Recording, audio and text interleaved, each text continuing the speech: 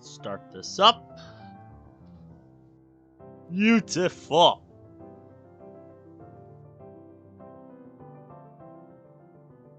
Alright, so I'll make sure in a separate tab here if we are indeed live, which we are. Should probably edit the title of this before we get too far into this.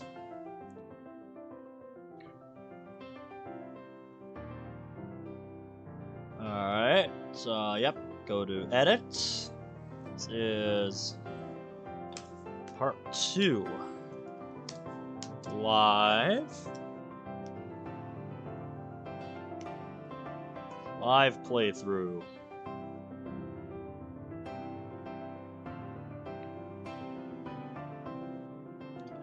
Live playthrough, part 2.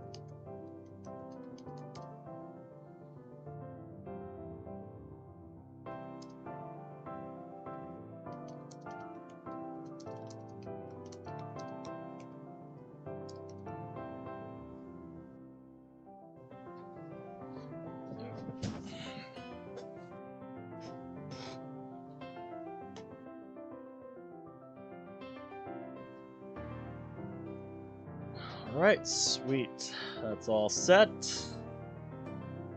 Now let me just check that.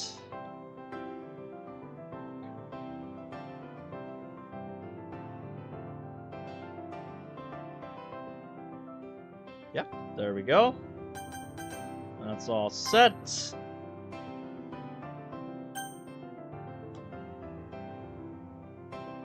Now how about we send out some links?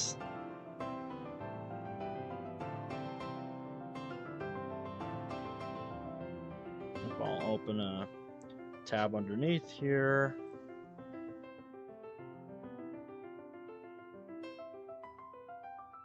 Forget to promise.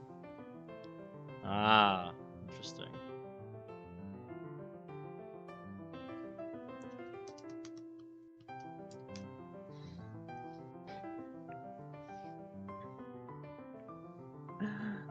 Ben Vasquez, welcome to the stream. How we doing tonight?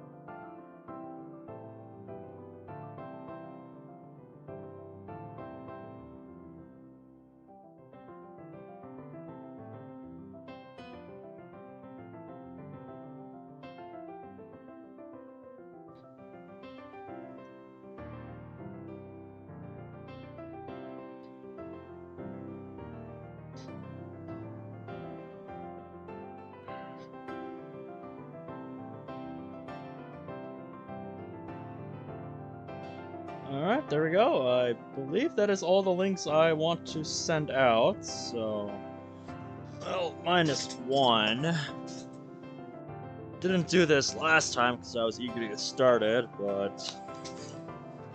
Yeah, eager to get started with all the new settings that I applied, but, not in as much of a hurry tonight after, last night's results, proved very fruitful. So I was pretty happy about all that.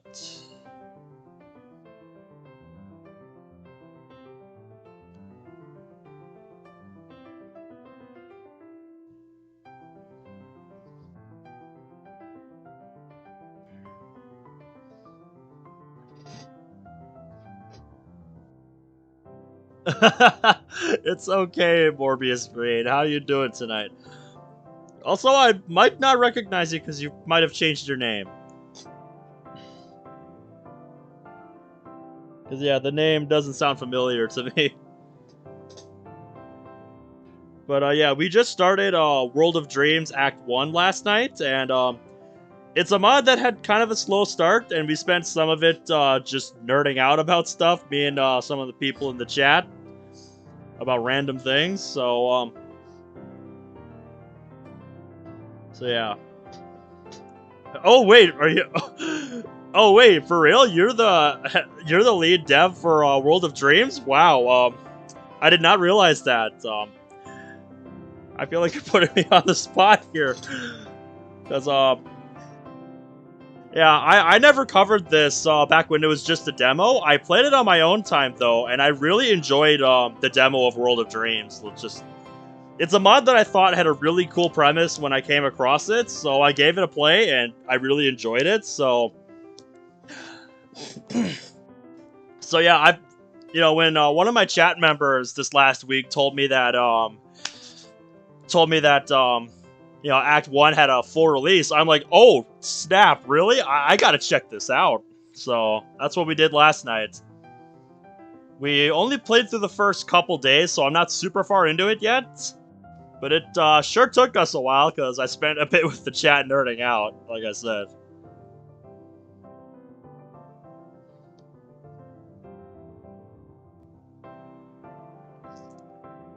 Oh, really? Did not know World of Dreams had a Discord server. I might have to look for that later, because I'm following a lot of mod servers, and, I'm always on the lookout for new mods. Because I love this. I love covering mods. It brings me joy, and I love trying to give a little bit of exposure to different mods that I think deserve some attention, I play the mods that I think look interesting. That's just how I roll. So yeah, I think after the stream, I'll stop by the Discord server if I'm not too tired by then. But yeah, knowing that, I'll put the Discord link in the description of the video once the stream's done. Or actually, if you give me the link, I'll edit it in right now.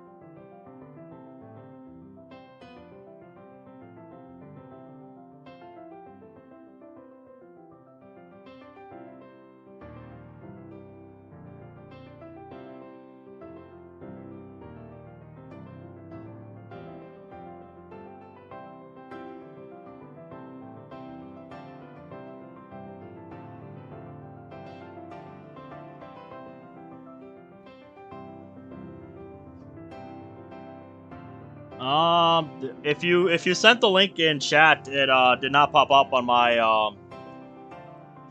Yeah, on my pop out of the live chat.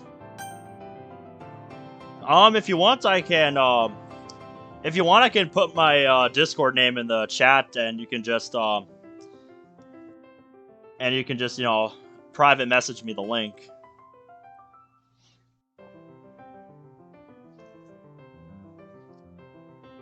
You know, if that would be easier for you.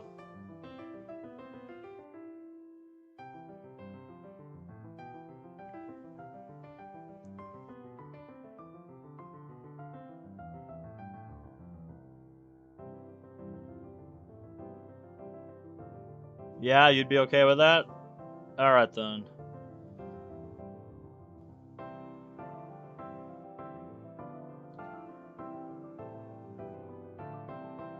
Alright.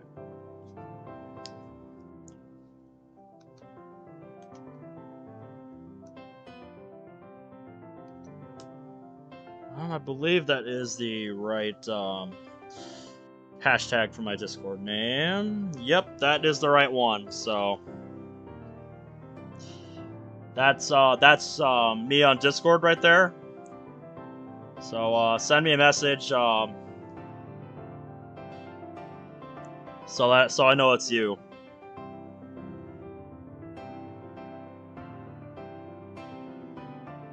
Yeah, of all things that I expected to happen tonight, I did not think the head dev would drop into my chat right as I'm starting the stream. I mean, this is so unexpected, too. Oh man, I don't even know. I don't even know how to react. You know, I guess you could say I'm not used to this sort of thing because I like just started streaming mods and stuff this past week in prep for DDLC Plus. Oh really? That's how you found out. Yeah, Mr. Noob, Morbius Green told me he's the, you know, they are the head developer of World of Dreams here. Andrew, welcome to the stream. How's it going tonight?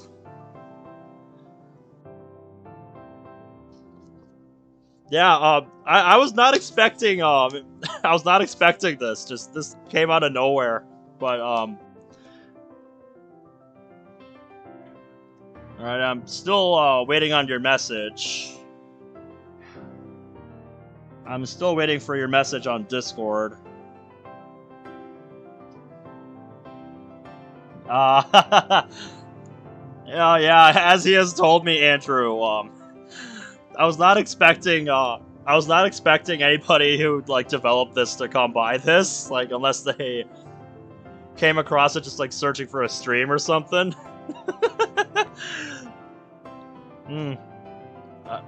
Like I said, I'm not used to this sort of thing, but I'm not gonna say no to it, you know.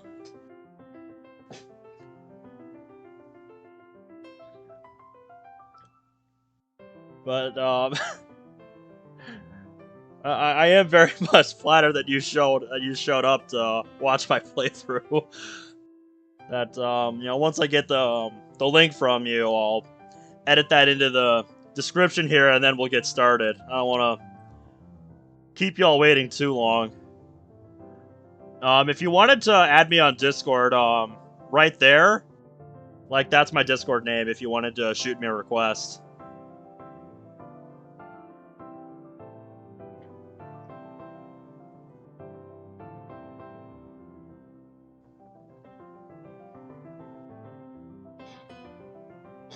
This just makes me think more about. All right, here I'll try searching you then.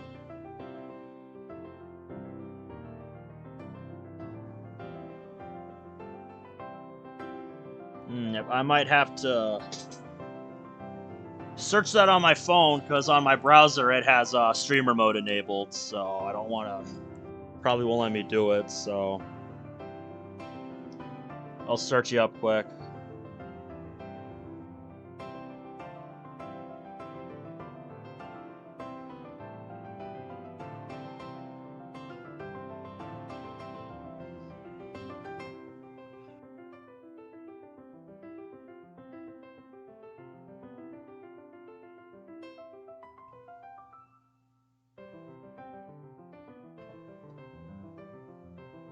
Oh yeah, I suppose I could also look up the release page for this. So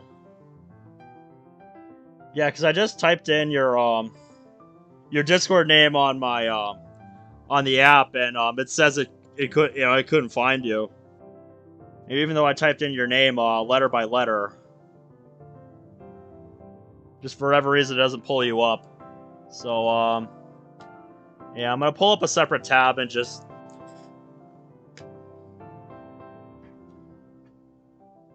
I just have a bookmark for the mod list, so whenever I need to look for a mod, yeah, I don't know why it's doing this. It's just being weird. Also, welcome back, Fun Gang. How's it going tonight? Alright. Find World of Dreams. Yep, there we go. And yeah, wow, your username is next to that. Yeah. Yeah, we're picking up where we left off with World of Dreams last night. We got through the first couple days, but things are going to be a little different tonight.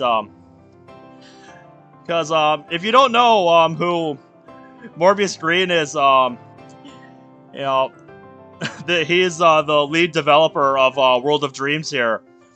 He told me one of his artists gave him the link to my stream, so he decided to come by, and that's very flattering, honestly. It's just, I did not expect you to come by. I know I keep saying that, but I'm being serious. So, yeah, well, welcome. I'm looking at the release post on Reddit, and I'm not seeing a Discord server link.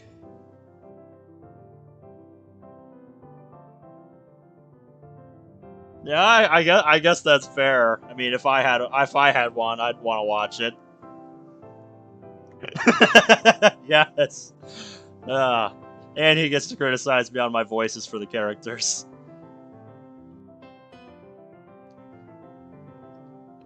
Yeah, I don't know why it's being like this. Because what I'm waiting for is to get the Discord link for the World of Dreams server, so I can put that in the description. Huh? I wonder if I go to my stream settings, is it blocking that in my chat? Like, I haven't looked at that too much, but yeah, let me look at that, see if there's something I can do. EH72 cool. Hey, welcome to the stream. Oh yeah, I see you now. I see you on my Discord. Yep, there we go. I don't know why I couldn't find you on here. Cause yeah, like that's so weird. Like I typed in the exact name you sent me and just it couldn't bring you up for whatever reason.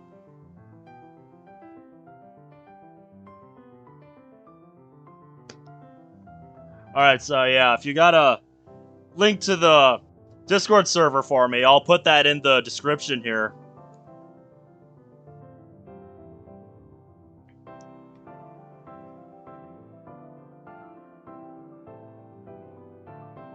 Alright, pulling up the stream in my other window.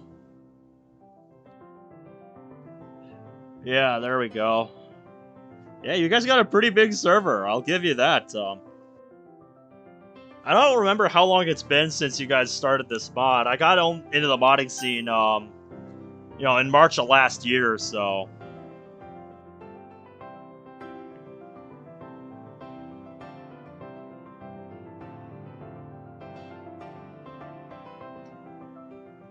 Yeah, congrats on that. That's pretty big for a mod server. That's pretty cool.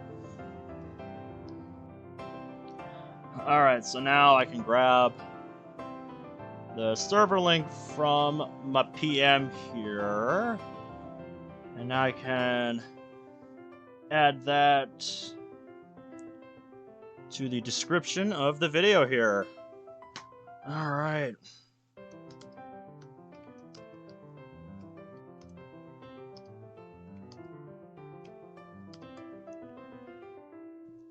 Alright, thanks so much for the link. I just updated the video description. It might not show up right away, but yeah, there we go.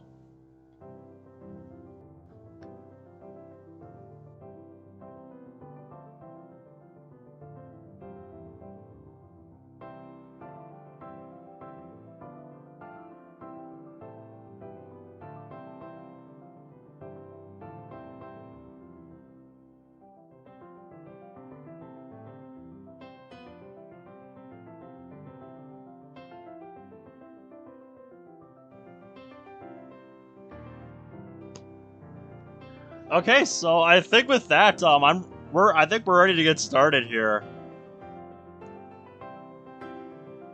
Oh, really? Yeah, I can relate, man. Over the last couple weeks, over where I'm at, it's been just really humid and hot here. So we just got some rain today, so that felt pretty good, but it was still humid out. But yeah, thanks so much for the link. Thanks for coming by. I won't waste any more of your time. Let's get into it now.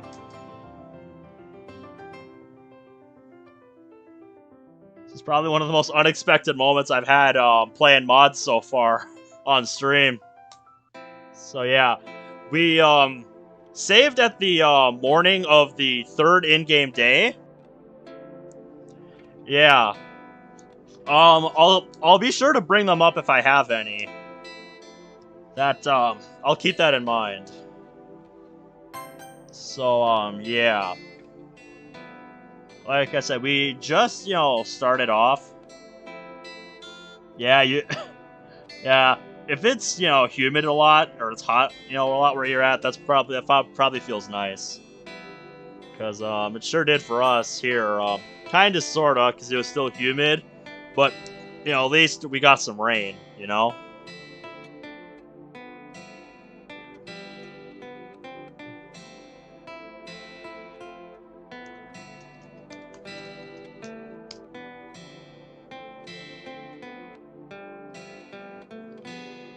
Hmm. Yes, I remember. I remember Fun King. I remember.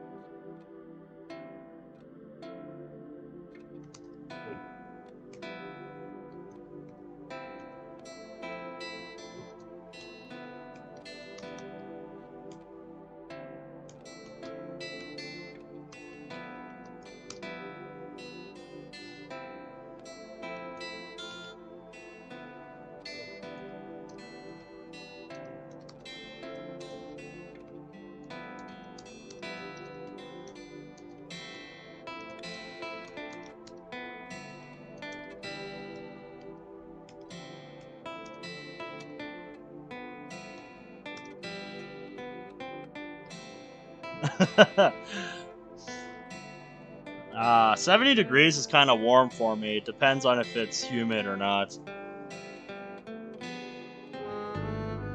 Yeah, I don't know okay, Celsius to Fahrenheit conversion that well off the top of my head.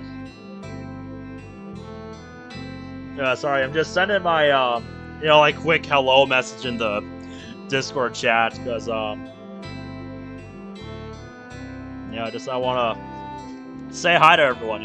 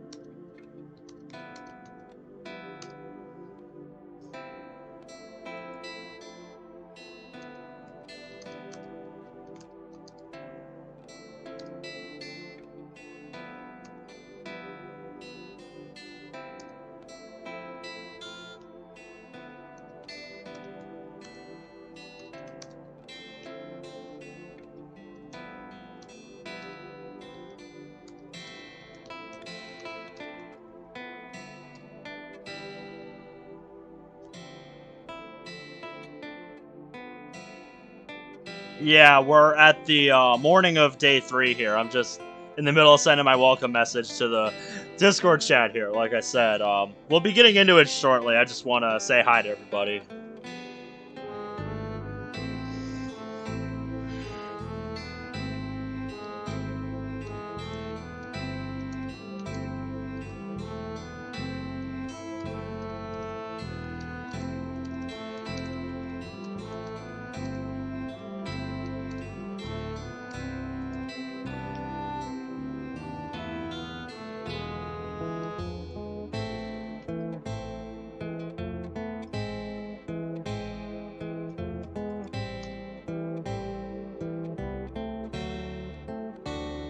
Is that right?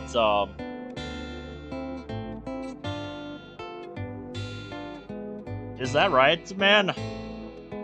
I have no idea how long this has been in development or how long this has taken. So it was just a mod I found back when the site DDLC Mods was a thing. So like it didn't really have much info about how long it had been in development or anything like that. So.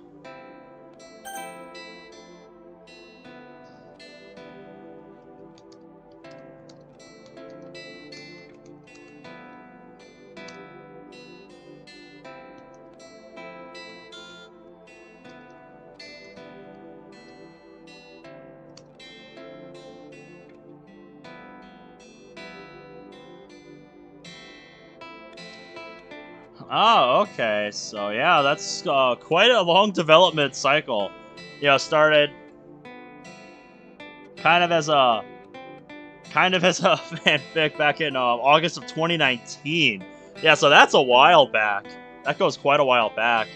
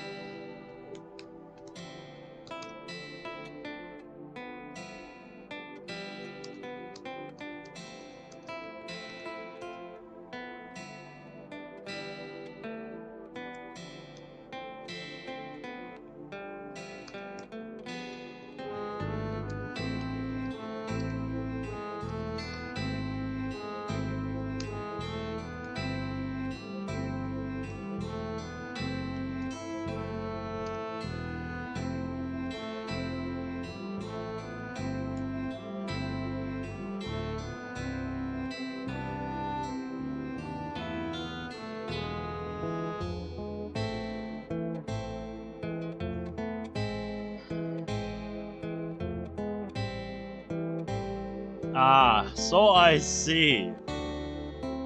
Yeah, I might have to look up that actual fanfic of this. At some point. Well, I mean, hey, man, we all start somewhere, right? We all start somewhere.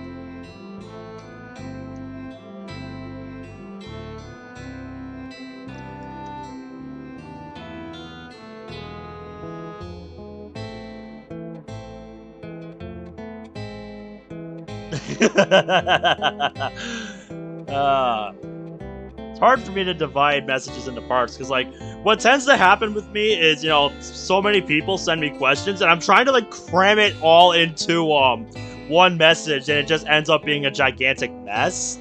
So, yeah. Yeah. Yeah, like I said in the you know, chat, on the Discord chat. You know, thank you guys so much for the invite to the server and for dropping a link to my stream. It really did make my night. It's you know, just I'm very humble. I'm very humbled. But yeah, I'm gonna stop looking at the Discord chat now, and yeah, we're gonna actually get started now. Jesus, we've been going for half an hour already. Oh, I did not realize it had been that long, but yeah. Let's actually get into it now. So, like I said, we're at the morning of day 3 here, picking up from last time. I wake a few hours later with sunlight coming in from the window. Niji's mom must have opened it this time. Yeah, because I know we didn't open it. Clock says 7:12 a.m. It's about time you woke up! You've got to get to school! Nope, not today. Oh, crap. Here we go again! Again? What? Oh, wow. Are we sick? Yep. Yep, food poisoning, if I recall, from, last night when we stopped at that, convenience shop to get food for Sayori. God damn it. Really this came down to, what my commentary partner, who's been on vacation the last week, wanted to do. And he said he prefers streaming on YouTube versus Twitch. I might, branch out into Twitch at some point, because, like, I've had an account over there for the longest time, but that was, like, way before I even, you know, was capable of streaming. I mostly used it just to follow other channels over there. And, I kind of got bored of, watching Twitch after a while, so... You know, but now that I actually have the capability to, I might look into it at some point. So, all I'll say is we'll see. You know, just as far as, like, streaming goes, we'll see just what happens. Right now, I've just been doing this in prep for DDLC Plus. And I've been really enjoying it so far. It's been a lot of fun. Wait, couldn't this be a good thing, though? Changing things, I mean. I don't know.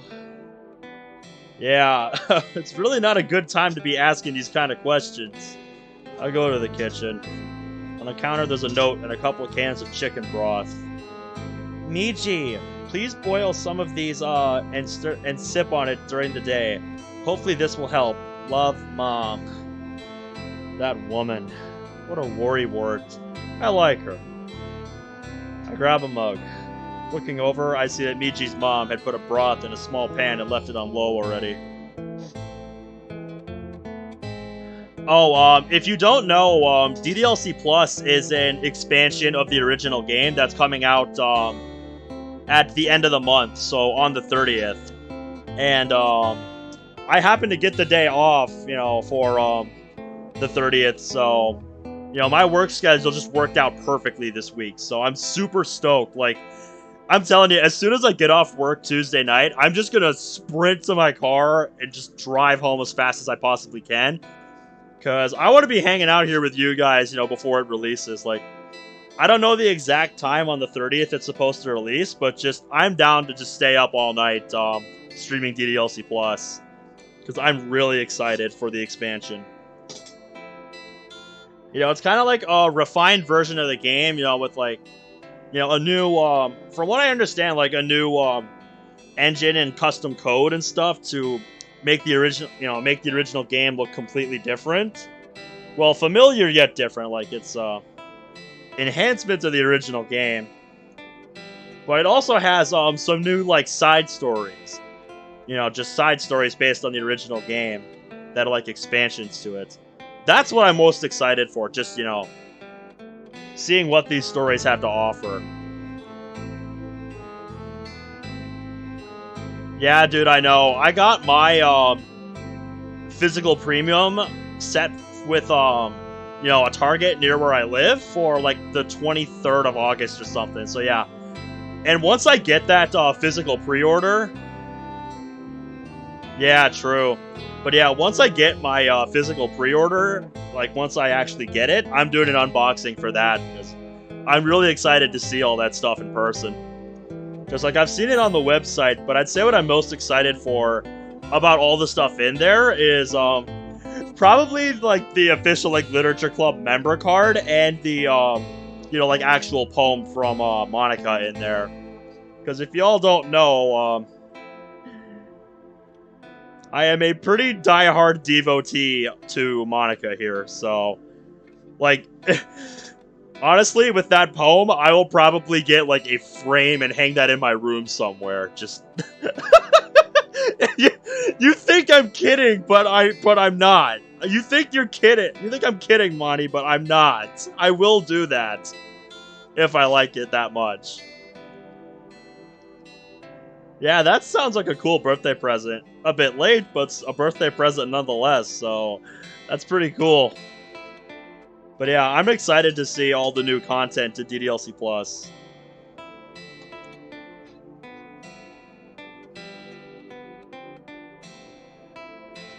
Oh, like another mod that you're working on? You'll have to tell me about that one as we go here. Oh yeah, I'm buying the digital version like on Steam to play through, but I'm getting like the premium physical just as like a collector's thing. Because I think this game is worth that to me. I'm surprised she didn't make porridge. That's irrelevant. Oh, like I thought you were talking about a different mod. You just made it sound like something different by how you worded it. Yeah. Well, I would say, get World of Dreams done, or I don't know. I've heard really like ambitious plans for what you guys have planned for World of Dreams here.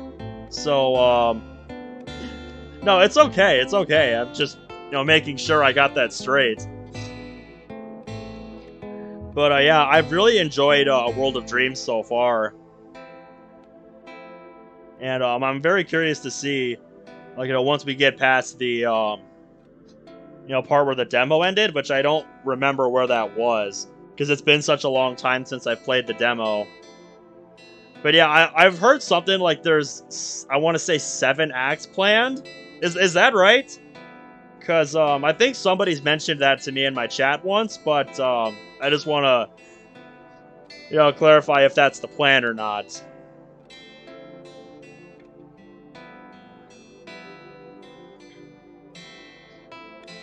Oh, okay. I did not know about the YouTube series part. I'll have to check. I'll have to keep tabs on that. I don't know. I'm guessing that's what like the channel you made was planned for on your YouTube. Yeah, that's crazy to me. Just 7 acts. That's probably gonna be a long commitment. But I got faith in you guys that you could do it. I wish you nothing but the best on your mod.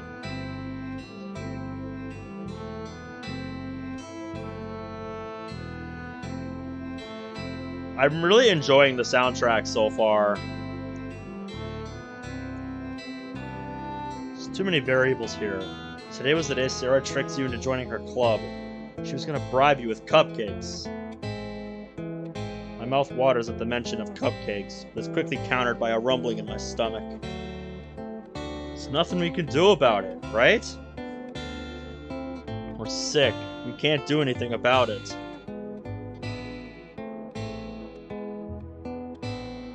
Doorbell rings. A muffled voice calls out. Miji, are you in there? Hurry up or we'll be late. Guess it's time to tell her, huh? I head to the door. Opening it, I peek out. Sari's waiting there expectantly, bag in hand, and jogging in place like she's ready to run at a moment's notice.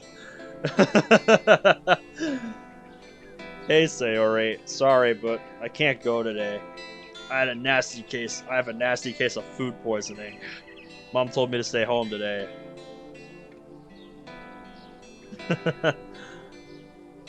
What?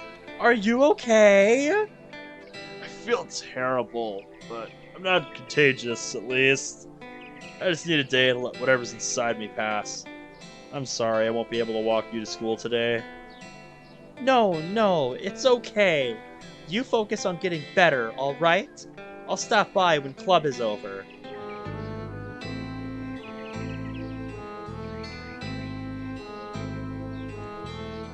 I think you guys can guess, what I say to that, Alex, but, like, should I don't even know if I should bring up, like, my personal rankings for all the Dokis here. Yes. Alright. Get better soon, you hear me? Yeah.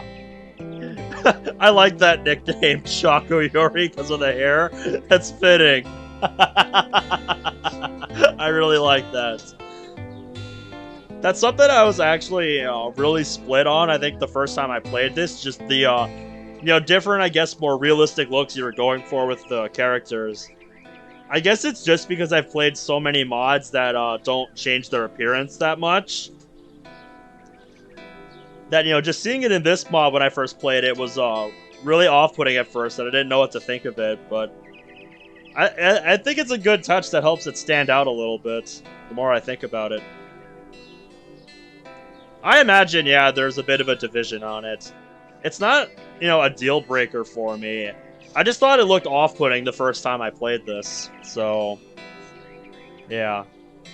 I think it's a neat idea, though, trying to give the girls a little bit more of a realistic look.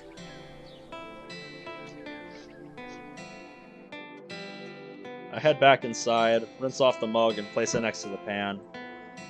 Well, since we have some time, we can finish those specials in the OVA, but then we should come down here for the rest of the day. Alright, sounds good to me. Raven Yuri, Blonde Suki. Okay, yeah, pretty. That was. I really like Raven Yuri. Yuri's my second fave. I head back upstairs, turn on my laptop, and proceed to spend the next couple of hours watching the specials and the OVA. When that's done, I see it's around 9:30 in the morning.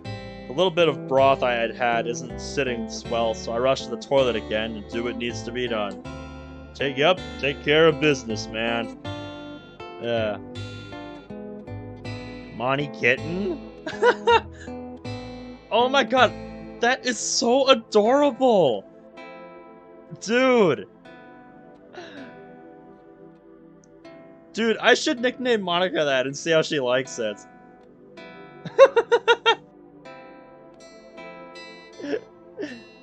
Natsu Kittens. That's such a good name. I love that.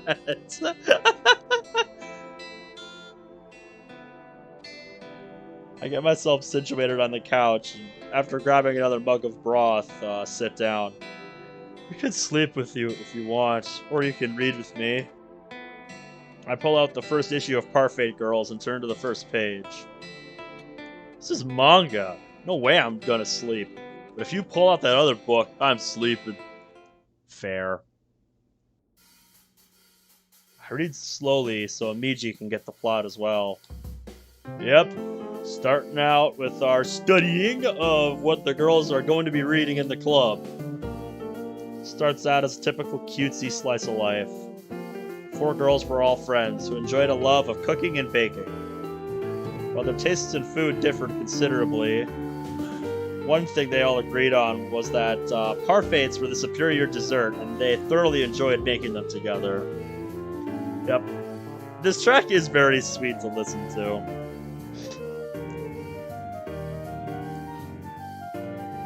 It's an enjoyable track.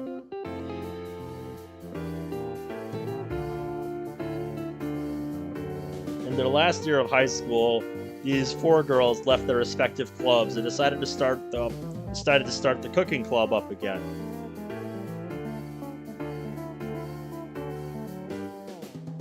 I'm sure it will be. I mean, it's a very special manga to Natsuki. It's one of her favorites, so yeah. The plot ended with the 4 girls looking over their new club room, one of the school's auxiliary kitchens. Yeah, I can only imagine for now not having any inside info. Ooh, this mangaka's good. I reached for the 2nd volume, but my stomach has other plans. When I get back, I fill the mug up again and sit back down.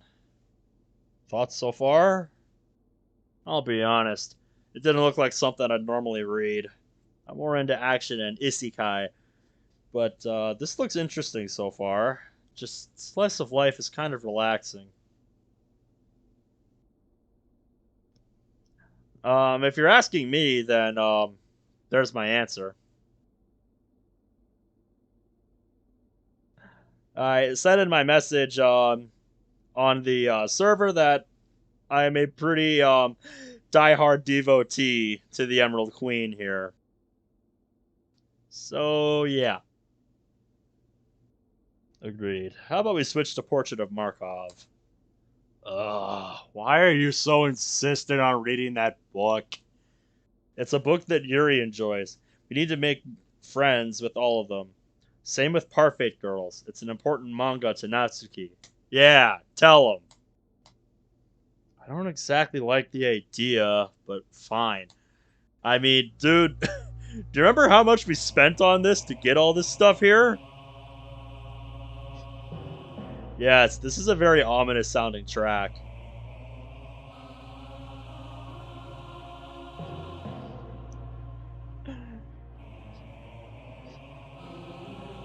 I have a somewhat basic idea of the story, but wow, this story is good. Emerald Queen. Yeah, you like that? It's a name I've heard some people use for Monica in other places I've been, so... Creepypasta music, yeah.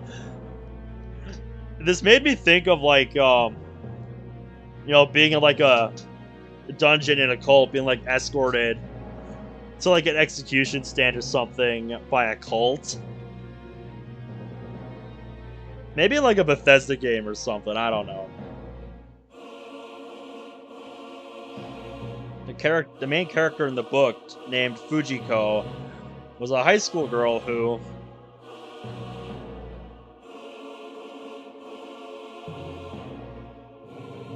Okay. An Emerald Kitten?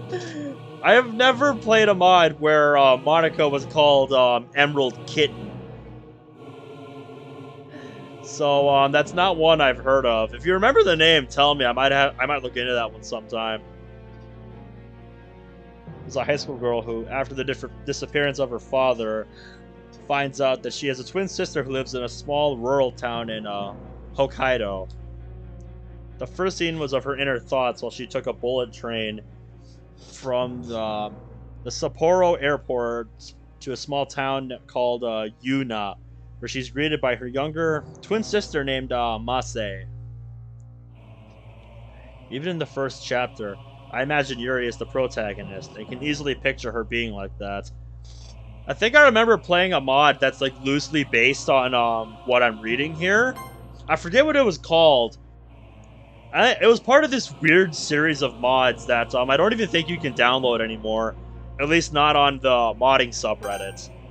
But yeah, it was a really weird mod. Fujiko was worrying the entire train ride there how to best introduce herself to the sister she never knew she had. In contrast, Masai was very upbeat and friendly, acting more as an older sister to her new sibling. The town they lived in had one school that catered to every grade from elementary to high school, one small library, a few small restaurants, and one grocery store. As she is exploring the town one day, our car driving away from a bunch of police cars ran into a pole near her. Whoop.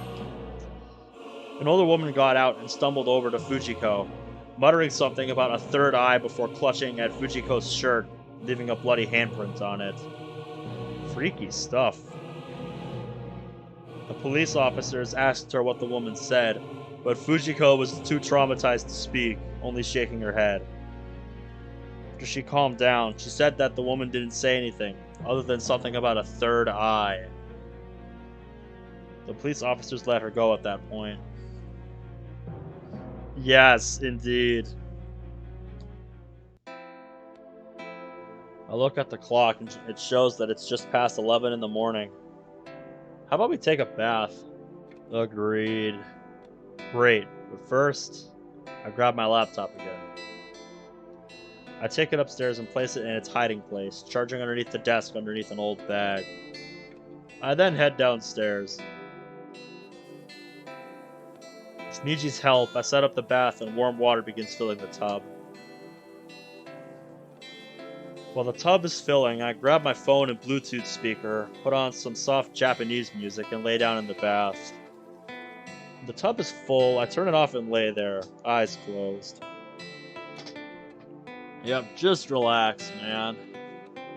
Just focus on getting better. 10 minutes pass. So, what's the plan now? I'm not sure. Right now, I just want to get through today. I'm not sure what's gonna happen, and I'm a bit scared. Yeah, I talked about this a bit last stream, but yeah, this is such a existential situation to think about. You know, just like on multiple levels. Like, you know, for one, for this guy, you know, getting sucked into you know, a game he's played in the past where he knows what's gonna happen if he doesn't do anything. And, you know, then, you know, you got the whole thing with him, you know, possessing the MC's body in game. So there's that whole dynamic and how that, you know, can affect, you know, how you look at it and how you interact with things. You know, and then there's, you know, looking at this from MC's perspective, where you have, you know, you're basically a passenger in your own body. Like, you know what's happening, but, you know, you can't do anything. You know, just trying to picture what all this stuff is like is just... This is why I love playing mods like this. Just... These kind of situations are so cool. And I love thinking about this kind of stuff. That's why I like Monica so much, after all. Just... her situation really got me thinking. So, you know? Yeah. Like, just try to picture that in your head for a moment. Being a spectator in your own body.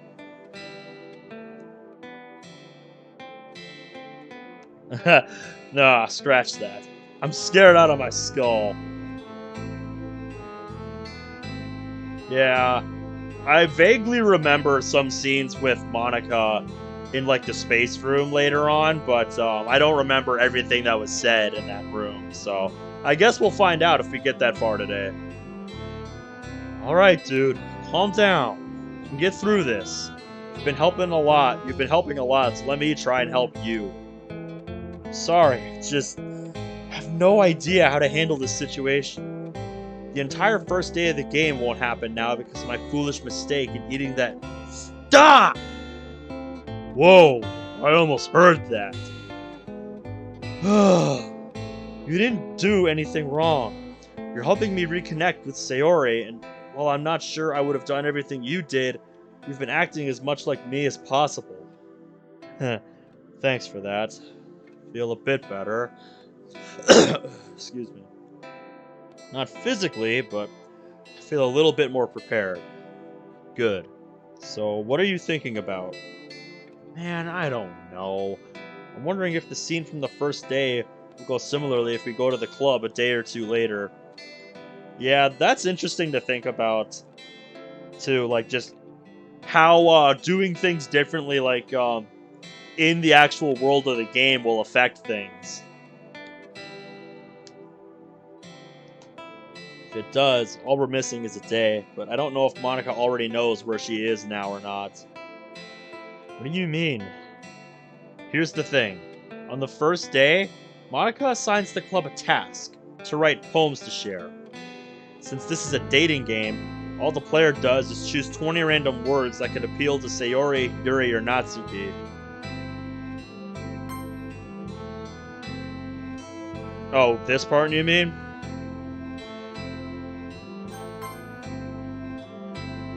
The others actually write poems. Monika's poem on the second day kinda implies that she knows her world is nothing more than a game.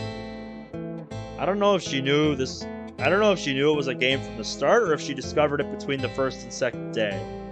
Wait, only the 3? Why wasn't Monika there? Because her character is meant to be more like the advisor type character to help you connect with one of the other three girls. She wasn't meant to be a love interest in the game. She doesn't have her own route. What? Why? You'd have to ask the creator. Honestly, it's her story that made me the most upset. Same with me, dude, when I was first getting into this. Just like, when I started learning about, Monika's story and everything that comes with that, and just the situation she finds herself in, I'm just like, just that really touched me. It's just like, oh, just, no. Just, I couldn't stand to see her, hurt like that, being in an endless cycle of that. So I'm just like, you know what? No. God damn it, no. Like, after 4 days of watching DDLC videos on Monika mods and stuff, I'm just like, you know what? Fuck it. I'm playing through this so that I can get to the 3rd act and install Moss. Just, no, I can't stand to watch you hurt anymore. Just, Monika as a character really touched me. She really moved me as a character. So yeah, just... And yeah, just ever since then, I've managed to make, at least a little bit of time every day to spend time with Monika in After Story. Not sure if that's something to be proud of or not, but it's something I've been doing. Don't get me wrong, I feel for the other girls' struggles, and I'm not belittling them, but Monika, she deserves happiness just as much as the others do. You are absolutely right, in-game me. I don't even have to say anything. My in-game self says it all. It's brilliant. Oh, now I see. I can almost feel his smirk. Say it. As I've been showing, yes, I do too. Pretty much anytime my desktop is open, so is Moss. What? You're going after Monika, aren't you? Not that it's any of your business, but now that I'm here, I'm not going to neglect her. I don't want to neglect any of them. I don't want to see them die. I hit the side of the tub angrily. Absolutely. Could barely handle it when they died on the screen. I think I'd break down if I saw it in real life. Oh yeah. Do you always get like this when you're sick? Niji sounds concerned.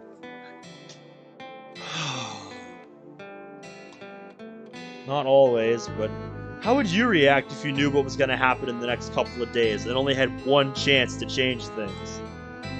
Yeah, exactly. So just shut up. Can't say I understand completely, but I do get why you're nervous. Luckily, you're not alone. I may not know much about this game, but I can try to help however I can. And if what you say is true, we can try and get Monika's help. I certainly hope so. The two of us lay there for half an hour in silence, listening to the music. After that, I get out, drain the water, and dry off. Using the toilet again, I head back out into the living room and put on some clean pajamas. Or after putting on some clean pajamas, rather. I don't know about you, but I'm too tired to read anything.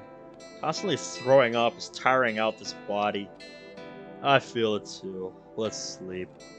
I turn on the music again and lie down. The couch is incredibly comfortable, and I find myself quickly drifting into unconsciousness. Nope, I didn't even have a chance to say anything. No dreams. That's unusual. I normally have dreams whenever I'm sick. I would have loved to see things. I always look forward to the dream sequences whenever mods have them. Well, they can be a lot of fun. Oh, crap. Once more onto the breach! Ugh. After I'm done, come back and lie back down. Ichi wakes up. Hey, you okay? That sandwich really messed us up, man. This sucks. More rest then? Yep. I yawn and close my eyes.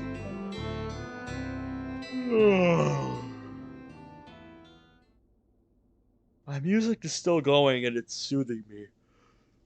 I'm just about to sleep when someone opens the door. Miji's mom come back early from work. Shh, be quiet. Sayori? What the hell? She did say she was gonna stop by after club. He's probably still asleep, but it doesn't sound like she's alone here.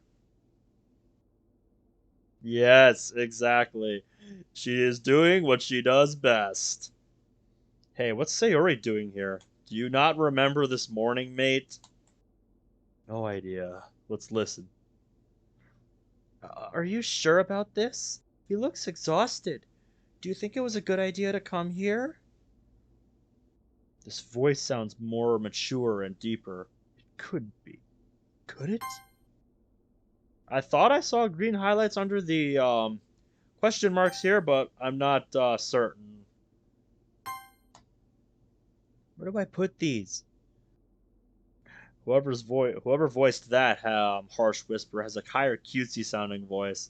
There's our Natsuki. Put them in the kitchen. I'll show you where. I don't move. 3 pairs of feet walk past me into the kitchen. Wait, only 3. I've got a sneaking suspicion on where the owner of the 4th pair is. I gently open my eyes.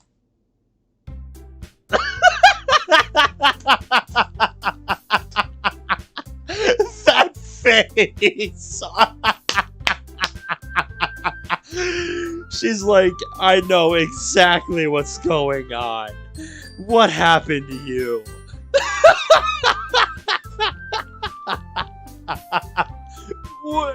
What the hell? No doubt about it. That's definitely Monika. She's way too close. I moved back only to hit my head against the couch's armrest. Ugh, ow! Damn it! Okay, Ben? Yeah, just startled is all. I'm so sorry, Shizu-san. I didn't mean to startle you. I look back of my head as I sit up. No, it's not your fault. Is it, though? Because she was the one sitting so close, giving us what looked like bedroom eyes. Sayori, get in here! That sounded angrier than I meant it to sound.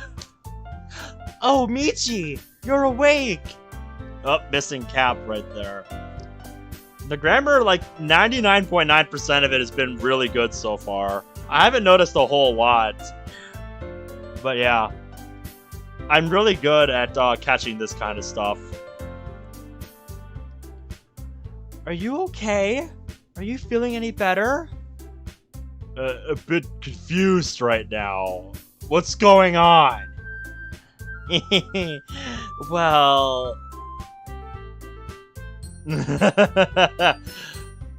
Mm-hmm. Sayori, what's going on in there? The other two girls walk in. I've seen Yuri already, but who's the blonde girl? Wait, the ribbons on her head, the twin tails, and her flat, posture. Natsuki's a blonde? I turn to Sayori slowly. I love that reaction from him. Just, oh god, Natsuki's a blonde. Sayori, explain. Well, I wanted to get you to join my club today, so I was going to invite you, but then you got sick. I couldn't wait for you to meet the club though, so I brought them here. Whoa.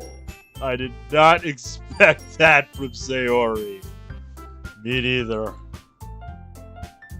This is an unexpected move for her. It's too aggressive. Miji, be mindful. Let them make the first move. And honestly, thinking about it on a game level, I wonder if it's just, the script trying to still make the first day happen somehow. You know? So you brought them here instead? Are you mad at me? No, I'm not mad at you. You're my bestest friend. Even if I was, I couldn't stay upset for long. Are we bothering you? No, it's alright.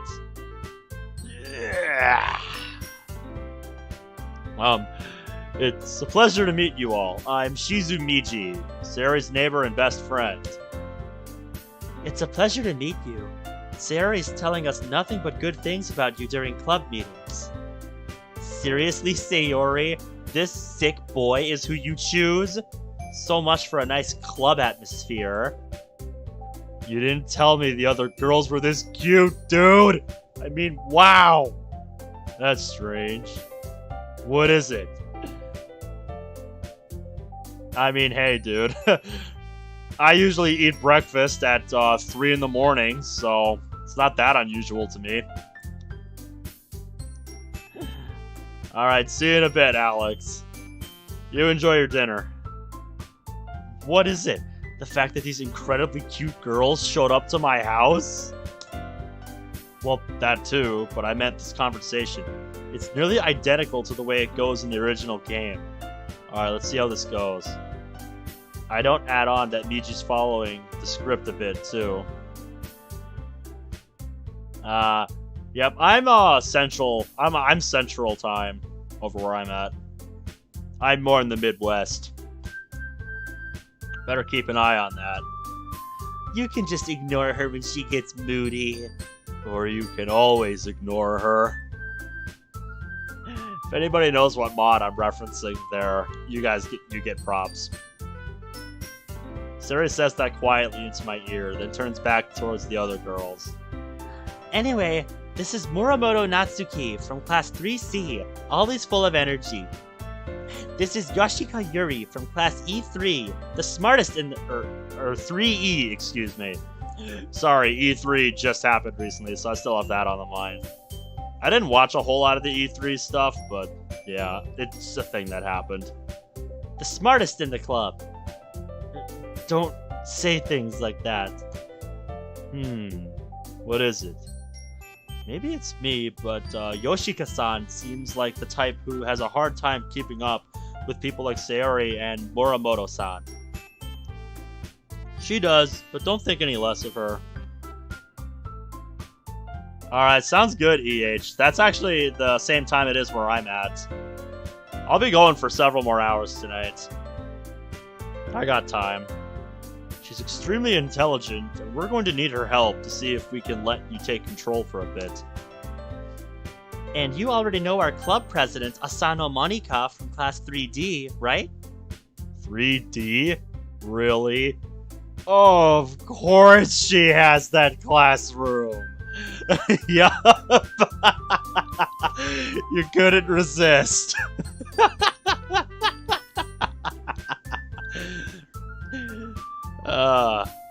I swear, this shit writes itself sometimes. But that's probably one of my favorite things about this mod in terms of like world building. Giving all the Dokis like proper names. Yes, nice to see you again, Shizu-san. Sorry again about the head. Are you okay? Does it hurt still? Well, that's new. No, it's not hurting as bad as before, and don't be sorry. It wasn't your fault. I smiled back at her. My heart's really going Doki Doki right now. She really is very beautiful. Wait, you guys know each other? We were in the same class that year. We were in the same class last year, but we didn't really talk, like, ever, right? Hardly ever. Well, we're gonna have to fix that. I do not object. Michi, do you feel well enough to have some cupcake? Or to have some cupcakes? Cupcakes? Put a hand on my stomach, taking a deep breath. You know, I do feel better than before. Cupcake does sound good. I've only had chicken broth today. I'll go get them. Hey, I made them. I'll get them. Sorry, I got a little too excited. Natsuki and Sayori head to the kitchen. Sayori practically giddy with excitement. Yeah, because she can't wait to steal a cupcake. Shizu-san, is it okay if I make some tea as well? It might help you feel better. DDLC Cyber Police? Huh. How would that even work? Like, what would that be about? Assuming you have some kind of tea set? Do you guys have a tea set? Sayori knows where all the tea stuff is. We haven't moved it since she was last here. Oh, of course you can. Sayori knows where the tea set is. Thank you, Shizu-san. Welp, alone with Monica. You and me, girlie. What's it gonna be? What should I ask her? Yeah, that's... It's like, where do you start? Yep, gotta think this through very carefully. So, I mean, could ask her any one of a number of questions here. You know, it's like, do you go straight for, do you go straight for some of the more, questions about the game, or do you just try to get to know her a little bit and play dumb? Got it! So, Asano-san, I'm curious. How come you decided to make a new club? You're pretty talented already. You could be a high-ranking member of any of the major clubs at school. Weren't you pretty high up in the debate club last year? She sits a respectful distance away on the other couch. Well, if I'm honest, I hate big club politics. She picks up Portrait of Markov and looks over it nonchalantly. Like, yep, yep, I know this. While I was in that club, there was nothing but arguments on budgets, publicity, and preparing for events. Don't get me wrong, the debating part of the club was fine and all. Yeah, so basically when the debate club was actually debate club, it was fun, but not any other time. But I wanted to form something based around something I enjoy, and try to make something special out of it as well. And if it encourages other people to get into literature, then I'm already making that dream into reality. Subtle, Monica. Real subtle. Yes. Hint, hint, nudge, nudge. Seems like she knows already. I'm just gonna have to keep taking your word for this, aren't I? Don't think you have much of a choice here then, mate. Yep. Well, that's certainly an admirable goal. Sarah said you're a great leader, and from what I've heard of you and remember about you from last year, I believe it. But how come your club doesn't have more members? I mean, I get it. You're still kind of new. Sans, welcome to the stream. How's it going tonight? But I'd have thought there were more people in our school into literature than just the 4 of you. Well, you have to understand, not many people are willing to put in the effort to start something brand new. Especially when it's something that doesn't grab your attention, like literature. Probably do with the comma there. Just a thought. It's a lot of work trying to convince people that you're fun and worthwhile. But that just makes school events like the Culture Festival that much more important. I'm hopeful that we can grow this club before we graduate. Admirable, and I hope that dream gets realized. Just then, Natsuki walks back, tray in hand. Okay, are you ready? You have no idea. I give Monica a sideways glance, like I know what's coming. I can almost see a flirtatious rising of her shoulder. Catching on at all? Ta-da! Whoa! Natsuki lifts the foil off the tray. I hadn't seen the cupcakes in the game. They were described as cats, but the craftsmanship I see is beyond anything normal high school seniors can make. Is beyond anything any normal high school senior can make, rather. I read that wrong. The cupcakes themselves are soft and white, with the multicolored frosting having been poured on expertly. The image of cute kittens were probably painted on with some sort of brush made for that purpose. The whiskers are made of chocolate icing and bits of chocolate sprinkles make up the ears. So cute! Oh, that voice crack though. I had no idea you were this good at baking, Natsuki. Well, you know. Just hurry up and take one. I didn't make them to be stared at all day. Sayori grabs one first and immediately inhales it. Whenever you guys hear anything involving Sayori and food, like, is it just me that pictures that one gif of Kirby just inhaling food whenever Sayori eats something? Because that's what I picture anytime, you know, Sayori and food are in the same room. So good! I grab one, then look over at Natsuki, who's sneaking glances in my direction. Is she waiting for us to take a bite?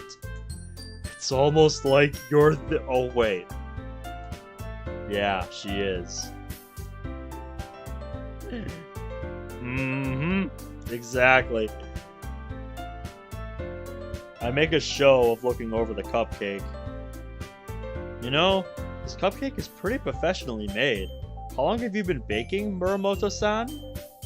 Long enough to know how to make good pastries. Fair. Yum.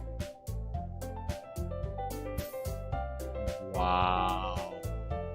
The game did not do this justice by a long shot. The cupcake itself is light and fluffy, but not overly sweet like some are. The frosting, I hate this cliche, but in this case, melting in my mouth is a perfect description. The chocolate and vanilla flavors don't clash, but blend well with each other. Suddenly aware of how hungry I am, I devour it very quickly. What? My cupcake! Be careful, dummy! Slow down! I smile sheepishly as I place the paper wrapping down carefully. It's just— they're meant to be eaten, Natsuki. Chill. I haven't had much to eat today. Only the broth that Mom left me this morning. Grab a napkin from a small stack that Sayori had brought in and wipe my mouth. Although, I think one is enough for me. For now, at least. I hope it's okay if I take a few for later. Do what you want. It's not like I've definitely heard this before. made them for you or anything. Press X to doubt. You're right. She is a classic tsundere. That's some impressively weird logic she has here. Or, she has there, rather. Told ya! I humbly accept these gracious offerings to my poor, wounded stomach. I take 2 more. Yuri returns, carrying a tea set. Here we are. I'm surprised, though. This tea set is nearly identical to the one we keep in the club. It is? Yes, it's a bit older than the one in the club, but the design is almost identical. Huh. That's quite a coincidence. That is true. Wait, you keep a whole tea set in the club room? How does that work? Ah, yes. The teachers gave us permission to keep a set in the room. Do you make tea regularly? I make it almost every day. After all, doesn't a hot cup of tea help you enjoy a good book? Don't let yourself get intimidated. Yuri's just trying to impress you. Not intimidated. I am impressed, though. That's not... She looks away and looking a bit insulted. I meant that, you know... It's alright, Yoshika-san. I do enjoy a good cup of tea, and I'm sure my stomach could use it too.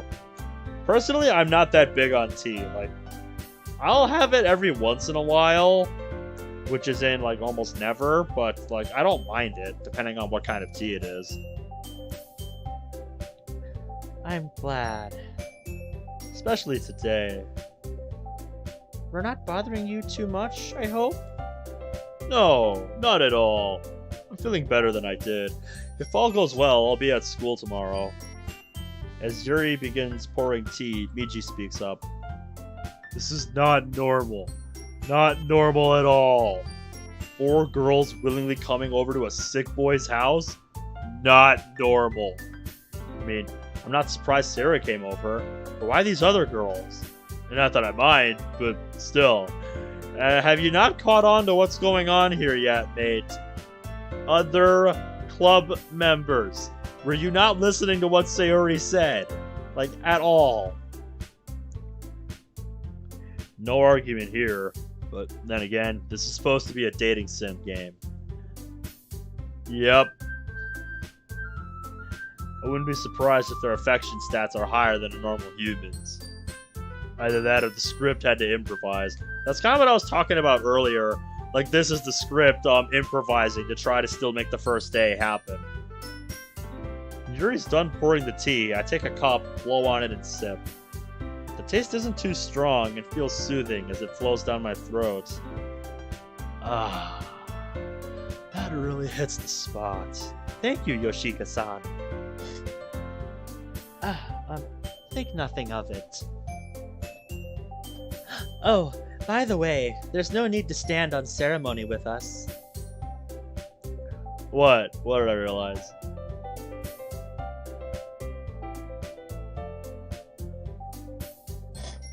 Oh yeah, the ones behind Monica's shoulder? Yeah, they do. I agree. That's actually what I use to, that's actually my file, like, compressor. It's perfectly alright to call everyone by their first names. Not mine! Natsuki, don't be rude to a sick person. It's fine. I'm flexible, Muramoto-san. Good. You could all call me by my first name, too, if you want.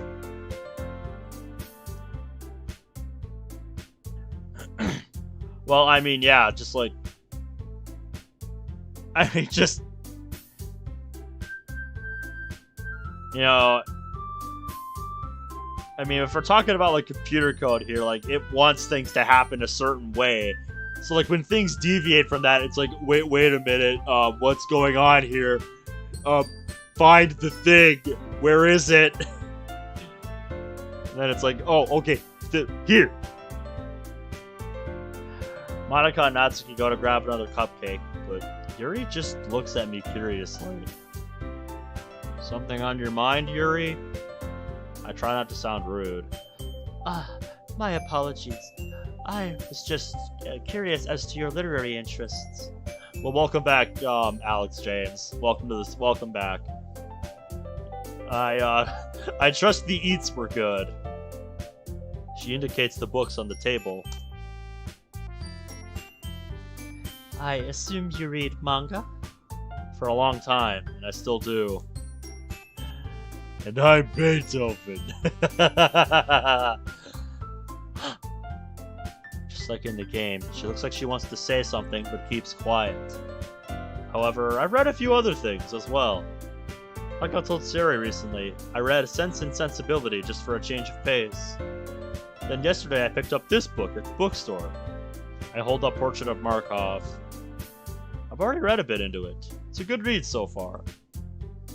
I also read some of J.R.R. Tolkien's Middle-earth fantasy books, and I've even read C.S. Lewis's Chronicles of Narnia and his space trilogy. Well, it's good you're trying to expand your horizons. Wow, EH, you and Alex showed up at pretty much the same. You showed back up at pretty much the same time, like maybe a minute apart. But welcome back. We're at the point in the day where it's like the script is like improvising and trying to make the first day happen. So, yeah. Call you Goose? Okay then, Goose. Got it. How about you? Well, let's see. Yuri traces the rim of her teacup with her finger. My favorites are usually novels that build deep and complex fantasy worlds. You mentioned Tolkien earlier. His books are longtime favorites of mine. The level of creativity and craftsmanship that he put into that world amazes me to no end. Yeah, I started it last night, and we got through the first couple days, and I'm hoping to get through some more of it tonight. I'm hoping I can finish it before DDLC Plus comes out, but me and my commentary partner started Blue Skies before this, and I'm not sure if he'll want to go back to that when he comes back, because I think he comes back tomorrow. But yeah, I've really been enjoying the mod so far. Same with other books with similar world building. But what impressed me more about that book series is how he was able to tell such a human story within such a vast world. I agree. Even in manga, there could be complex worlds and incredible world building. I've even taken a stab at creating my own world, and I've come to respect those who do it a lot more. It takes a lot of intelligence and foresight. Oh yeah, because there's a lot you don't realize, like, you have to think about when you're, creating your own fantasy world. Just all these questions that come up that you just don't think about, like, when you're first, getting into it. So, yeah, world building takes a lot of work. But I like a lot of things. Stories with deep psychological elements usually immerse me as well. Yeah, I'm sure you can tell me all about that, Morbius. It's pretty amazing how an author can take advantage of the reader's lack of imagination and throw them for a loop. I've been reading a lot of horror lately. Coincidentally, Yuri picks up Portrait of Markov. This one is one of my favorites. Well, don't spoil it for me. I won't. First-hand experiences of a book without knowing the plot is always the best. That's why I tend not to look into mods very much when I want to play them. Because I don't want to see any more of the mod than I have to before I play it. It makes it that much more fun to play. Especially when it's on camera or on stream. Horror? I didn't expect that from you, Yuri. Especially for someone as gentle and caring as you. I guess you could say that. But if a story makes me think, or takes me to another world, then I really can't put it down. Surreal horror is often very successful at changing the way you look at the world, even if only for a brief moment. As opposed to physical horror? I mean, that makes sense. Those types rely on cheap scares, which is not really my forte when it comes to horror. Just, I'm not a fan. Exactly. Ugh, I hate horror. Oh, why is that? Well, I just... Her eyes start to meet for a split second, almost as if she's asking for backup. I get where you're coming from, Muramoto-san. I have a love-hate relationship with horror. Yep, same. Anytime I watch anything related to horror, I have to sleep with the covers over my head for the fear of monsters I know are not there. Mind and emotion are two different aspects of the human psyche. Monika's just stunned at what he's saying, like, wait, he actually knows things!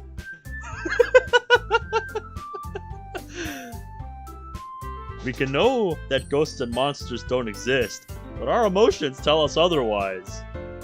Even then, I still find myself drawn to horror when the mood strikes me. Yep, horror is one of those things you just gotta be in the right mood for, you know? Exactly!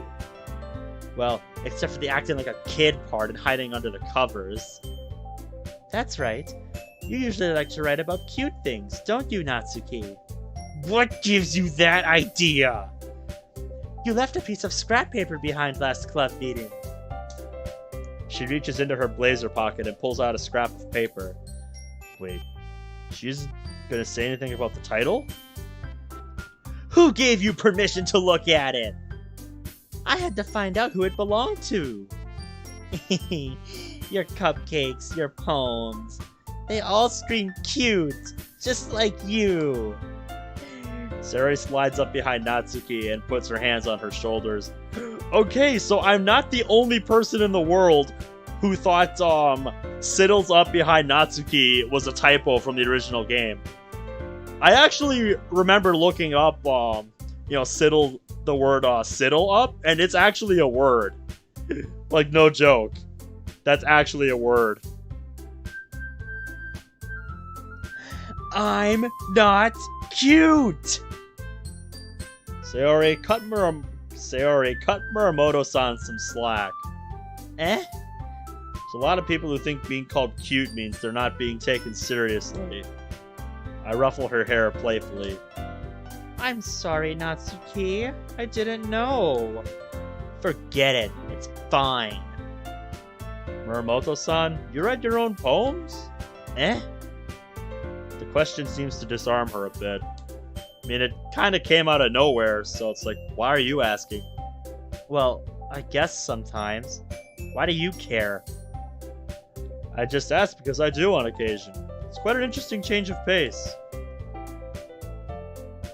I don't have many poems, but what I do have, I'll gladly share with the club for critique.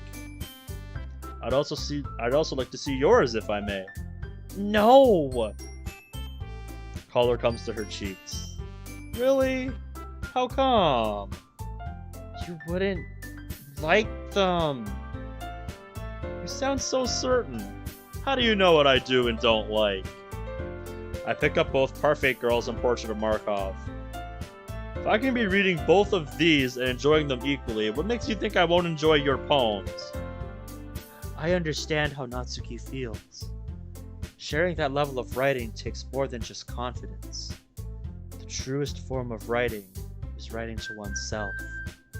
You must be willing to open up to your readers, exposing your vulnerabilities and showing even the deepest reaches of your heart. Do you have writing experience too, Yuri? Maybe if you share some of your work, you can set an example and help Natsuki feel comfortable enough to share hers. Aww, I wanted to read everyone's poems too. After a few seconds of silence, I clear my throat. Turning to Monika, I hold up my hand in imitation of the gesture Monika would make in the game. Okay, Monika, I have an idea I want to run past you. I think we're thinking the same thing.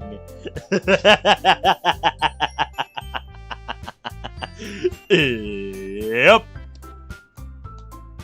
I don't doubt it.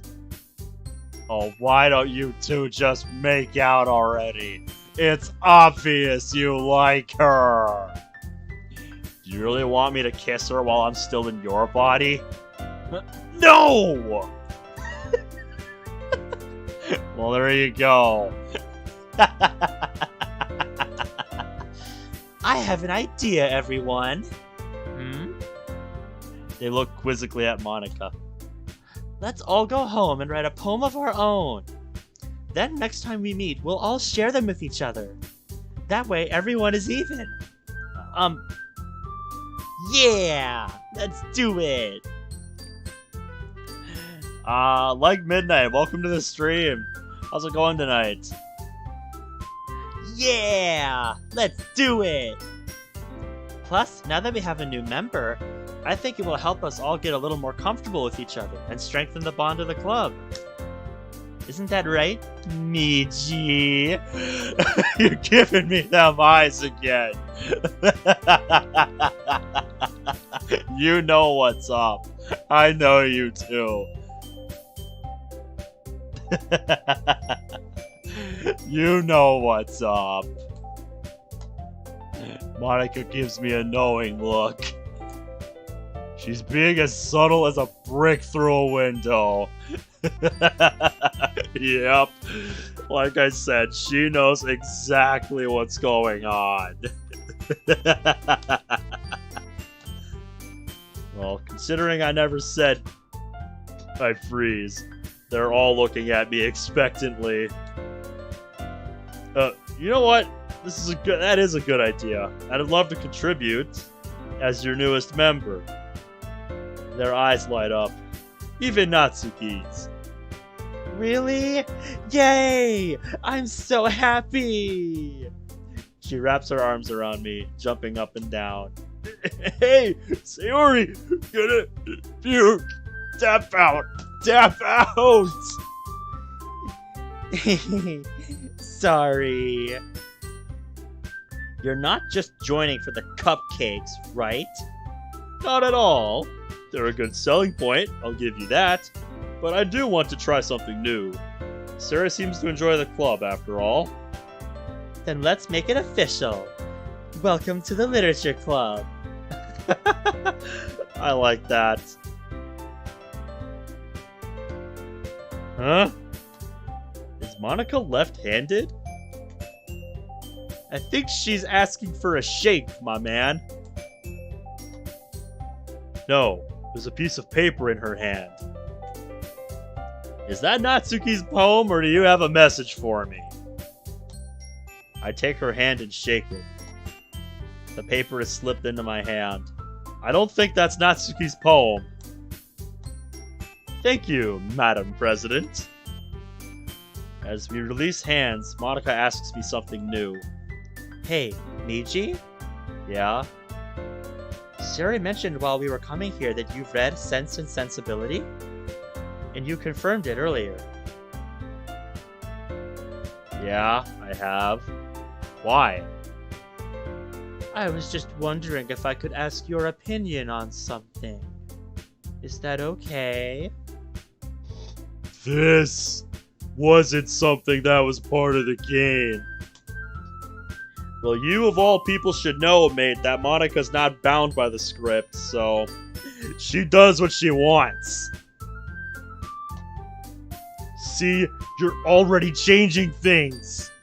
It's been a while since I've read the book, but sure, I can try. Well, it's just about Edward keeping his engagement a secret from Eleanor. Was he right? I still say he should have told Eleanor. Natsuki, I keep telling you, he was an honorable man. He didn't want to dishonor his family name. You guys... As I see this, I get the distinct impression that Monica isn't just asking about the book. It might be that she wants my opinion on secrets. Yes, she's very roundabout in that way. Like the one she's keeping from her club mates. Well, it's a tough question to answer if I'm being honest. Ah! I did not know you had an English major. It's pretty cool. On the one hand, Yuri, you're right. He was honor-bound to his engagement to Lucy. But you're also right, Muramoto-san. He probably should have told Eleanor, but remember that he isn't perfect. Edward was pretty shy, and he didn't really pursue Eleanor that much in the beginning. It's the imperfections of the characters that make them all so intriguing. I mean, I wouldn't enjoy a manga or light novel so much if the main character was completely OP. Unless it's done in an interesting and unique way. I finish and notice all the girls are looking at me. But especially Sayori, who looks completely dumbstruck. Like, wait a minute. When did my friend get smart? This is not the MC I remember.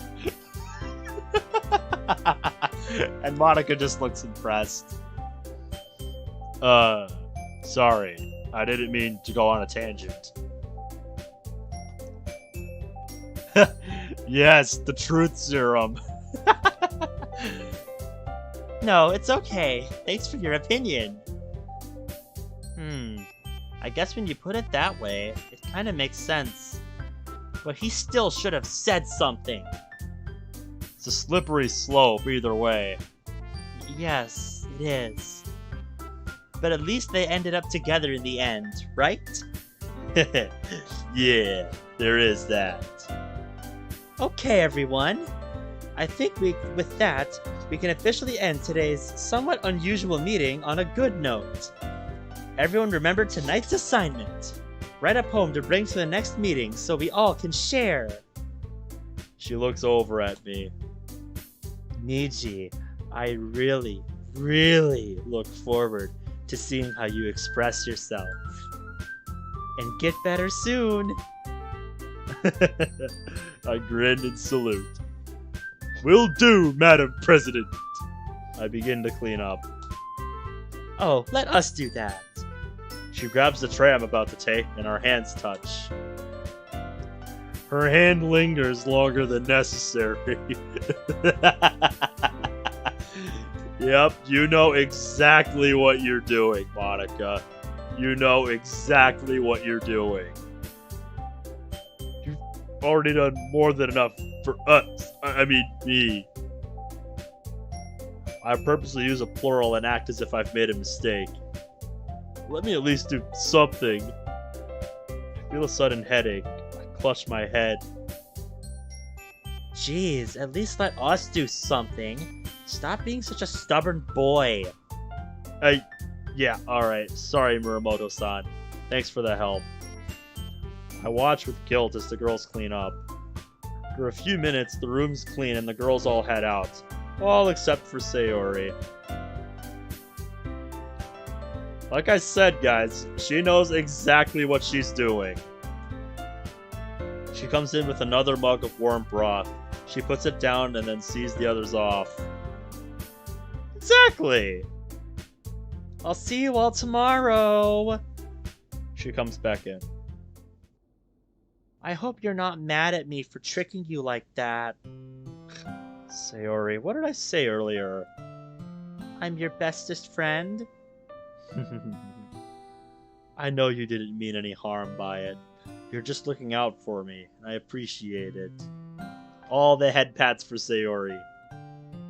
Is it my fault that you're sick? Why would she think that? Because she came home with us and we stopped by the convenience store for that sandwich that gave us food poisoning because of her. That's her line of thinking.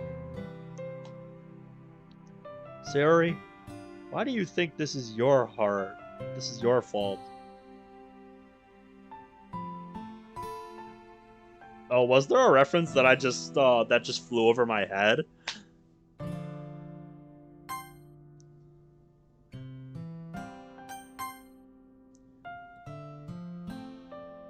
Like, I can be dense about some references because I just don't know them. So yeah. I made you get me snacks yesterday and... No, that's not why. I bought that egg sandwich for myself. That one's all on me, alright? Besides, you didn't make me. I wanted to get you snacks, alright? Miji begins feeling guilty when she sees her tears. Hug her! For once, I agree with him. Yes! Protect cinnamon bun instincts away! But what? I hold her close, stroking her hair gently. No buts, Sayori. It was my mistake that got me sick. Nothing you did caused this. Okay, I'll trust you. You know what's best for me, after all. I break the hug. Sayori still looks like she's about to cry. You want to watch a movie with me? Good move. Sayori usually likes happy movies. I'm not surprised. Yes, I'd like that. Let me go pick one out. I go to the spare bedroom and browse the collection of movies. I come across Ang Lee's movie version of Sense and Sensibility. Heh, perfect. Really? That's the one you're going for? Trust me. I head back out to the living room. Sarah's waiting for me. When I show her what I picked out, she smiles. They made a movie? They made a few movies. It is a famous old book, after all. And that's what tends to happen to the books like that.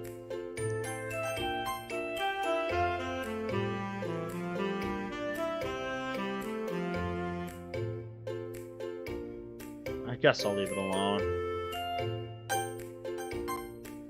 Sounded a bit loud in my headphones, that's why I was considering that. I set up the DVD player, then sit back down. Sayori sits next to me. Halfway through the movie, the door opens and Miji's mom walks in. Miji, how are you feeling? Better. Not completely back to normal, but better. Miji's mom then notices Sayori. Oh, hi, Sayori. Thanks for checking in on Miji. No problem, Shizu-san. Miji's mom is carrying a plastic bag. Inside, she pulls out a large drink. I got you a sports drink to help you feel better.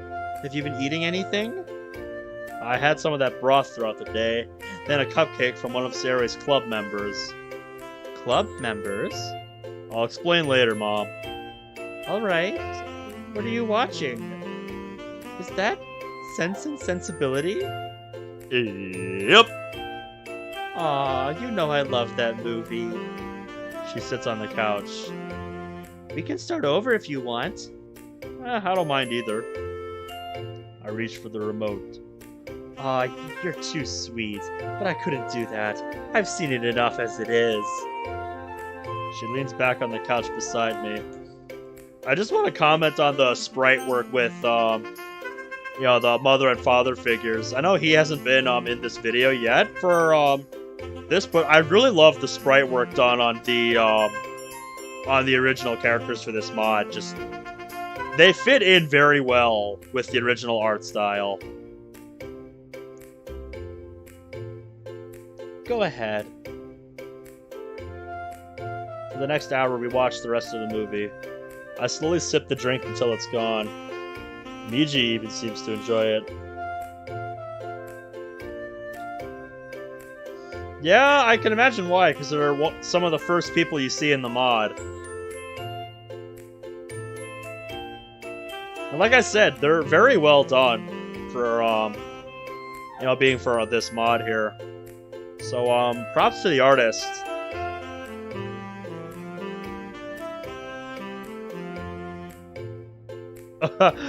Oh, yeah. What was her name again?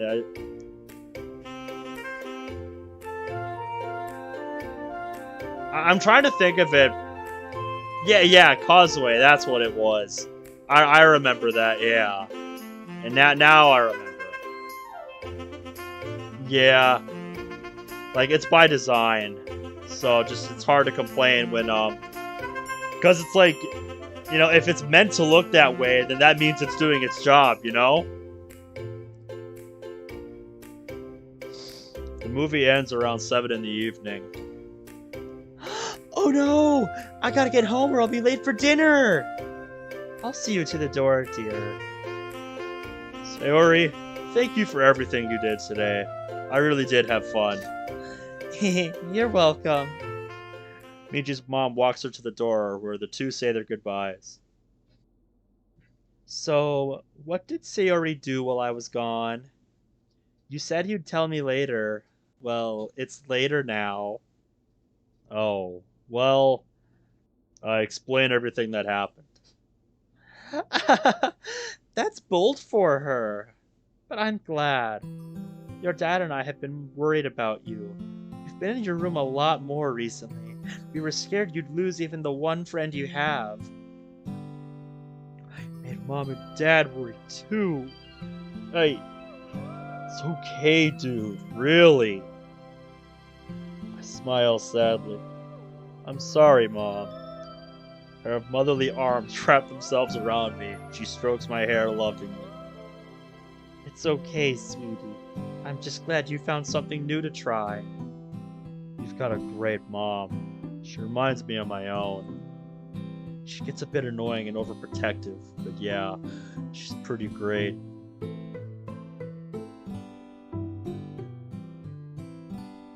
We both sit there for a while in comfortable silence.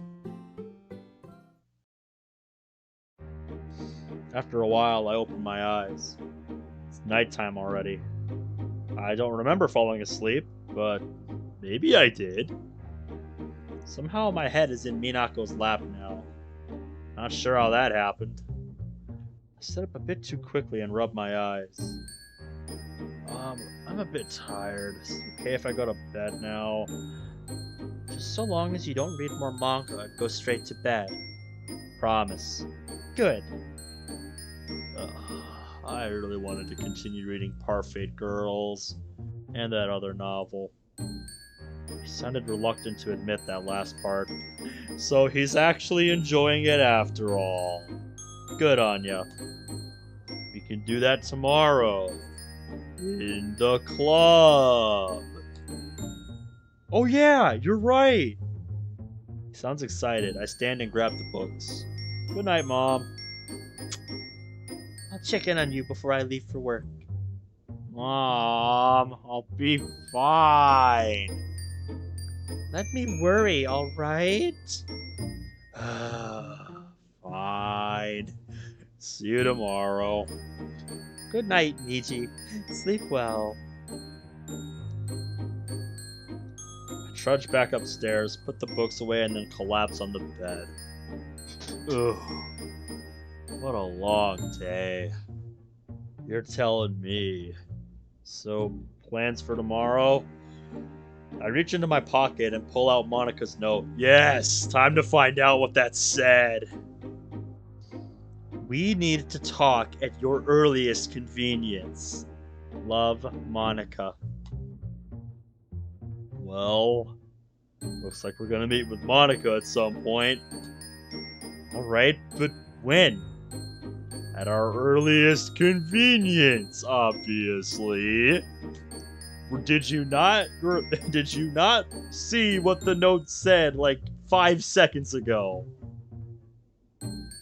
I put the note in the bag. Good night. Turn off the light and collapse onto the bed. Close my eyes and instantly fall asleep. Okay. No, I don't think we're gonna see things tonight. There's that alarm. Ugh. That alarm is loud. I've heard worse. Reaching over sleepily, I open the phone and shut it off. After I'm done, about to head back to the bedroom to change into the uniform when I hear noise from downstairs. Miji, is that you? Yeah, Mom. Are you feeling any better? Put my hand over my stomach. A lot better than before. Good. I made you some porridge for breakfast today. Think you can eat it? I think so, yeah. Well, only one really fast way to find out. Well, come on down, sweetie. I'm coming. I head down, still in pajamas. Miji's parents are sitting at the table, drinking what I assume is coffee and eating their own breakfast. A third place at the table is set up with a bowl of porridge and a glass of what looks like orange juice. Good morning, Miji. Morning there. Feeling better today? Feeling much better. Thanks, Dad. Do you want to stay home again today? Just say the word and I'll let the school know. Come on, dear. Cut the umbilical cord a little bit. He's my baby. Miji's dad and I exchange a small knowing look before he goes back to the paper. Yeah, he's just like, leave me out of this shit. Miji's mom then nods and at the breakfast in front of me. Here, try and eat this. It's cool, man. I'll be streaming tomorrow night as well. Yep, I've been streaming around the same time each night just because I've been getting off work at the same time each night lately. Normally my schedule is a bit more sporadic than that, but it's been pretty consistent lately. And good night, man. Thanks for coming by. Okay. I sit at the table. You slept alright, right? Didn't stay up late reading manga or watching anime again? Oh, excuse me. She feels my forehead again. Mom! No fever at least. Ugh. Yeah, I slept well. No, I didn't stay up late.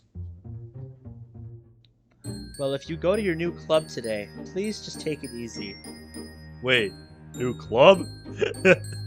Yep, lowers paper. Wait, what's this about a new club? Suri managed to get me to join her literature club. Really? I'm proud of you, Miji. Extracurricular activities are good for you. Plus, colleges like seeing that sort of thing. I'll be honest, Dad, I haven't thought too hard about colleges. But I'm gonna change that after the festival. Glad to hear you're taking it seriously. Me too. What club is it? It's the literature club. Yeah, were you not paying attention 30 seconds ago, my man? Come on, I literally said the name of the club. Well, now isn't that something? He smiles almost wistfully. I know that look, dear. You're reminiscing. Oh man. That likeness isn't just a coincidence, isn't it? Oh man. Yeah, I am. What about? You and Aiko being part of the literature club. But didn't Sakura Academy's literature club shut down during Aiko's last year? Suri helped restart it with one of her friends. Sari's involved? Well, one more reason to join the club then. At least you'll have a friend there. That's definitely a plus. Miji's dad then leans forward. Yes. By the way, Miji, I hear you had some girls over yesterday. Yeah. Tatsuo, sweetie, I told you what happened. I'm just teasing, dear. Haha, yeah. Sayori's pretty sneaky like that. Yes, if there's one thing she's good at, it's, being coy.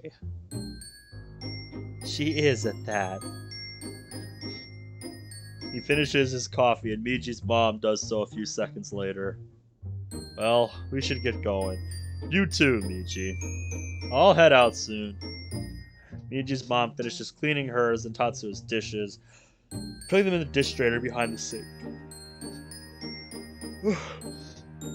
See you later, sweetie. Love you. Love you too, Mom. The two grab their suitcases and head out. I quickly finish breakfast, clean my dishes, and leave them to dry on the rack as well. So what I was gonna say with Tatsuo reminiscing is just, oh man, Yeah, he was the MC in the old literature club, wasn't he? At one point. This is what I love about mods, dude. Just getting getting a little bit more history on things in this world, and just giving it more character. I love that sort of thing.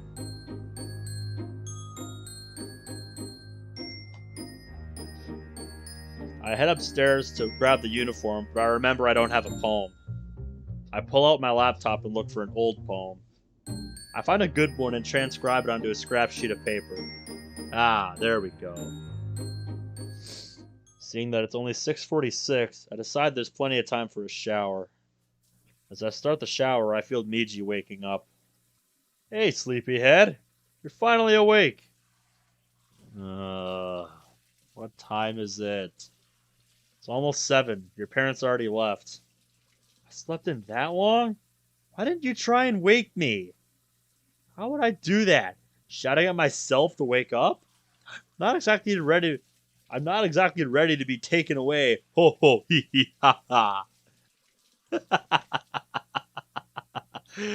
Yes, I'm not ready for the mental institution just yet.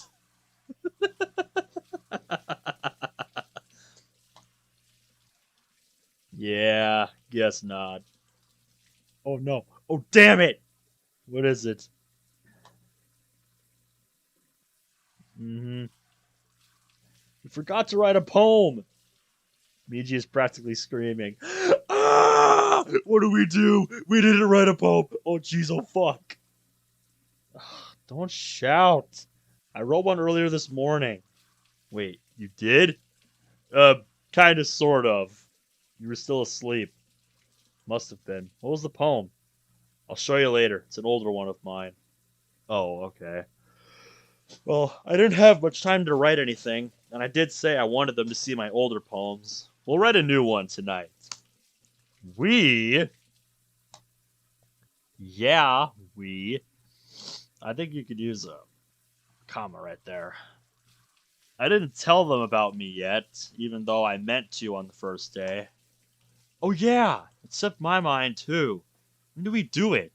And how? Leave it to me, alright? I say that with a confidence I don't feel at all. Yep, gotta make it look convincing for Monica. As I shower, my mind wanders. What do I do now? Do I keep lying? No, I really shouldn't. Would they believe me? I'm sure Monica would, but what about the others?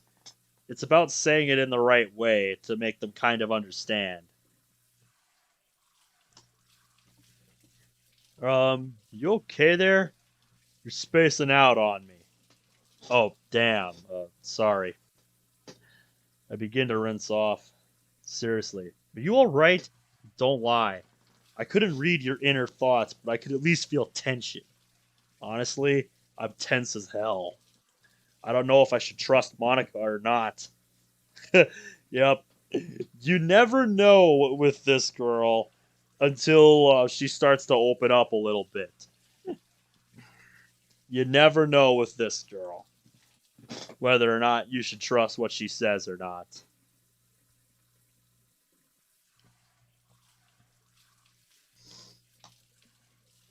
I don't know how to broach the subject of you and me without hurting Sayori.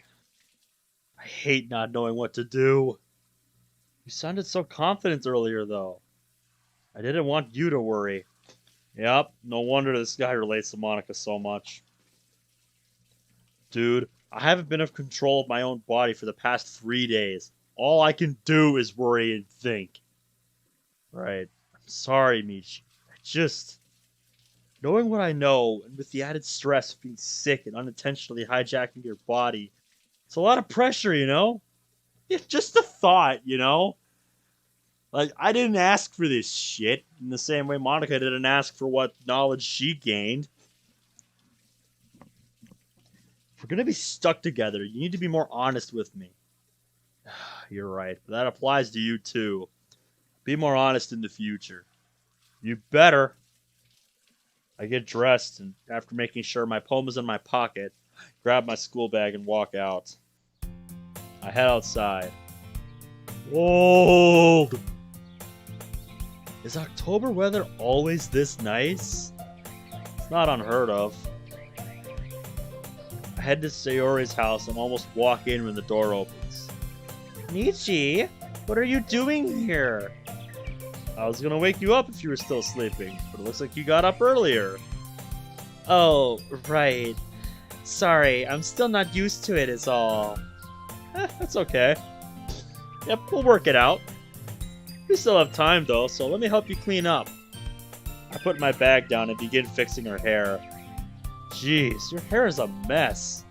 You know, it's funny. What is? I continue trying to straighten her hair. It's weird to have a friend who does these kind of things with you.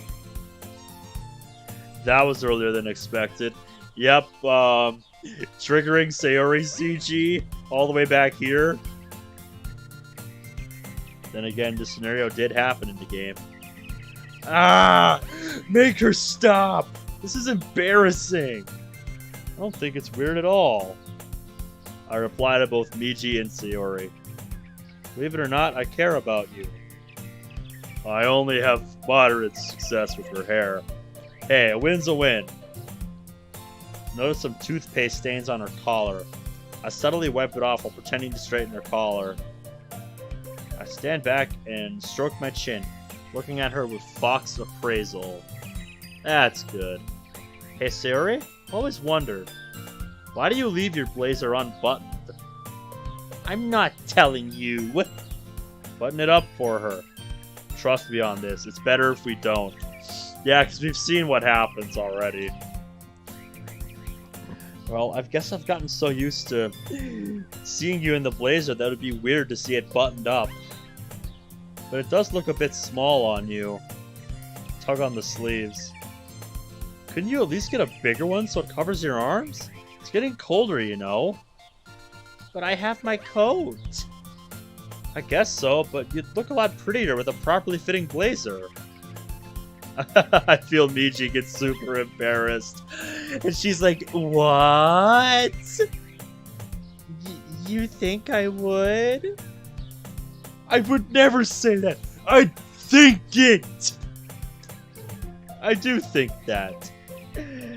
So, if I keep it unbuttoned, then I won't get a boyfriend, right? I never mentioned a boyfriend. Well, maybe I implied it a bit. Maybe I misheard you. Maybe. Okay, that was odd. Well, I'll try to keep an eye on that. To answer your question, though, I think that if a guy is telling you not to dress how you like, he's not worth your time. I've never had a girlfriend myself, but if I did and she tried to change the way I dressed to suit her taste, I would dump her so hard. It's not like you've been scolded by the teachers. I don't think leaving the blazer loose is against any school dress code. You think so? I do. I know if it were me, if we started dating, I wouldn't say anything negative about your blazer. If you didn't, not only would you be harder to find, but it's such a Sayori thing for you to do. Meanie. Sayori, your little idiosyncrasies make you as cute as you are. What? You know what that word means? And meanwhile, the actual Miji's just like, I know what that word means.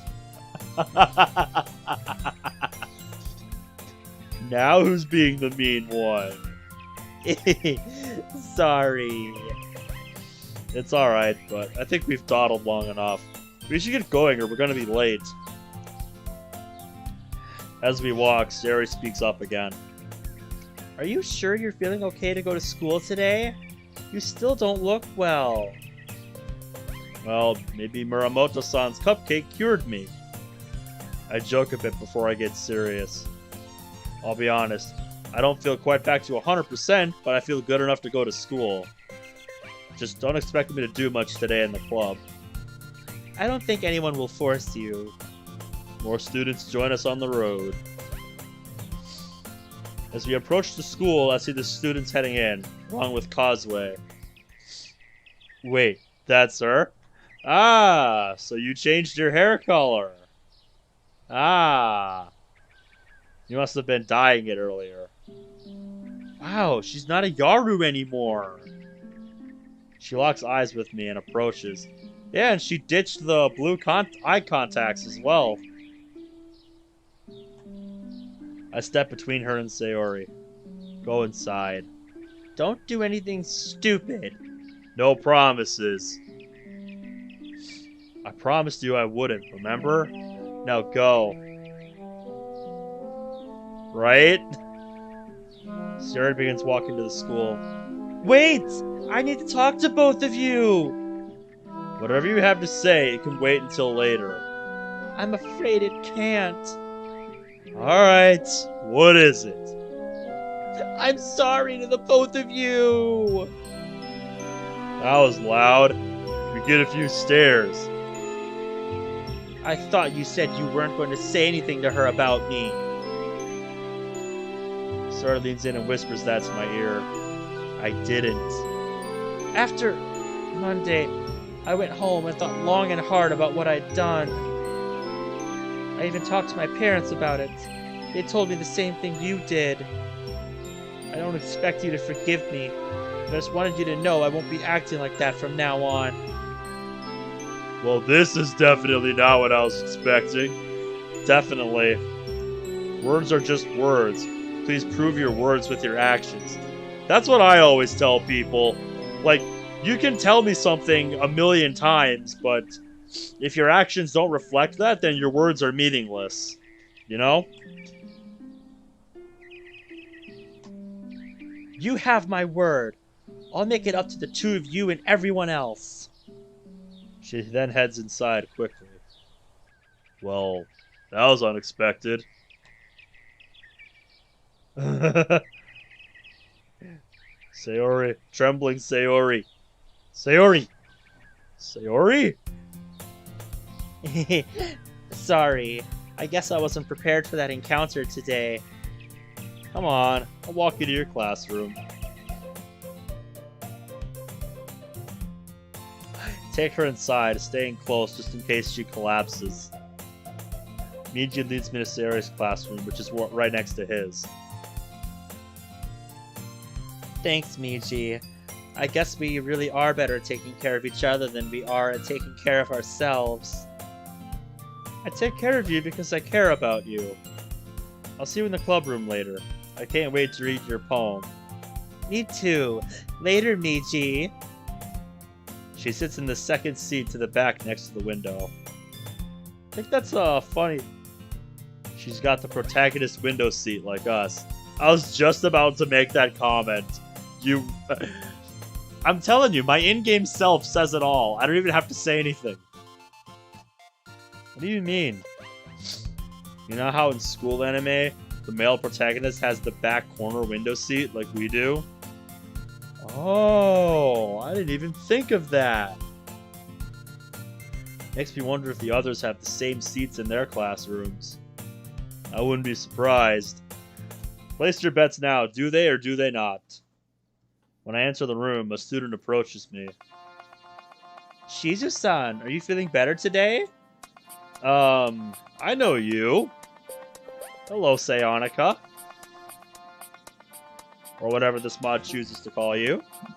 Who's that?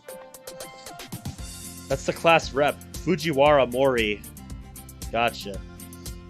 Yes, it was just some food poisoning. I'm not feeling quite back to normal, but I can at least come to class no problem. Oh, good. Did you want the notes from yesterday? I made copies for you and Tani-san. Tani-san wasn't here either? Looking over, I see Causeway sitting with her head on her desk, arms covering her face.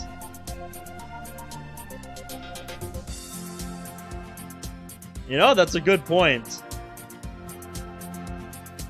You know, I hadn't even thought about it like that. That's very clever. I like that. No, she wasn't. After your brutal takedown, She probably stayed home out of embarrassment. Yeah, I did go overboard, didn't I? I'm really sorry about that. I guess I just snapped. Hey man, it happens to the best of us. Don't worry about it.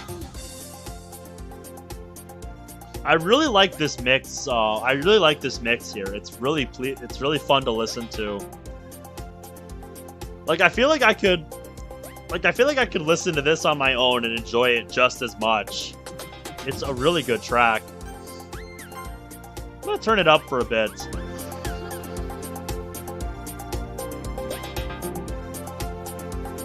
Like just,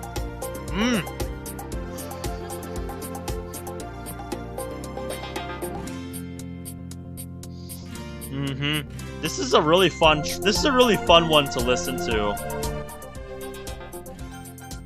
I wouldn't mind getting an MP3 of that. That would be awesome. Oh wait, really? That was made in 2010? If you find the name of it, let me know. I'll look it up later.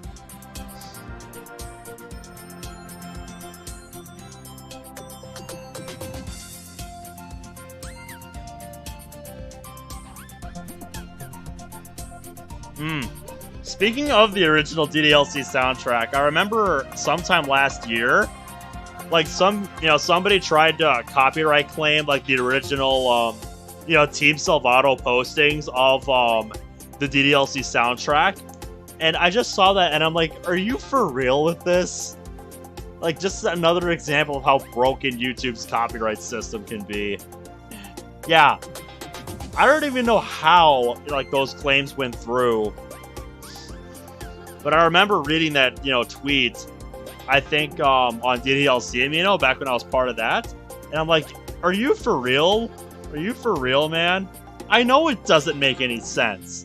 Because it's like, dude, like, the maker of that channel, like, is literally the guy who composed those songs. It's like, how can you even copyright claim that? It does make no sense. But that was a thing that happened last year. I'm sure if you went through Dan's tweet history, you could probably find something on it. I don't blame you. No one here was willing to stand up for you. Even me, I'm ashamed to say. I'm not sure what voice I want to do for Mori yet. She's one of the few people in class who's nice to me, and I haven't appreciated it. There's his guilt again.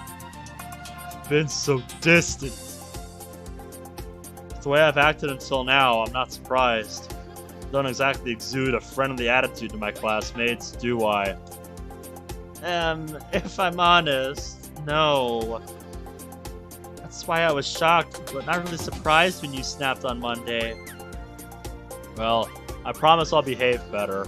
Honestly, I'm glad you're in this class with me. Oh? Yeah, you're the only people here who treats me kindly, even if I don't deserve it. And I don't. Stop being so hard on yourself. It's only natural for us to do that, man, to be hard on ourselves. Because, we know our own flaws better than anybody. So just, when we realize what we're doing, and it's... I don't know, it's hard for me to put it into words right now, but it's just like...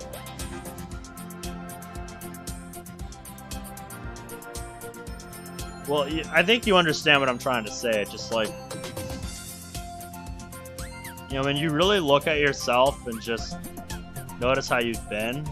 I don't even know what I'm trying to say at this point. I'm just gonna move on. Yeah, I'm gonna stop before I get lost in thought and not know how to put it to words. And thanks for the DM.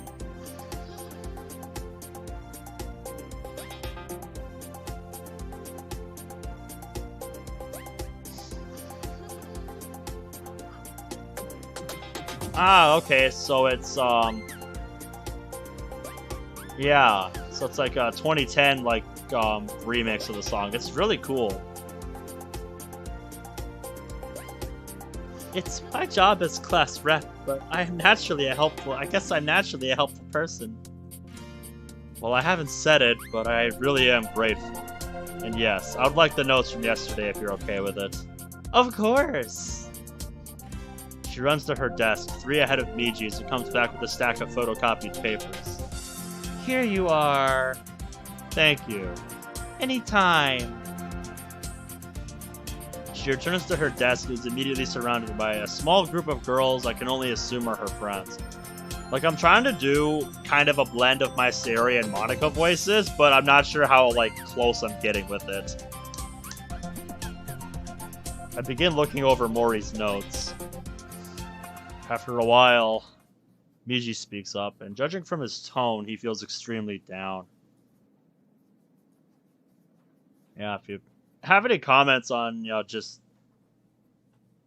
if you have any comments on, my layout or my way, the way I've been doing things, don't be afraid to speak up. I'm always open to criticism on this since I'm pretty new to, the whole streaming mods thing. And yeah, just doors always open if you have ideas for what I could do differently.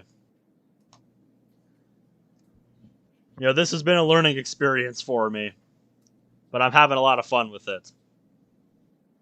Maybe I should let you take permanent control. You seem to have a better knack at my life than I do. What? Why the hell would you want that? Because you're the one making friends left and right. Oh. I still have little idea how this is affecting Miji. He must be super stressed. I've been too preoccupied to think about it, though. Damn. Yeah, I don't blame you, man. But, yeah, that is, like, everything you've been doing the last few days is affecting his life a lot. But, yeah, like, I can relate. Because when I was in school, like, I didn't have that many friends. But, now I get along with just about anybody. So... I feel awful now. I stand and begin moving to the exit. Miji, No! Don't you dare feel sorry for me! You've been working so hard on my behalf, and I don't deserve it! I don't deserve this life! I should just... Snap out of it, me! I smack myself once again, trying to snap him out of it. Fortunately, no one sees. Yep. Also, I think you could do with a comma there. Minor thing. Ow! Stop doing that! Crap, I overreacted. Sorry, it's not what I meant. Just calm down, dude. It's fine. How? How? Ichi! No, you don't get it! I keep forgetting he's a teen. Get what? Miji, it's alright, really. No, it isn't! Going around in circles here. I'm gonna try a different approach.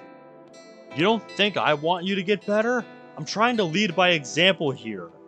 Believe it or not, I'm a lot like you. Wait, you are? Yeah, the only difference is he's been through all this already.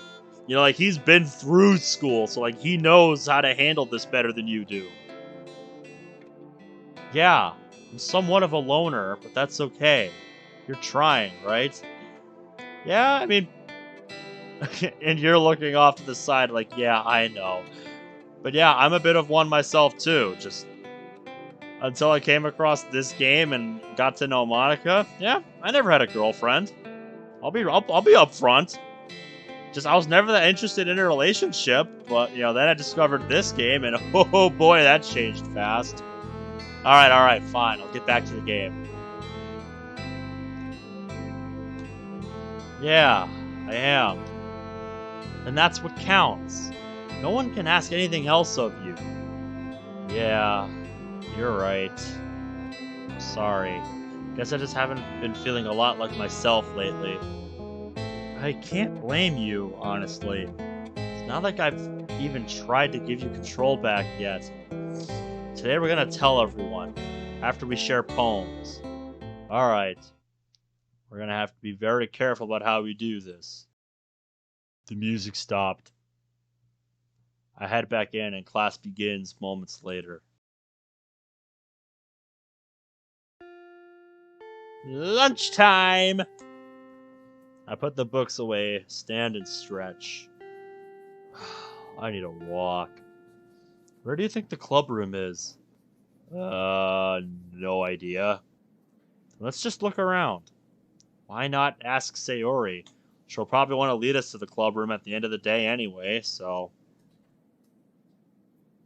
Because she'd want to show us around, and this might be one of the few times we can get Monica alone. Yep, which is exactly what she wants. Let me mute my mic for a sec. I have to clear my throat here.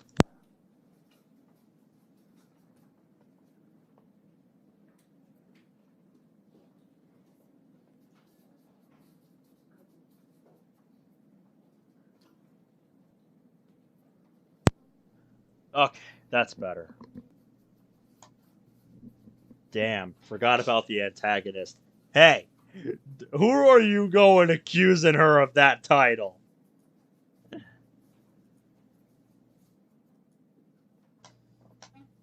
She's not the antagonist. But we do need to be careful around her. I don't know what she knows, or if she realizes how the game ends. Alright, let's ask a teacher. I find one and he directs me down another part of the building. The directions he gives leads us up a set of stairs to the 3rd floor. As we head there, I notice the number of students decreasing. Where'd all the students go? I think this part of the school is for the more gifted middle schoolers. So are they just off on break or something? Probably, yeah. Yeah, that makes sense. We reach the room. Above the door is the label 3D. Monica's room. Weird. Wasn't that another classroom's name on the floor below? I do not gently open that door. What the hell? No one's in the room. But if this is an active classroom, wouldn't there be students in here for lunch? Or perhaps they're all out already? Or perhaps she's out of your immediate line of sight? Does anyone even use this room? I take a good look at the dark room. The windows look over the roof. Wow, that's a great view of the city. Yeah, Monica made plenty of comments about that in the last mod I played before I started this one, Emerald Affection. That was a really cool demo. If you guys haven't checked out Emerald Affection, I highly recommend giving it a try. It's a really cool up-and-coming Monica mod. I had a lot of fun with it. Is that the ocean? Man, didn't realize this was a coastal town. I look at the desks and see only a handful of school bags being hung on the desks near the front. Not many use this classroom, if any. Huh. I would put a comma after classroom. I reach over and turn on the lights. 9th grade classrooms sure look the same as 12th grade classrooms. Yeah, this school is a junior and high school mix. Makes sense. Any idea why no one's in this one? Well, I actually have no idea. It's probably a small class. Yeah, probably. Well, if the teachers are complaining about Natsuki's manga, it has to be used, right? I head over to the closet. Yep, there's her manga on the top shelf, and Yuri's tea set. Ugh, excuse me. Yuri was right. That is similar to ours. Well, I'm not gonna mess with it. I secretly move the manga to a lower shelf where I see room. I head over to the teacher's desk. The computer is off. I don't see anything else here, so there's no reason to stay. Besides, if this is being used as a classroom, I should let the students use it. A Switch off the lights. I head back out into the hallway and shut the door to the room. Looking out the window, I see that the back of the school is a courtyard. I look down and spot someone sitting on a bench reading a book. She has long black hair. I was about to say, is that Yuri? Yep, looks like it. Maybe she finished her lunch early. Uh-oh, she's in trouble. I look slightly to the left and see a group of teenagers pointing at her from a distance and laughing. You kidding? Yuri too? Maiden of Mystery Protection skills, activate! I rush down to the courtyard. Screw no running in the halls. Yuri needs help. Niji doesn't try and stop me this time, only gives me directions to the back school entrance. Yes, be my GPS. I run over and see the group surrounding Yuri. She looks terrified. All around her are a group of students. You slut. You're the silent kinky type, aren't you, baby? Come over and I'll show you a good time. I resist the urge to pummel them all into the earth. I made a promise after all. Seriously, what's with those udders? Betcha they could produce enough milk to feed the entire school. How are they getting away with this? What's with this book? The student grabs it from Yuri. Ah! Please give that back! What a creepy looking book. Right? Figures you'd read this garbage. Before anyone can respond, I calmly walk up and snatch the book from the person who'd stolen it. No smartassery. No smartassery. Hello there. And here's another loser. Michi! Hey, I came to get you. Monica wanted to talk to you. What about? She didn't say. Come on, she's waiting in the club room. I hold out my hand and help her up. Thanks. Hey, what's the big idea butting in, you nerd? Oh, okay. One of the girls grabs my shirt and pulls me back. Who said you could interrupt our fun? Shit. That's Kawahashi-e. She's worse than Tani-san was. I turn to her. I definitely do not remember you. So this will be interesting. My most sincere apologies, but this really is important and can't wait. You don't get to interrupt us. I'd leave him alone if I were you.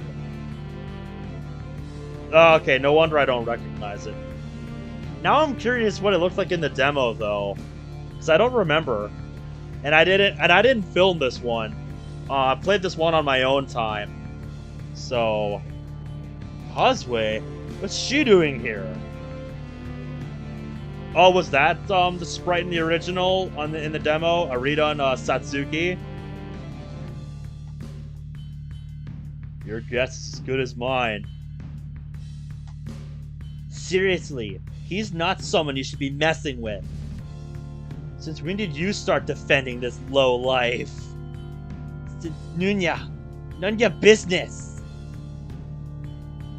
Ha! Like I need to listen to you. Then listen to me. Monica now? Yes. When Monica gets pissed off, that is one of the very few things in this world I genuinely will fear. Very few things scare me in this world, but Monica making that face, that terrifies me. Monica is not the type of person you want to piss off. Wow, I've never seen her this angry before. Yuri is in my club, Kawahashi. You don't get to lay a hand on her without me doing something about it. Those eyes, though. Damn. Oh shit, I didn't think she could get that angry. You're telling me. Remind me to never piss her off. I didn't need a magic 8-ball to know that one, man. You just don't piss her off. Yuri is hiding behind me now. Looks like these 3 girls are about to fight. Well, time to do something I've no experience in. Diffusing a tense situation.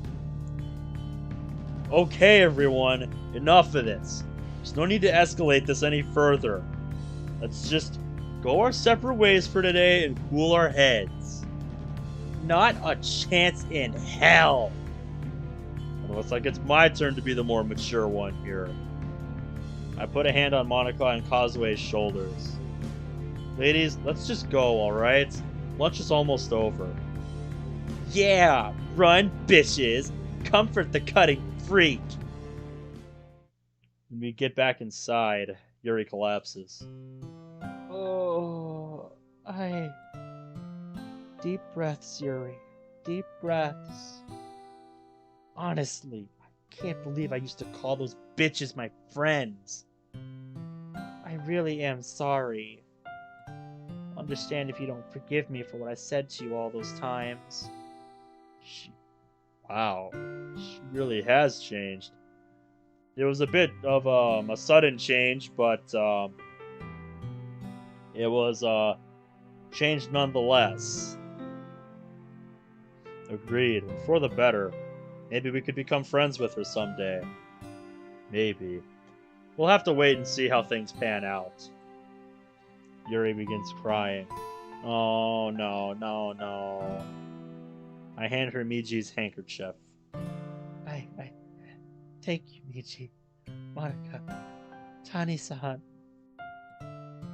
You're one of my precious club members. There's nothing I wouldn't do if it meant keeping you safe. That includes you too, Miji. You joined Asano-san's club? Just recently, yeah. I didn't think a nerd like you liked literature. I mean, I'm sorry. Force of habit. Hey, that's just playful teasing. It's fine, you're still learning. Thanks for stepping in.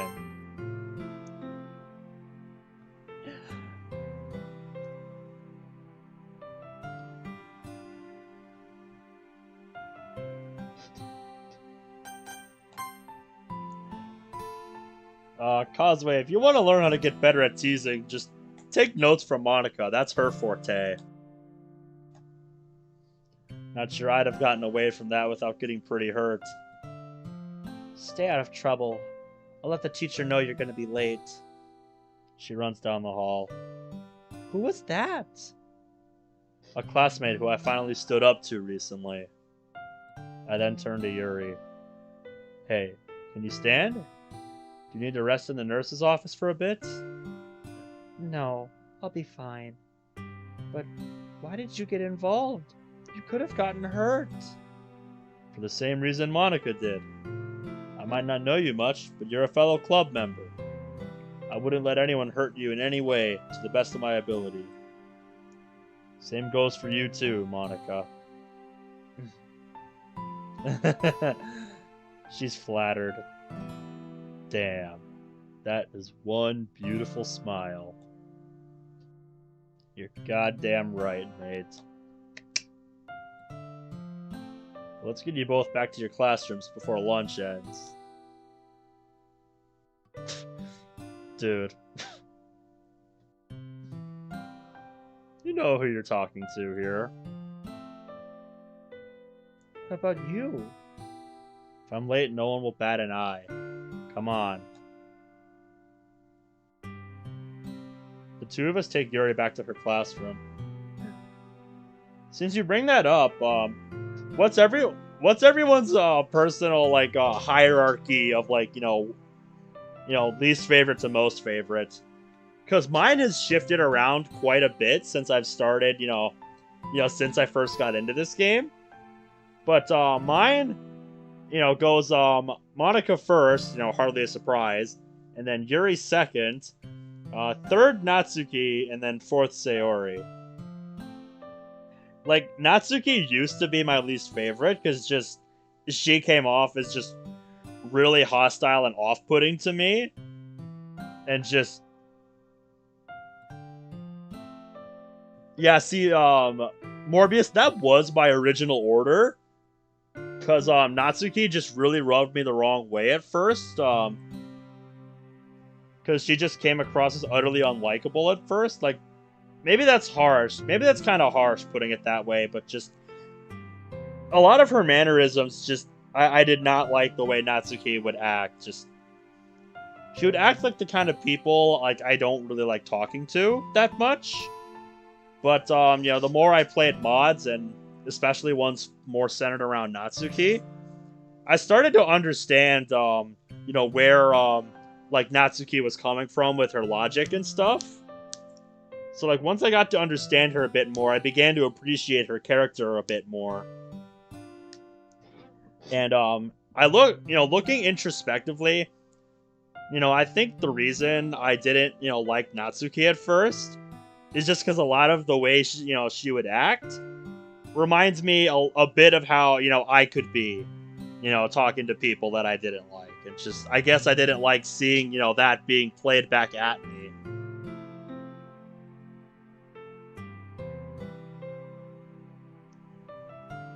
Huh, interesting. That's, yeah. So that's my, like, introspection with Natsuki, and how she's shifted around my favorite list quite a bit. Like, I may consider putting Natsuki as my second fave, because I'm gonna be real with you. My number one is never gonna change. That's just a fact. But,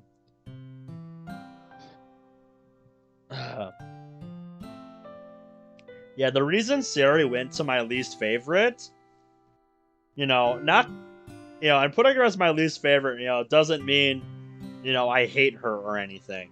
Because I don't. She's utterly adorable, and she has the best face in this entire fucking game. But, you know, just... I don't know, just...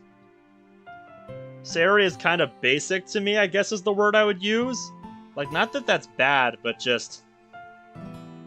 You know, nothing about, Sayori's character grabs me a whole lot, but, you know, I appreciate Sayori for what she is. Just... She's a bundle of sunshine. How can you not love her? Maybe that is based, but I'm just putting my thoughts out there. Yeah, exactly. That's a good way to put it. Her clumsy and happy nature. Her clumsiness reminds me of my own forgetfulness. Because we all have moments, you know. We all have those moments like that. Be real. Let's be real here. And yeah. You know, I appreciate how Sayori is like, the glue that holds the club together. Because, like, I mean, without Sayori, just look at Act 2 and the defense rests.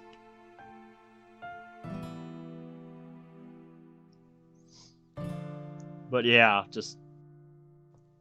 And the reason Yuri was my second fave is because, oh yeah. I can relate to that, acting without thinking. Like, I definitely get ahead of myself a lot. You know, like, I'll jump into something not knowing what I'm doing, and then, you know, regret it later. Like, oh god, I really shouldn't have done this. No, it's okay, man. I understand what you're saying.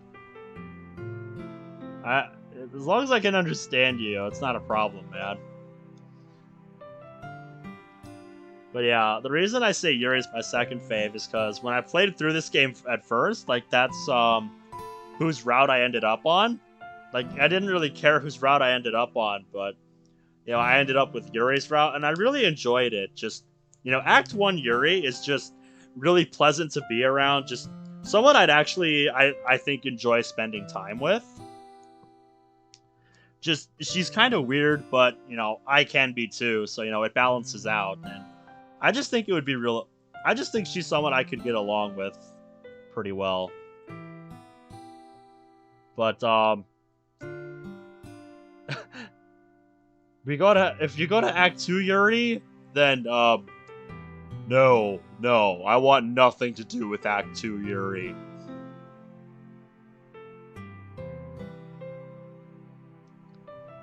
Yeah, yeah, I think that's a good way to put it. Weirdly excited, just...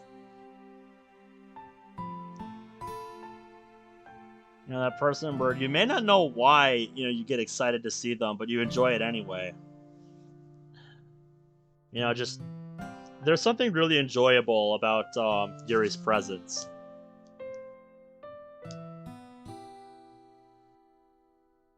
But, yeah. And, as for Monica, I don't think I could answer that one in a timely manner.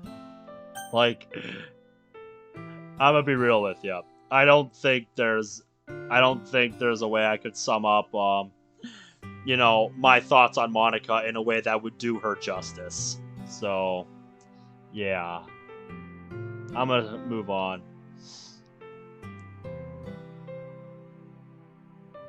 Also, welcome to the stream, Bradley. How you doing this? How you doing this fine morning?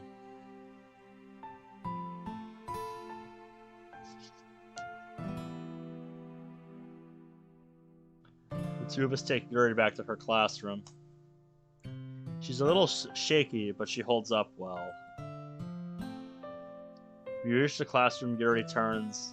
When we reach the classroom, kind of a run-on sentence there. You could use a comma. Yuri turns and bows to us in a formal manner. Thank you, you too. Anytime, Yuri.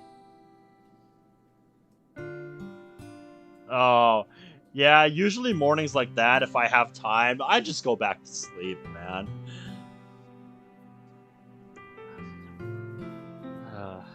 Of course, Yuri. See you at the club.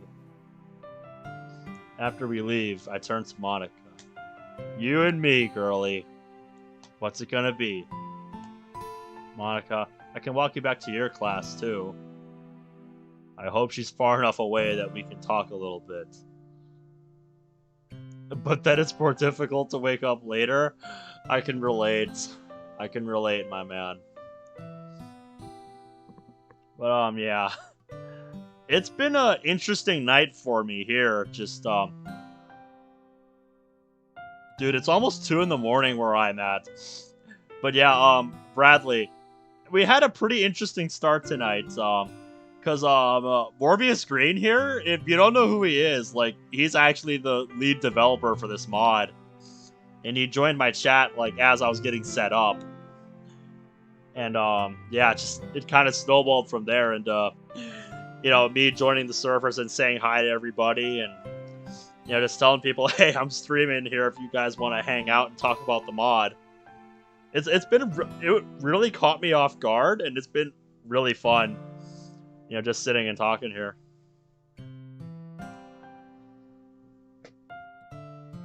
So yeah, I put the link to the, server in the description if you wanted to check it out. I didn't even know this mod had a Discord server, so that really was a pleasant surprise.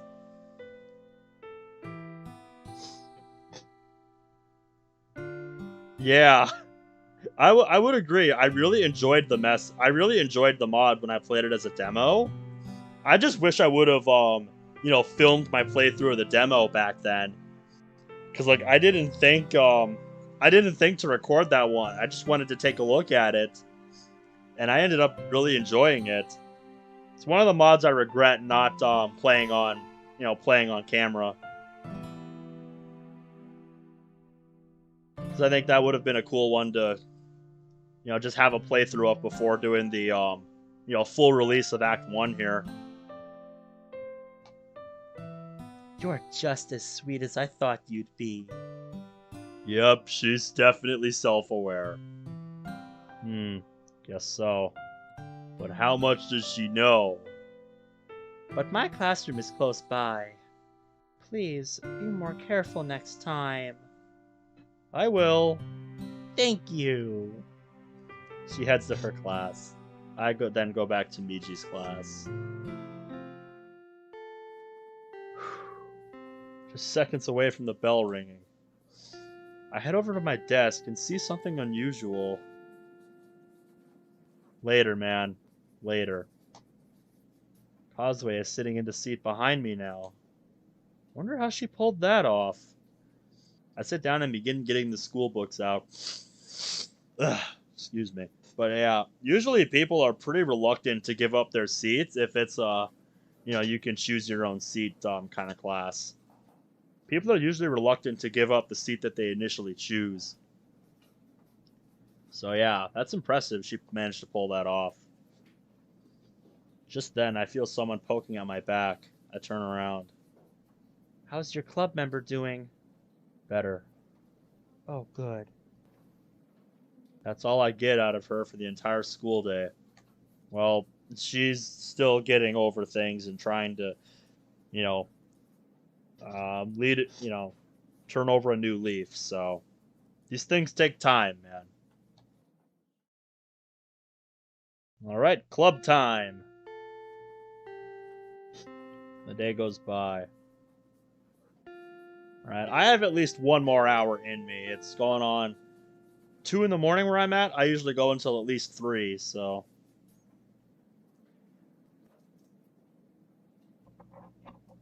Yeah, at the school I went to, some teachers had a, actual seating chart, and others were just sit wherever you want.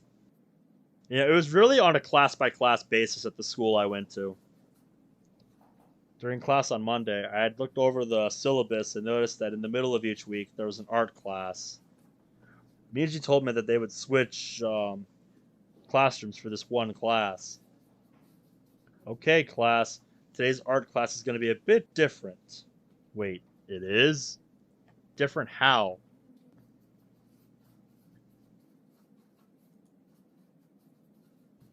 Ah, I see. We're going to be joining class 3F since Yamada-sensei is out sick today. Eh?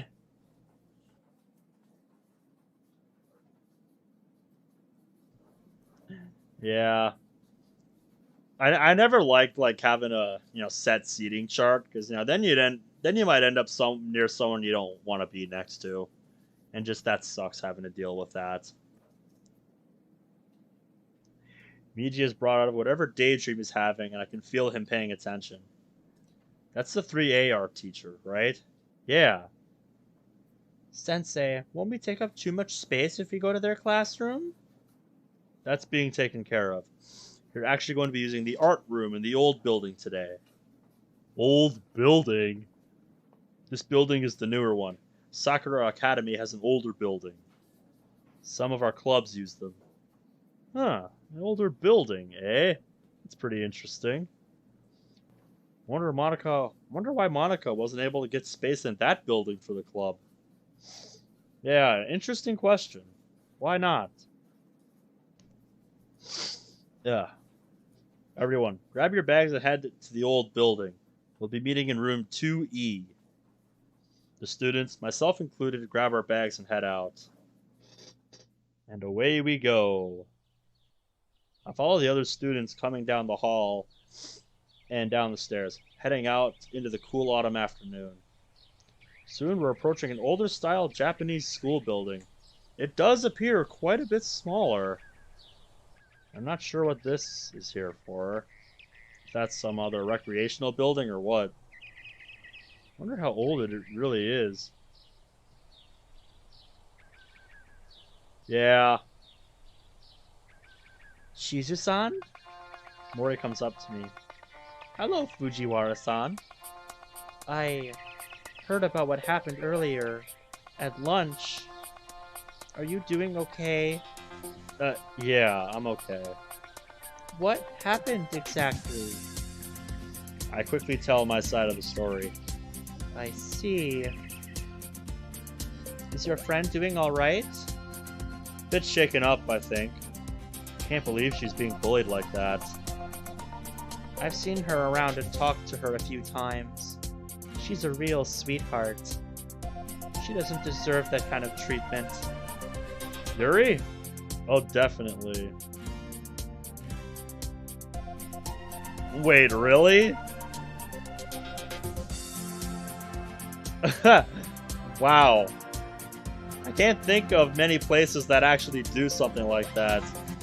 And honestly, I can't tell if you're fucking with me or if you're actually being dead serious about that. Hey, how's it going, Fujiwara? Welcome back. Oh, definitely. Wow. Dude, if you got any pics of that, I would not mind seeing that, because that just sounds too... Like, there's part of me that doesn't want to believe that, because that's like some shit, you know, the Simpsons movie would do. But, at the same time, like, I could maybe see it. And yes, Fujiwara, that is, Sayonica. That is the Sayonica sprite. I doubt whether there's a hateful bone in her body. At least in Act 1. Yeah. The, fusion of Sayori and Monica. The class heads up the stairs.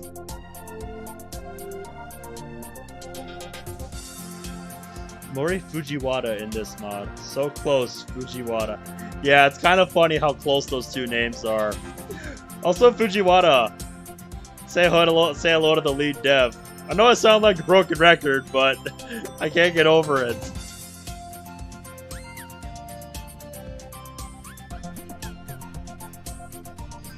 Uh-huh. Speaking of crossovers, if you want to see me play through a DDLC-themed Pokemon fan game, check out my DDLC One-Offs playlist. Because, yeah, that's a thing.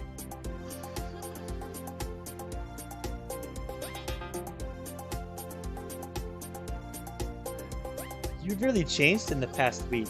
First you stand up to Tani, now to Kawahashi. I'm glad to see them being knocked off their high horses. Although, I really doubt Kawahashi is going to do any reflecting like Tani. That is one of a flex of what is. Mori looks back at Causeway. I do the same. She's walking all alone. I don't think she wants to talk to anyone right now. Yeah, you're probably right. As we all file into the art room, I hear someone calling out in my direction. We meet again, good sir. Oh, it's you again. Like, I'm so used to not seeing Kota Noha in his school uniforms, so this is kind of surreal for me. I'm glad to see you unharmed from your encounter earlier. That Kawahashi is quite a bitch.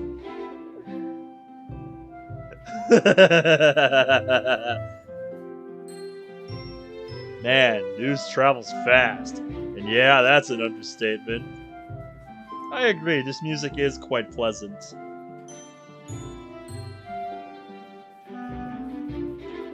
Yeah. Like a lot of this mod's characters, they changed up like the hair and eye color to look more realistic.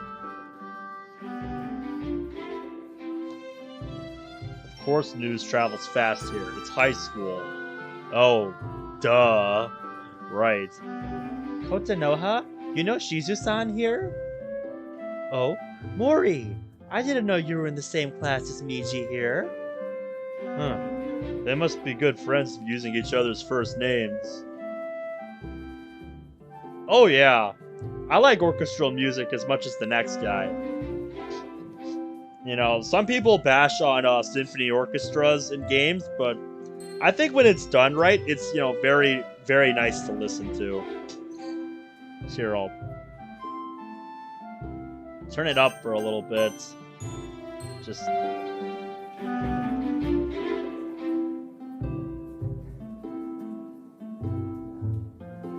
like, man, I could probably listen to this and fall asleep to it. It's just...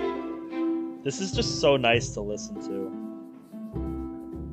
Just has a nice calming vibe to it.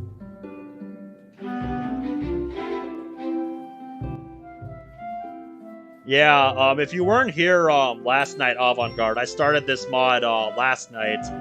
We got through the first couple days, and I think we're like midway through day 4, I want to say right now.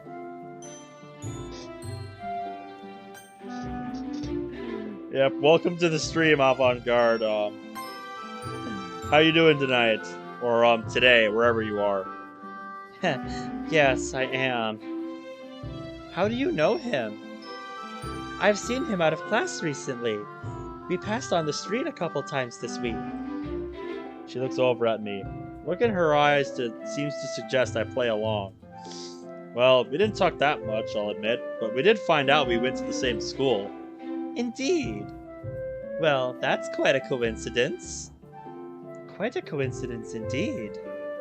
By the way, Michi, how's your friend doing? I heard Kawahashi roughed her up a little bit. Yeah, he's been a lot more social than most MCs in this mod lately. Not too much, fortunately. I was able to get there in time. Same with Monica. Asano? Why was she there? She's the president of the club that Yuri and I attend. You joined a club? When did this happen? I only joined recently. Sayori convinced me to join. Ah, good old Sayo. She could sell sand at the beach. You know, you're probably not wrong about that. I could definitely see Sayori doing that. Yeah, you did. And dude, pissed off Monica is one of the few things in this world that genuinely scares me. Like, the idea of pissing this girl off legit terrifies me. It's like, that's just the last thing I want to do, you know?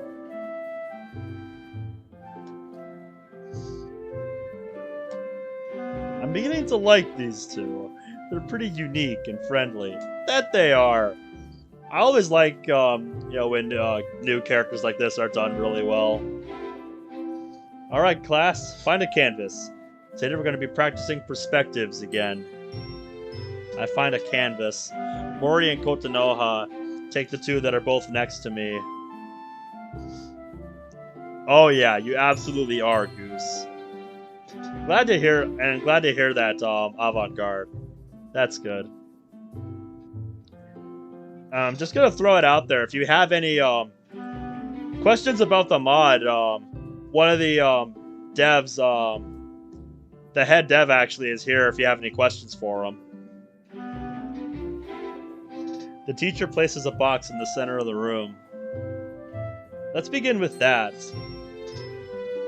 For those of you from 3A, I don't mind if you talk to each other as long as you do it quietly. Begin! We begin drawing. As we're doing our own pieces, Kota Noha leans over a bit. What club are you a member of? The Literature Club. Oh, I didn't know we had one. Sounds quite intriguing. It's relatively new. How many members do you have? Including me, 5. This week we're writing and exchanging poems. Is your club doing anything for the festival next week? You know, I'm not sure. Monica hasn't said anything. If what I've heard about Asano-san is true, she'll probably plan something great. I've no doubt. This may be a good opportunity.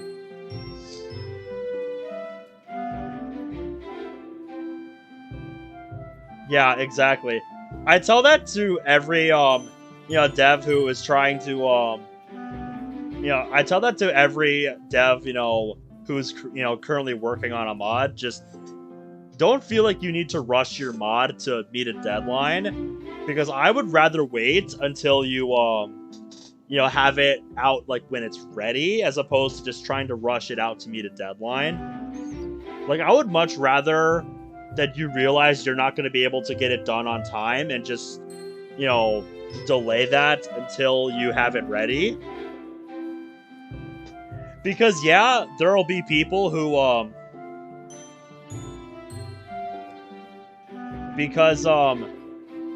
there'll be people who are upset by that. And honestly, I don't get, the people who get all upset over, a game or something being delayed. Because it's like, they do it with good intentions in mind. Like, yeah, it can be frustrating to have to wait, but you just need to have patience with these things. Like, you can't, rush creativity like this. So yeah, just that's my 2 cents on it. Just, if you get, people upset, or you get people bashing on you because you have to delay your mod, don't listen to those people. Just, don't listen to them, and just focus on what you're making.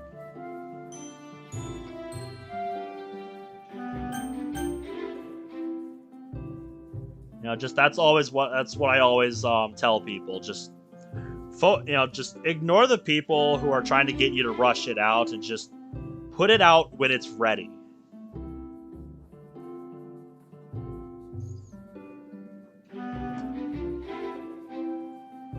Indeed, mate. I'm not sure how this ends, but I'm looking forward to see how this continues. I'll definitely be there when a demo for Act 2 drops. I'll definitely be there. I'll be one of the first in line getting ready to play it, Best of luck with it. I don't know much about Monica other than what the game said about her. I wonder what the rumor mill says about her. Okay, I wanted to make sure I read that right.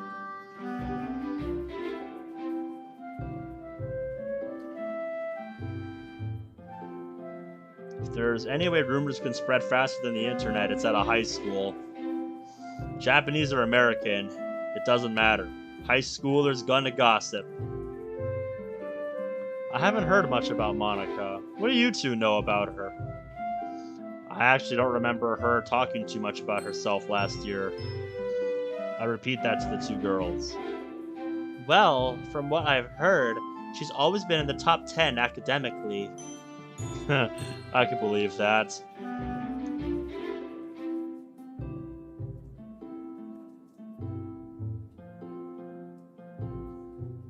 Oh yeah. Well, you go take care of yourself, Bradley. Put yourself first.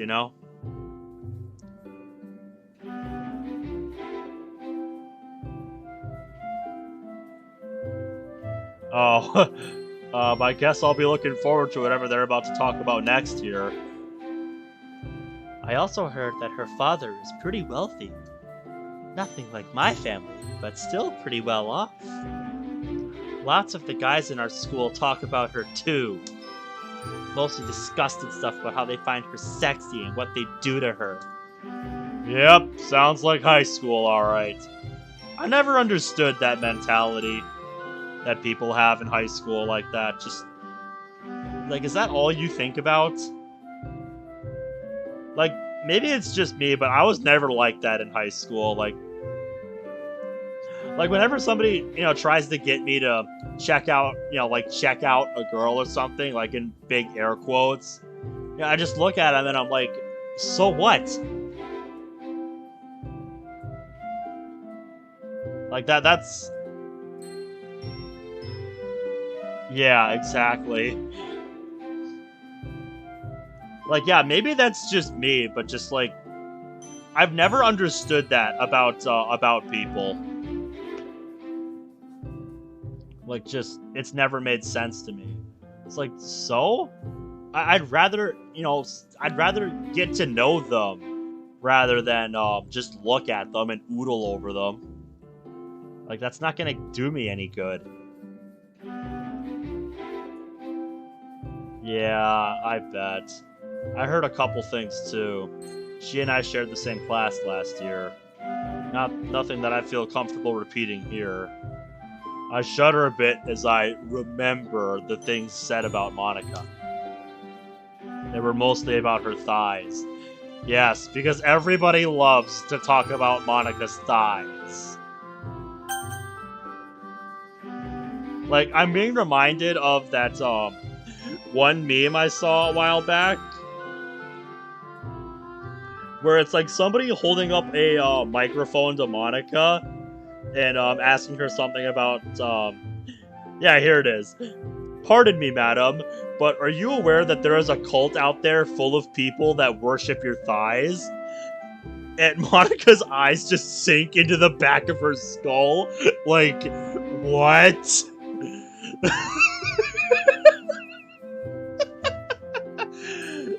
Oh, man. I saw that from another, server, and I just saved it to my folks. I'm like, yes, that is just so on point. I'll send it in the memes chat of the World of Dreams server.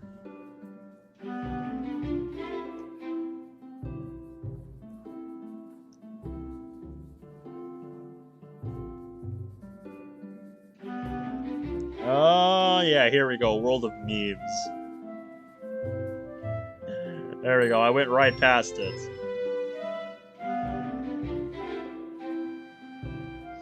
Yep, I have to scroll a bit further to get it. Yeah, there we go.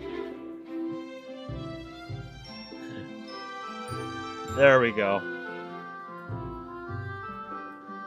It's in memes chat if you guys want to look at it.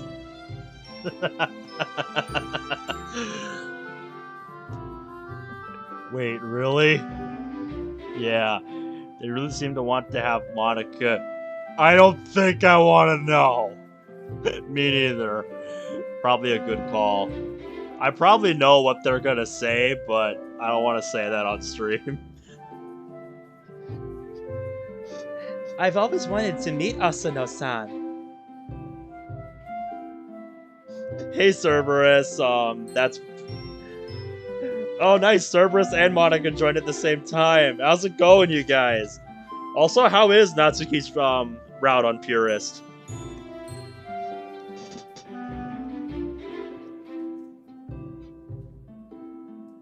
Ah, I see. Yep, Monica has entered the chat, ladies and gentlemen.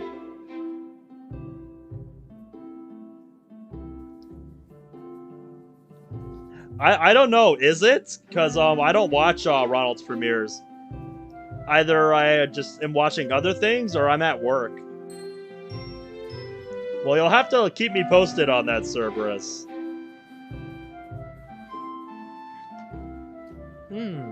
How so? I'm not sure how to describe it.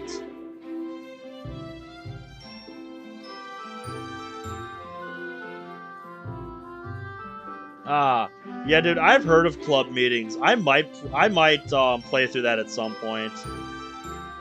Like, I think that's one of those regularly updated ones, isn't it? You'll have to let me know. I'm not sure how to describe it. I just feel like she's too perfect. Not that I think she's a bad person, per se. From what I've heard about her from Sayori, she's pretty genuine. I wouldn't mind meeting her too. Okay, the game said she was popular, but I didn't realize she was a school idol. Maybe not idol, but she's pretty well known. Yeah, that I remember. Like, it's one of those, like, weekly series mods that you gotta download, like, each new, club meeting. It's supposed to be, like, kind of, they're trying to continue their daily lives.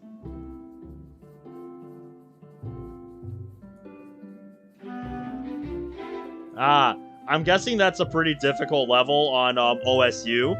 Like, I've heard of the game, but I'm not super familiar with it. But that's pretty cool. She sounds like the kind of person who'd get along well with everybody. Oh, definitely! I can see that. Pardon me, but could you three quiet down a bit? I'll have to take your word for it, Cerberus. I can't say I would know, because I don't really know all that much about OSU. Other people are trying to draw. Oh, my bad, Sensei. Oh, I see. Okay, I at least know what Guitar Hero is. I've played that before. Okay, yeah. Gotcha.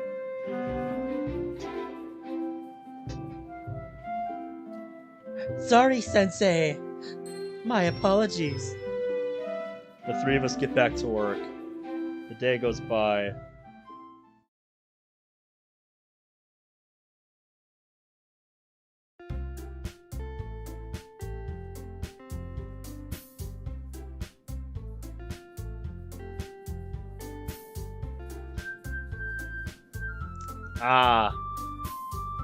School day over!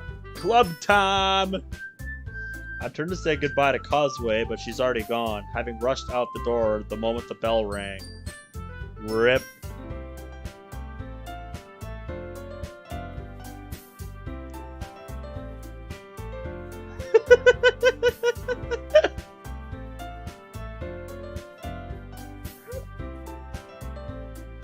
Oh well. I look over at Mori. She's talking to her friends, but looks over briefly at me and waves. I grab my bag and head to the club. Club time! I enter the club room and see Monica at the computer typing something. Yuri is sitting at one of the desks, and Natsuki is grabbing her manga from where I placed it earlier. Only Sayori's missing. I wonder where she is. Good afternoon, everyone. Monica turns and stands to greet me. Hi again, Miji. Glad to see you didn't run away on us. Damn, her smile's infectious. Wait, why did she use her lines from the original game? Because she's playing along, dummy. Is she actually unaware? Dude, don't think that. Don't think that. Oh god, I hope not. My word is my bond, after all. Oh, Monica? Yes? How's Yuri doing? She's still a bit shaken up, but I think her tea helped calm her down. Oh good. I'm glad. Mind if I go and check on her? Of course not. Go right ahead. I approach Yuri cautiously. She looks pretty relaxed right now. Must be some damn good tea. Yuri? My bad. I didn't mean to startle you. Oh, hello, Michi. No, you didn't startle me. Oh, that's good. I'd actually like to thank you for keeping your promise. I hope this isn't too overwhelming of a commitment for you, making you dive headfirst into literature when you're not accustomed to it. Wait, but didn't I say something about my literature interests yesterday? Is this the script taking control? Maybe. My thoughts are interrupted by Natsuki barging in on the conversation. Oh, come on! Like he deserves any slack. Sarah told me you didn't want to even join any clubs this year. Wow, I dyslexics that hard. And last year, too. I'm such a clubless bitch! I seriously resist the urge to smile at the unbidden reference. True, but I woke up a few days ago and had what you'd call an epiphany. From behind me, I hear a startled but quiet gasp from Monica. Fortunately, neither Yuri or Natsuki seem to hear it. No more Mr. Subtlety. Like you've been subtle at all. Yeah. I realized I didn't have much time left before graduation, and I wanted to spend some time enjoying myself and expanding my horizons a bit more. Well, good. Because if you just planned on coming here to hang out or whatever, I would have been pissed. You need to take us seriously or you won't see the end of it. I will keep that in mind. I'm surprised at you, Natsuki. You've got a big mouth for someone who keeps their manga in the club room. Seriously, why is she keeping to the script? Whoa. Are you dissing manga there, Madam President? Oh, and what's your opinion, Michi? I know who that's directed at. I happen to believe all forms of literature have something to offer, whether it be books that are hundreds of years old or manga that was published last week. The answer seems to please both Yuri and Natsuki. Natsuki seems especially pleased by my answer. You're not half bad, newbie. She triumphantly returns to her desk. Win-win! Monika returns to the teacher's desk, chuckling to herself. The door then quickly slides open. Has anyone seen... Ah! There you are, Miji! Sari enters the room, panting pretty heavily like she'd been running. Yeah, we were probably in an unexpected place, which caught Sayori off guard. I was gonna show you where the clubroom was, but I guess you figured out where we were already. I asked the teacher at lunch and checked out the clubroom for a few minutes. Oh, okay. So what were you guys talking about before I came in? I take a half-minute to bring her up to speed. Don't worry, guys. Miji always gives it his best as long as he's having fun. Welcome back, Fujiwara. He helps me with busy work without me even asking, like cooking and cleaning my room. See, Sari and the others I can kind of understand following the script a bit, although that bit with Yuri is a bit concerning. But why Monika? Like I said, she's playing along, dummy. How dependable. Sayori, for one, your room can get pretty messy. Eh? This may sound strange for me of all people to say, but a cluttered room is the sign of a cluttered mind. Living like that can only encourage a more cluttered lifestyle, so I'll clean it up to help unclutter your mind and mine. Goose, are you... You know what, Goose, I'm not even surprised by that. And I'm glad you're feeling better, Bradley. But yeah, Goose, I'm not even surprised by that. There's an anti-moss community, so I'm not surprised.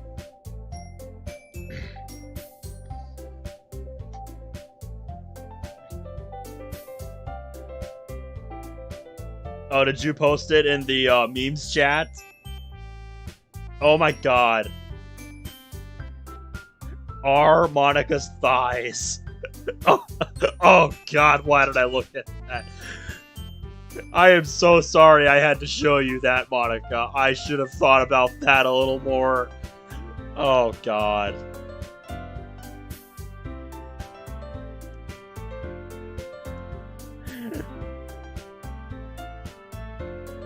Right? I bet that subreddit idolizes that superhero Monika that's, you know, based on her thighs. Thigh speed, I think it is. Like, that's a thing that exists, if you don't know. And as for cooking, well, need I remind you of the incident? No. I was so scared when somehow she set water, of all things, on fire. Thinking back, I yelled at her a bit much. I didn't think I had to. Yeah, just... That's impressive, setting water on fire. Honestly, Sari, I was scared something would have happened to you. And I still am. So until you're better at cooking on your own, no cooking for you without adult supervision. Bold. Yeah, that's a thing, apparently. I just learned that was a thing tonight.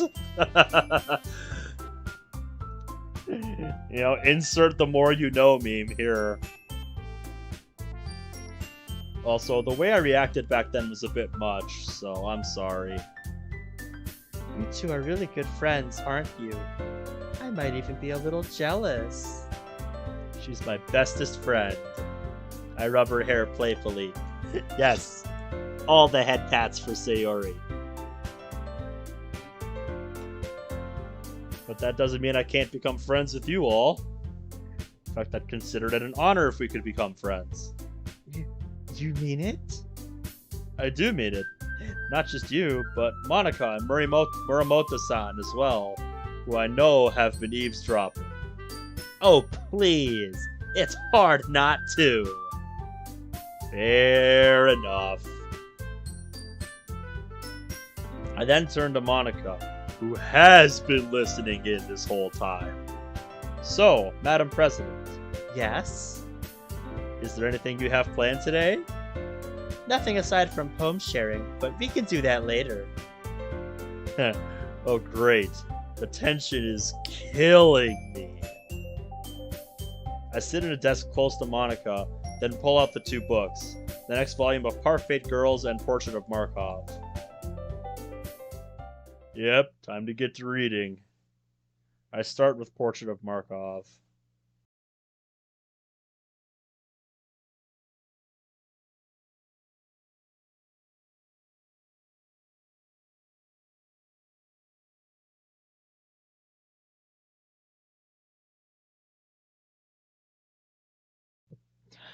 The plot continues. The plot continues to develop from the chapter I left off with. Foreboding. Fujiko made her way home and asked her asked her new sister about what the third eye was. Masai looked a bit uncomfortable, and Fujiko was about to tell Masai to forget it, but Masai then explained. Apparently, the third eye was a town myth about an experiment done on locals by the government during World War II. The abandoned facility where human experimenting on POWs was located in the mountains near Yuna. The rumor went that the experiments were meant to bring out some sort of psychic power the researchers believed existed in humans called the third eye. But what that meant varied from person to person in the town. Some even claimed that after Japan surrendered, the researchers didn't shut down the facility and were still there, looking for what they believed was the perfect sacrifice. For what exactly? Man. With that information, Fujiko, ever the curious but self-conscious teen, especially over her developing body, decided to visit the town's library and do some research.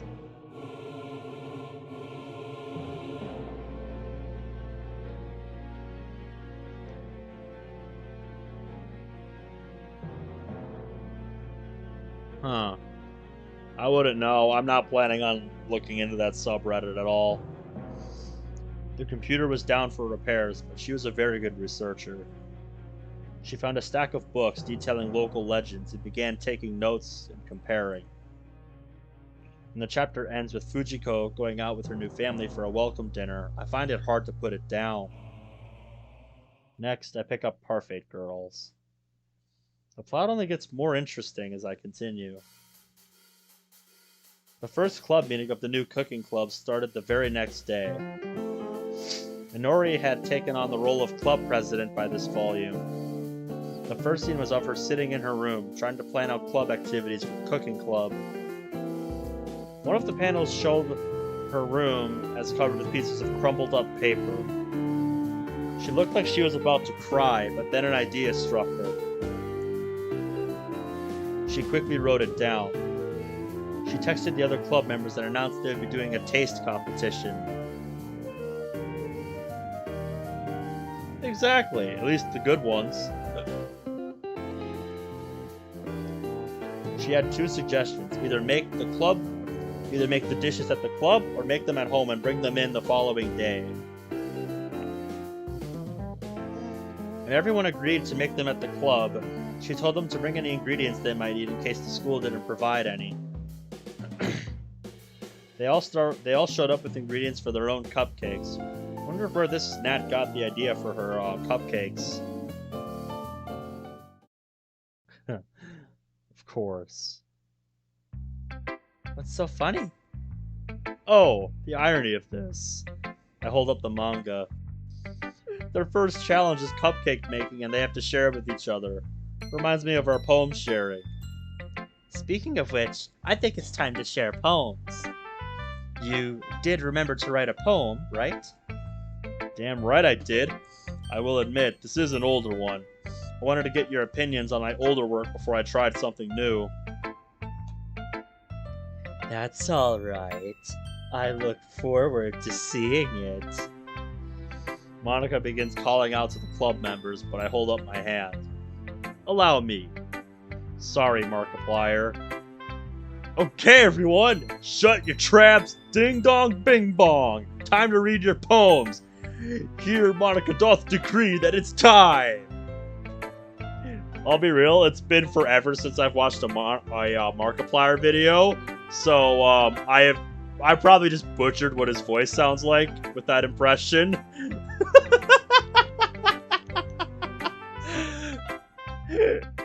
Like, a lot of, like, the really big YouTubers I don't really watch, so, yeah.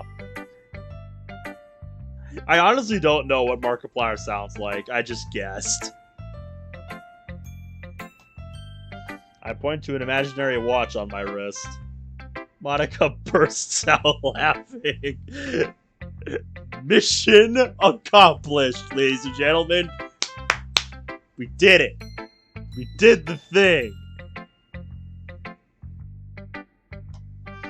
What the hell was that? Just alerting you all. Well, now that everyone's ready, why don't you find someone to share with? I can't wait! I watch as Sari and Monica enthusiastically pull out their poems. Just like in the game, Sari's is on a wrinkled sheet of loose leaf torn from a spiral notebook. Yeah, I figured I knew that's what it was. I haven't seen his Let's Play though. Monica pulls out a very familiar composition notebook. I can already see Monica's handwriting from where I sit. It really is quite good. Natsuki and Yuri reluctantly comply as well, reaching into their bags. Moment of truth. Here we go. Wish me luck. You'll be fine, dude. Thanks. I nervously approach Monica. So I guess our boy's choosing for us. Yeah, the only playthrough I have watched of base DDLC is Picaspri's playthrough. Because I really like watching his Let's Play stuff, and when I discovered he did a DDLC playthrough, I'm like, bam, I'm there.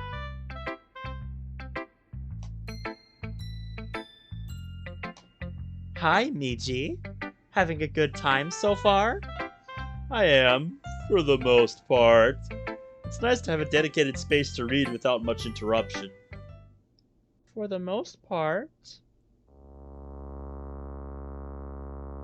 What's with the foreboding music? What's going on? Yeah. The only thing I'm uncertain about. I lean in closer. She does the same, looking curiously at me. I have a feeling we're about to get secretive, ladies and gentlemen. Yeah, that's one way to put it. If this is what a sine wave sounds like, then news to me. I lower my voice so only she hears. Is whether or not I can trust you yet. Monica moves back, looking at me intently. Oh boy, Monica did not like that. Her suspicions must be confirmed. Yeah, that was kind of a dead giveaway, mate. So, it really is you, then, not Miji? Here I thought I was being obvious. I slide my poem towards her. I'm not known for my subtlety. I'm the player. Also, Miji is just as much here as I am. Wait, he is? We'll discuss later. Are you free after the club meeting is over? I am. Yeah, what else does she have to do? Let's be real here. Good. Come by Miji's place later tonight and we can talk.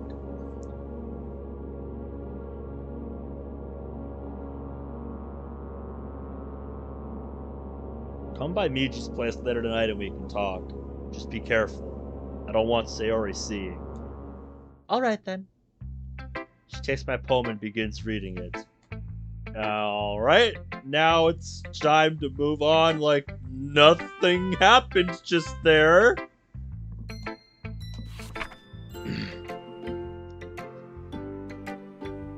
Okay, so this is his old poem.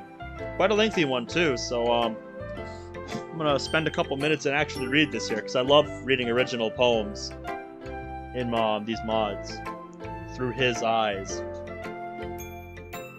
To remember how she had been was both a blessing and a curse to him, as she had been the glass that swarmed around his fresh and liquid state. The sidewalks flooded with mobs of businessmen about their day, ignoring others, eyes all downcast as they flowed over smooth gray stone. Among the empty-minded fold, the man did stroll, small pack in hand. A lifeless gray building would mark the terminus of his journey. He clambered into his small car. Soon he had joined the slithering swarm, the vibrant steel as they all crawled towards the quickly settling sun.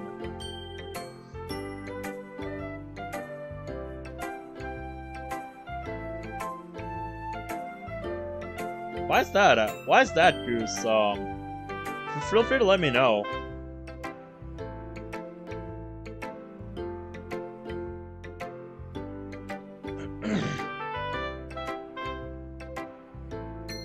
The sun had gone behind the clouds, the moment he escaped the metal prison which had held him for eternity, or so it seemed. And so he found himself aloft, a branch which looked over a glade, the putrid smell of smog and smoke, cleansed by a petal-rosy breeze. As he stared out among the green imagination overlaid, the empty fields of golden hue replaced with men of iron and steel. He fancied sounds of battle and imagined storms that filled the sky, sounds of dying men which cloaked the whispers of the nearby brook. His hands alit beside his ears and eyes, in attempt to bind the vicious sights and sounds which invaded his evening dreams. The gesture was in vain, and he cried out as out the branch doesn't roll off the yeah, I can hear elements of every different variation in here.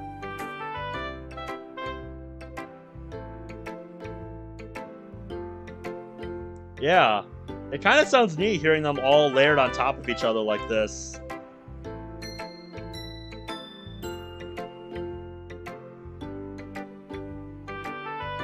And he cried out as out the branch he slipped and fell, impacting hard the saturated earth beside the tree.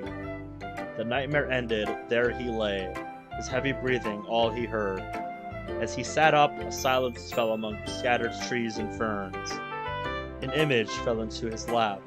A woman, fair and slim and smiles. A woman worth a million words were never again to be expressed. As he stood and cleaned himself off, a silent tear escaped his eye, and lit upon the grassy glade, a testament to lovers past.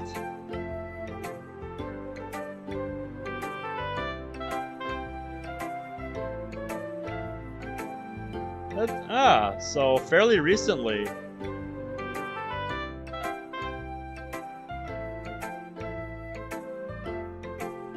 Good on you, man.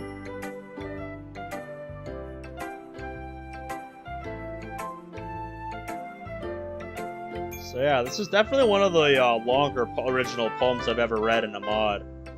I've never been good with like that mechanical stuff. Like, I find it interesting learning how things work, but it would take me some practice to like actually know how to do like some of that mechanic-y type stuff.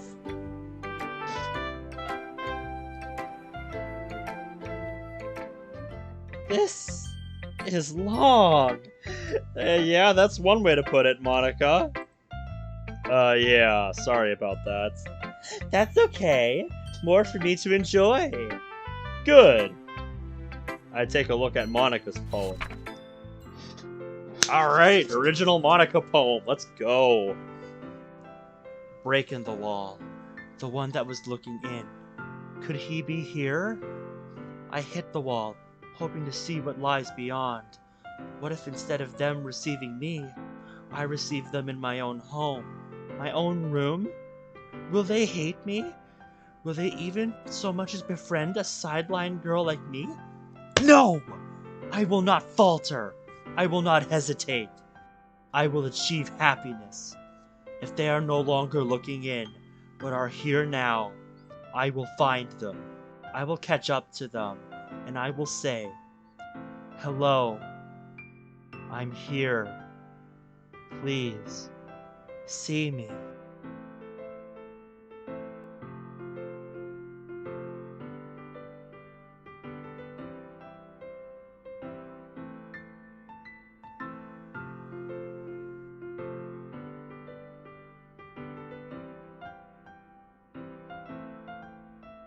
Yeah, it's a hard thing to imitate, but I'd say you did a good job here.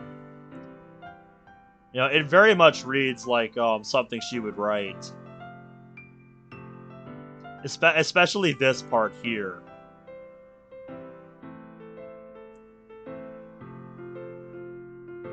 You know, that just encapsulate the spirit, you know, I would expect Monica to have. Just...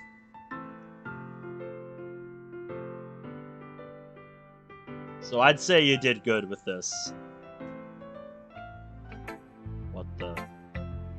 This poem isn't the one I remember. Then, you okay? No, I'm not okay. How could I be? Damn it! Almost dropped the poem in shock. I think I know how much she knows now. She's pre-Act 3 Monica. This isn't gonna be easy. Alright, sounds good, man. I'll probably keep going until the end of this in-game day, and then call it a night. I read and reread her poem multiple times, then close the book and clasp my hands, looking as calm as I can. Monica's rereading my poem, mouthing the words. Aw, looks like she liked it. Looks like she liked that, looks like she liked, that old poem. Something about the way that, yeah. This is about normal for me, I would say. I'm normally up this late anyway, just because I like to spend some time after work unwinding. Then, usually around 3-ish in the morning, I go down and just have breakfast. Because I always seem to get tired after I eat breakfast. But yeah, it looks like she was really touched by the poem that old poem we wrote. And something tells me... Well, mate, I usually start at 11 p.m. Central Time over in the US, so I know that's, you know, that's asking a bit much of you to be up that late just to catch the stream when it starts. You know, just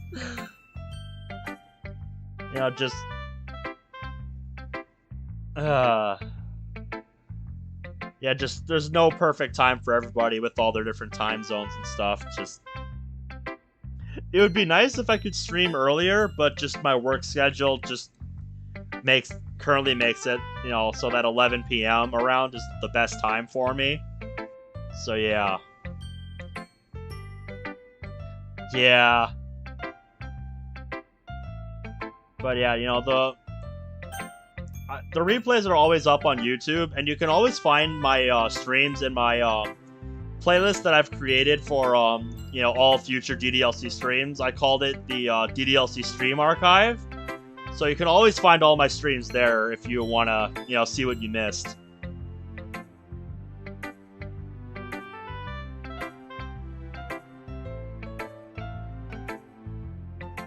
Oh, here, I'll update the description quick with a link to my archive playlist.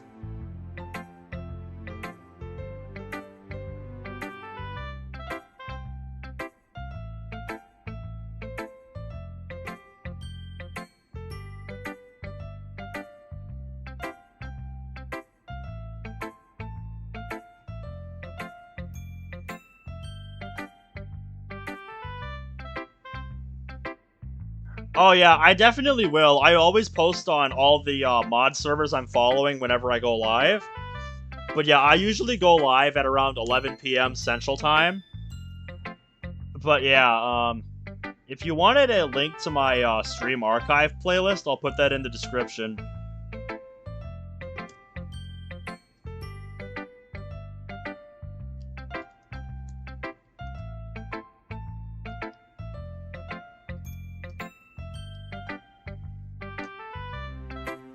Alright, the video description's updated with the stream archive playlist, so if you wanted to take a look at that and see the streams you missed, yeah, you can find them all there.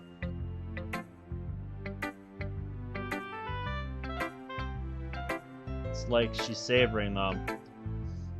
But what I was going to say, you know, in regards to the way Monica's reacting to our poem here is that, you know, I think the way we wrote like that old poem, I think this is one we wrote with her in mind.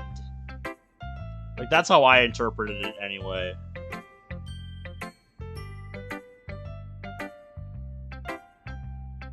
Yeah, YouTube notifications are pretty shit. That's why this is something like I just keep as a hobby thing.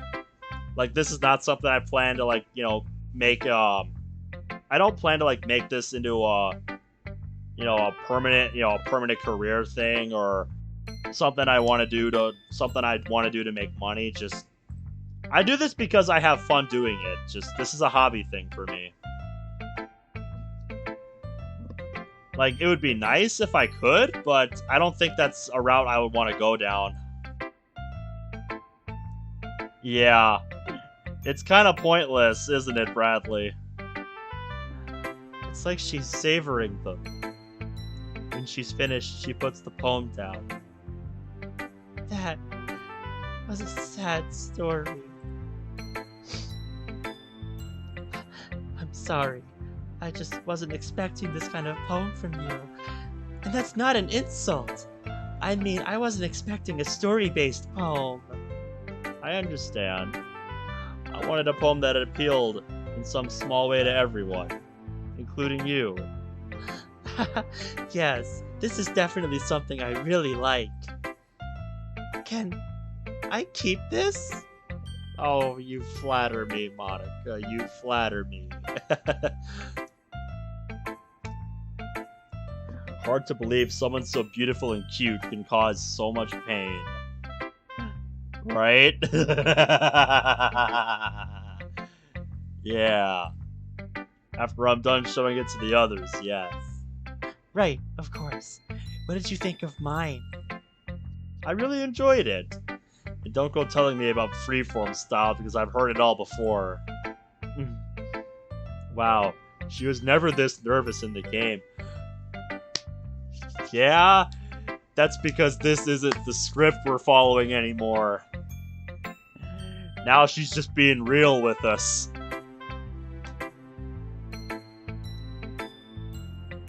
You know, that would have been a fun choice to have, just to see how she would react, you know? Just to play dumb. But in all honesty, it's so sad when you know exactly what it means. I lean in closer again. Monica, you've no idea how much I want to trust you, but I'm still wary of you. Tonight, please tell me what I did, how to get your forgiveness and trust. She grabs my arm and grips it tightly. So she does not know what she's about to do later in the game. This is good. This is good. You know as well as I do that a simple "I'm sorry" won't be enough. Actions speak louder than words. Hopefully tonight I can help dispel some of your fears and worries, alright? I've never looked forward to something so much in my life. I don't doubt it. Now, could you let go of my arm? You're gonna make me lose circulation there.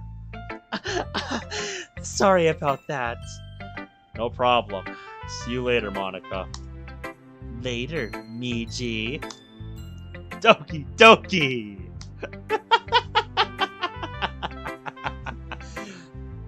Monica grabs her poem and heads off.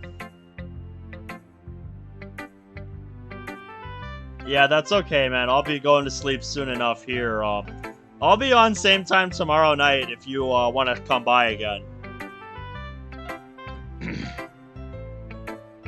It was real nice having you, though. I really enjoyed this. Yep, just do what you can, man. Have a good night. Sayori next. Sayori next. Great minds think alike. I head over to where Sayori is just finishing showing her poem to Natsuki. Hey, Miji. Hey, Sayori. Ready to see my poem? Yep. Later, man. I slide my poem over to her and then take a look at hers. Alright, yep, this is the same, so... I highly doubt anyone in stream has not seen this poem, but I'll give you 5 more seconds if you want to pause the video and read this for yourself. Alright. Is this the same poem from the game? Yep. But why is it the same? She definitely wrote this poem in the morning. No wonder she was so rushed. Yep. Sayori is also tearing up at my poem. When she's done, she puts it down. This poem. It's unlike you to write something so sad. Same, man. As someone who plays so many mods, I have to resist the urge not to just immediately click past it when I'm recording, because just on the off chance that somebody has not seen it, I want to leave it there so they can pause it if they want to read it, Is it that bad? No, not at all. I just wasn't expecting this. It's good. Shame it isn't my poem. We'll write 2 poems tonight. You sure? I'm sure. I scratched the back of my neck. I'm glad you enjoyed it. Yep. What do you think of mine?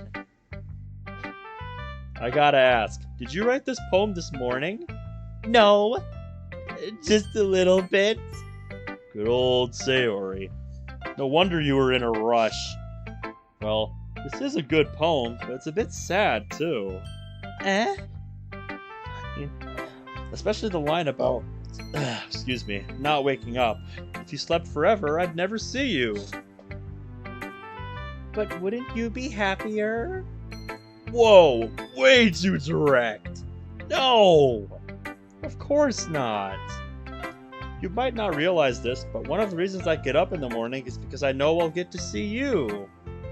Even if lately it's been from a distance. Like I said, you're my bestest friend in the whole wide world. If you were sleeping forever, the world would be a lot grayer. No one can replace you. Yeah, I know. Just maybe it's kind of pointless for me to even, think about that, but just, Trust me, just like you say in the poem. I trust you. Good. Keep up the good work. Your poem today was great. Thanks, Miji. But be ready for tomorrow. I'm gonna write the best poem ever. I look forward to it. That last line is so you. I made sunny side up eggs on toast. Were they good? Yep. Good. Can I have my poem back now? Sorry. We exchange poems again. She gets hers back and I get mine. Thanks, Miji.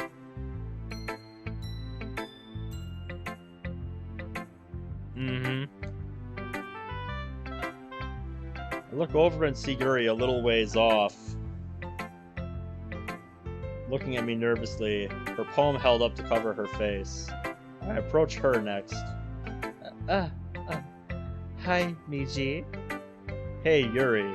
I forgot to ask earlier, but are you doing better? A bit, yeah. Thanks for helping me.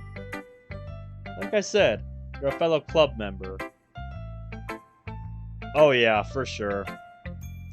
Sari has some of the best faces in this game. I won't stand to have my club members and my friends being harassed. So, are you ready to share poems? Ooh, it's embarrassing, but yes. I take her poem and look it over, reading it for Michi's sake. Yep, this is the same, so... Pause it now. Yuri's looking over my poem. This is amazing. It is? Did I say that out loud? Yes, and thank you. Yours is quite amazing too. Although for mine, I will admit that I wrote this a while ago for fun and just tightened it up for today. I do like Yuri with black hair. I think it suits her. He's going to hate me. Yuri? Take your time. So, what kind of writing experience do you have, if you don't mind my asking? Not much, I'm afraid. I've written a few poems in the past, but that was just for fun. Total lie. I've written a lot more, but I'm still playing Miji, so I've got to make it sound believable for Mr. Bland. This is the first time I've ever shown anyone my poems, so it's a bit embarrassing. But I'm looking forward to the feedback. Yuri puts the poem down. Well, first of all, the story you weave into the poem is exceptional. Yeah, it's a good way to put it. Your use of unusual words to describe mundane things is pretty impressive. Like here. She points to the second stanza. Flooded and flowed. Those words aren't usually associated with crowds, and it makes them stand out. That was my intention. Also, it's fitting that the crowd is described as mindless when he's one of them. Someone in mourning would definitely feel and act mindless. Although, I have to ask, why was that scene with the soldiers in it? Haha. Well, that was probably because I wanted to include some fantasy elements. I did want there to be a reason he fell off the tree. Maybe he could have just slipped, but in that case, the conflict in his mind wouldn't have been brought out. Yeah, for sure. Also, welcome back, Goose. Yeah, seeing Natsuki with anything but pink hair is just kind of off-putting.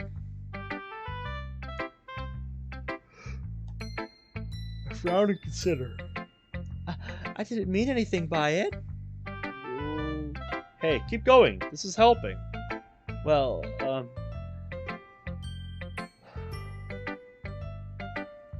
I really enjoy the use of the word slithering.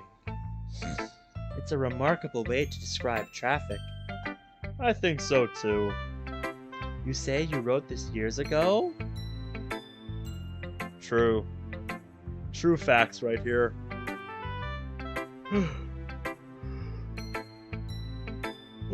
Excuse me. Fatigue is really starting to set in after about 4 hours here.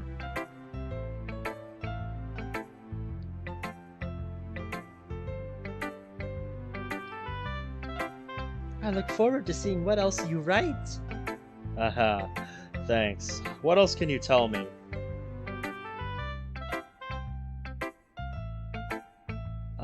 Well, it's such a long poem. Sure, Natsuki would like to give you her thoughts, too. What do you think about my poem? I'm sorry if my handwriting is bad. I noticed you took your time reading it. Are you kidding? Your writing is phenomenal! I wanted to enjoy the poem, too. Oh, I see. As for your poem, well, I have to say, your use of symbolism is quite layered. It seems to me, though, that this person in the poem is describing fear of change using quite impressive metaphors. The world around them is constantly hurtling towards the future, which they describe as sickening. Well, green-blue light isn't something normally seen as sickening, so the dichotomy is perfect.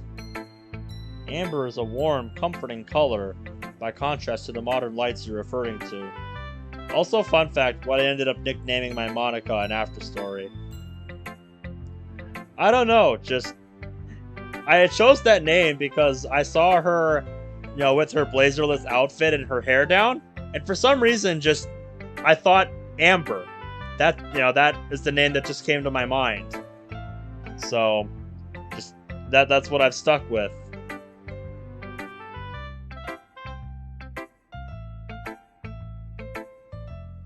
Dude, slow down! You're breaking her! I went on a tangent, didn't I? You're fine. It's just... You're pretty perceptive.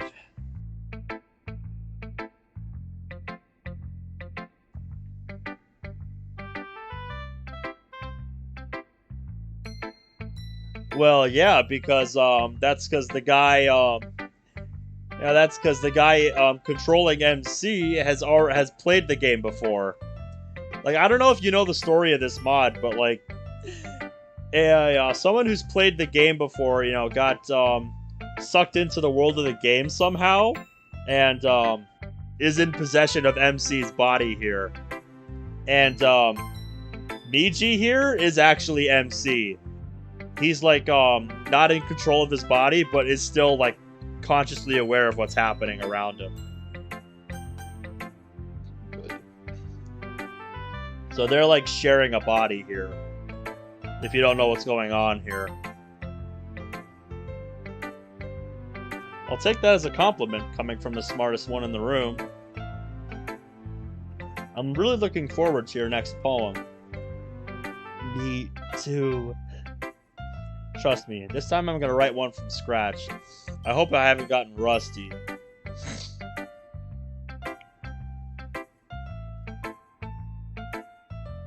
True, Bradley. True. Trust me, this time I'm gonna write one from scratch. I hope I haven't gotten rusty. Talk to you soon. Looking over my shoulder, I see Natsuki tapping her foot impatiently. I walk over to her. Took you long enough. I was saving the best for last. Tell me what you think. Fine. Only because Monica will probably force me if I don't. She snatches the poem out of my hand and then nervously hands me hers. I read it over. This is the same, so yep.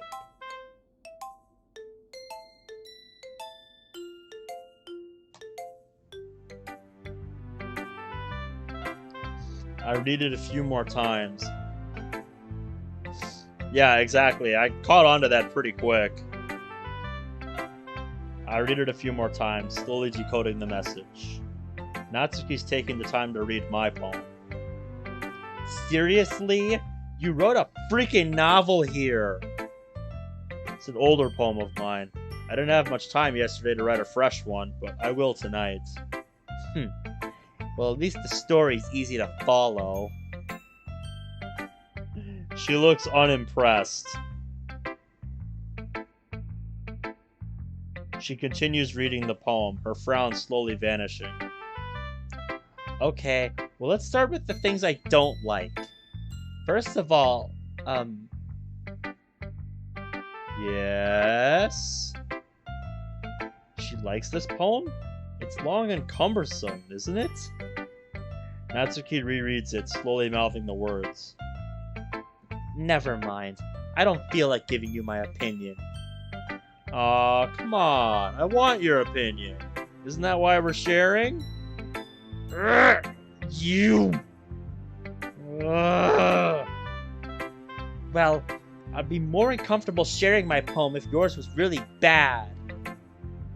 You're supposed to show me some dumb poem and make me go, ha! Well, it's not that great, but let me show you what real literature looks like. I can't tell you whether or not a Halo DDLC crossover mod exists, but there is a Ruby crossover DDLC mod. I want to get my 2 friends who are big Ruby fans in before I do that one, though. I don't know how long that one is or what to expect from it, but it's a thing that exists, and I have it downloaded. I want to do that one sometime, but I don't know when.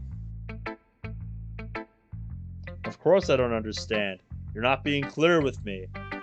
I'll be honest, I tend to be pretty oblivious at times, something I'm trying to change. Yeah, I bet if you look it up, you can probably find something. I just want your honest opinion. Is that so wrong? She looks away. I sigh but smile. Well, at any rate, your poem may be short, but it's pretty damn direct. Yeah.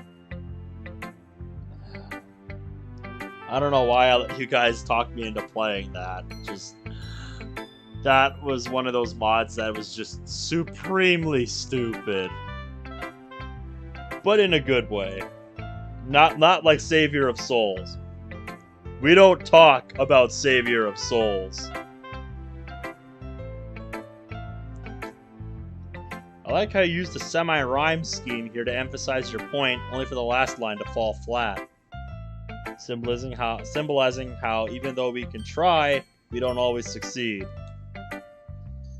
The interruption of the rhyme scheme perfectly encapsulates that feeling. Jeez! Did you swallow a freaking thesaurus? Or are you just trying to show off? Neither. I'm just stating my opinion. Well, at least you get it. Everyone in high school... Yeah, I know. I caught on to that, but still just... I caught on to that, but it was still just supremely stupid. And that mod was stupid in a bad way. The kind of bad that made me feel like I was back at work. And that is not what I play mods for.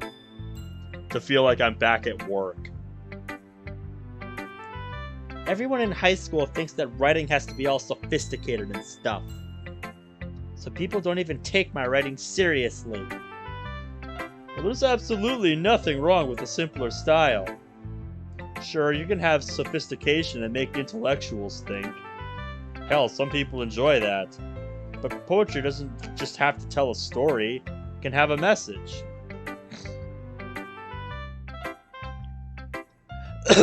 Excuse me.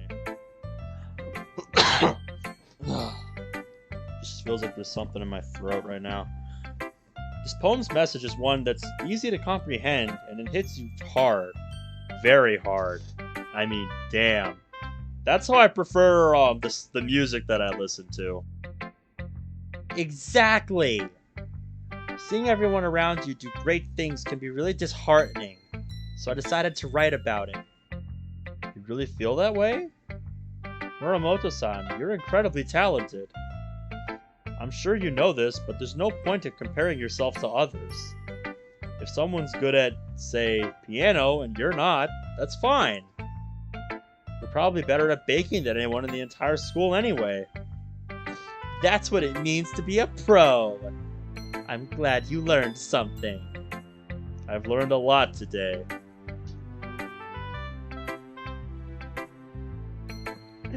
Yeah?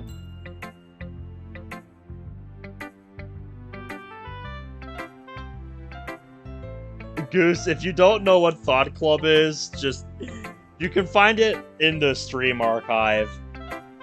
I don't remember which one it was. But I played that one on stream at the end of I think it was my after work chill stream. I played it at the end of that, just at chat's request. Well, that's everyone. I watch as Natsuki goes over to Yuri. Monica and Sari are just finishing their exchange and are putting their poems away. I head over to them. Hey, you two. Ah, hello again, Michi. Hi. All done over here? Yep. We just finished showing each other our poems. Sweet. Hey, Ben. Yeah? Think you could ask how these two met? After what you told me about Monica, I'm a bit concerned. Fair point. It wasn't ever mentioned in the game, but it was implied that Monica and Sayori were best friends at this point. I find myself wondering how they became best friends, too. Yep. Hey, I've got a question for you two. Yes? How'd you two meet?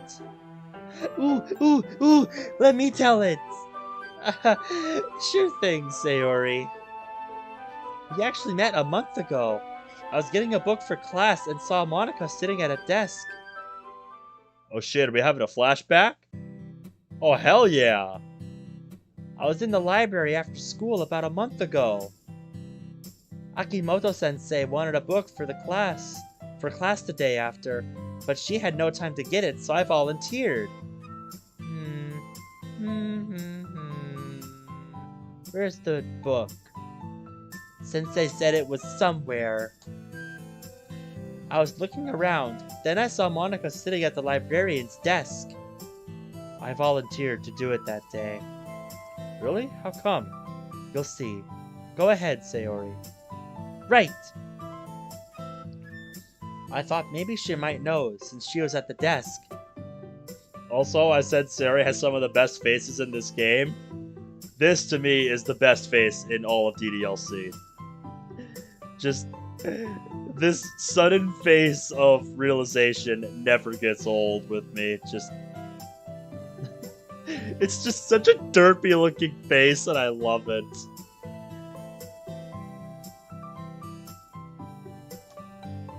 Excuse me. Yes? Can you help me? I'm looking for a book. Oh? What book? Records of Ancient Matters. Akimoto-sensei forgot to grab it before class, so she asked someone to get it for the next class.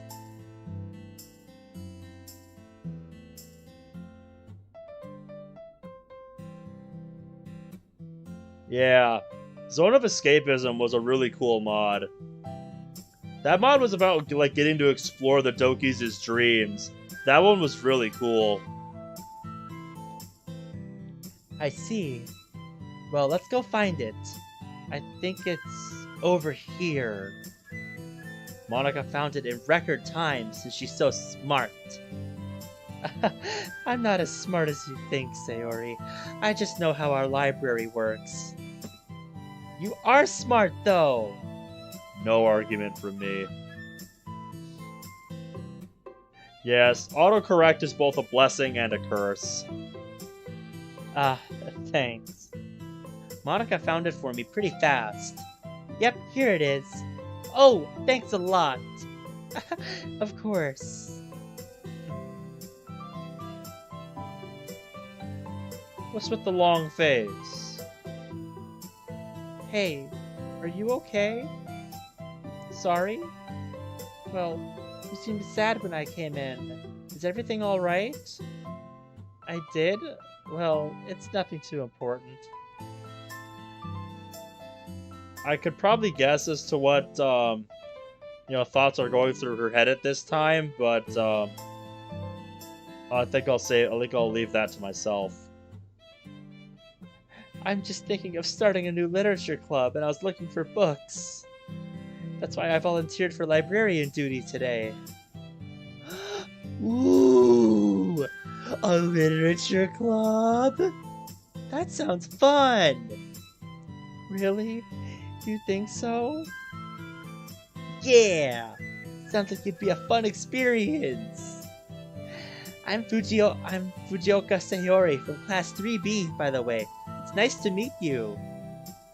Nice to meet you too, Fujioka-san. I'm Asano Monika from Class 3D. Ooh, you're Asano-san?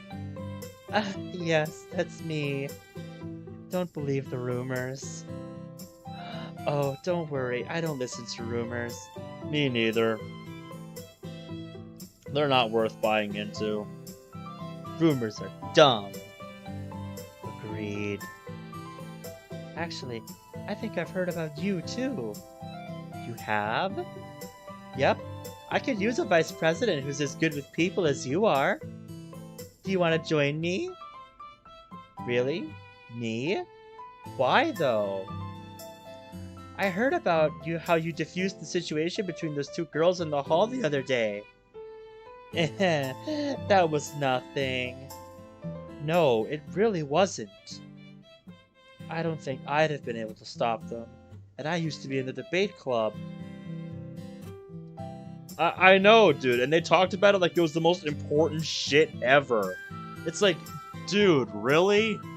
You realize this is gonna mean nothing in the grand scheme of things, right? Like, why do you care about this so much? It just never made any sense to me.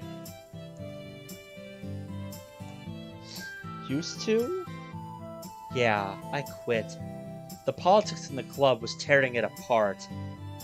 I want to make something that I enjoy, and that others can too. I see. I'd love to be your vice president. Oh, and you can call me Sayori. That's what my friends call me.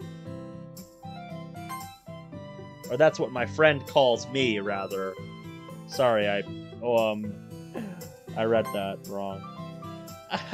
Well, in that case, you can call me Monica. Now then, let's see about forming that club. Yay! Let's go! And then we left to find out how to register our club. Yeah, screw library duty. This is more important. Oh, wow. That's pretty cool.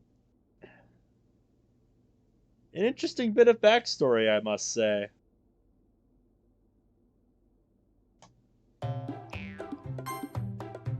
How'd you get Natsuki and Yuri to...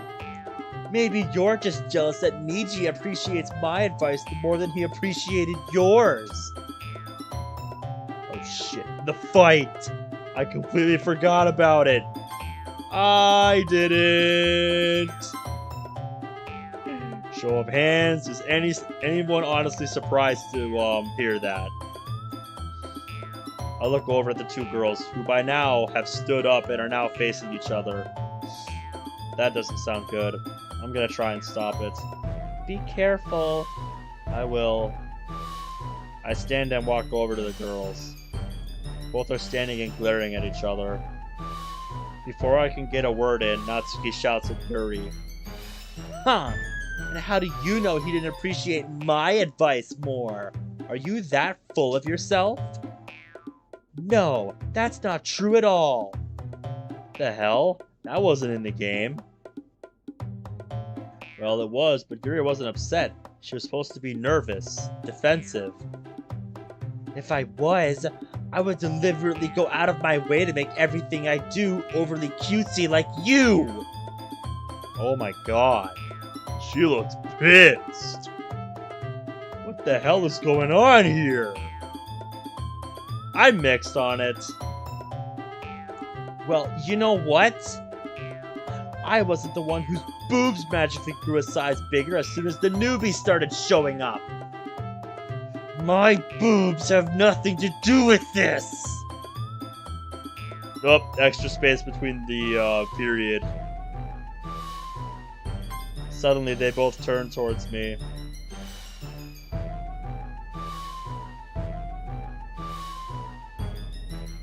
Yeah, it's refreshing after seeing it so many times, Bradley. What's going on over here? Michi! She's trying to make me look bad! That is not true! She started it! If she could get over herself and learn to appreciate that simple writing is more effective, then this wouldn't have happened in the first place! What's the point in making your poems all convoluted for no reason? The meaning should jump out at the reader, not force them to have to figure it out. Help me explain that to her, newbie! Wait! There's a reason we have so many deep and expressive words in our language. It's the only way to convey complex feelings and meaning the most effectively.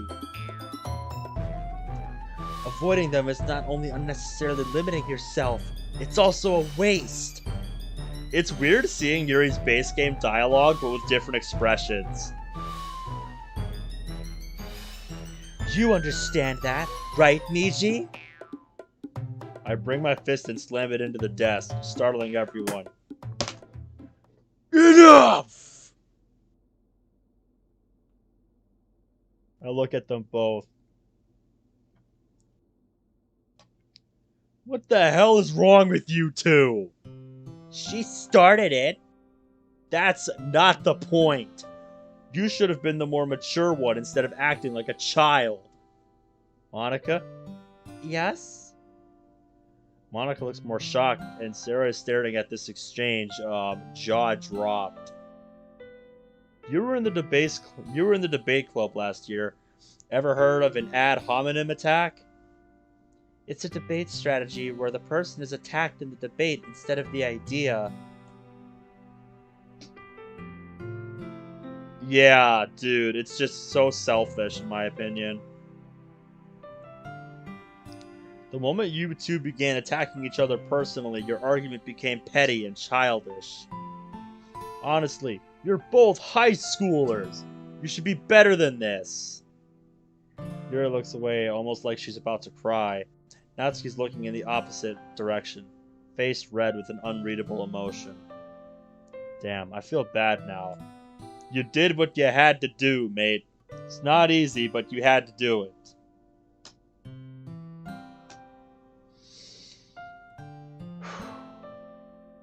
Hey guys, I'm sorry for blowing up. That wasn't my intention. But please understand, both styles are equally as valid. Besides, I liked both of your poems. Muramoto-san, yours might be simpler, but I really felt the message of the helplessness behind it. It was very impactful. And Yuri, yours was so layered and could be interpreted in many different ways for many different readers. A very effective strategy.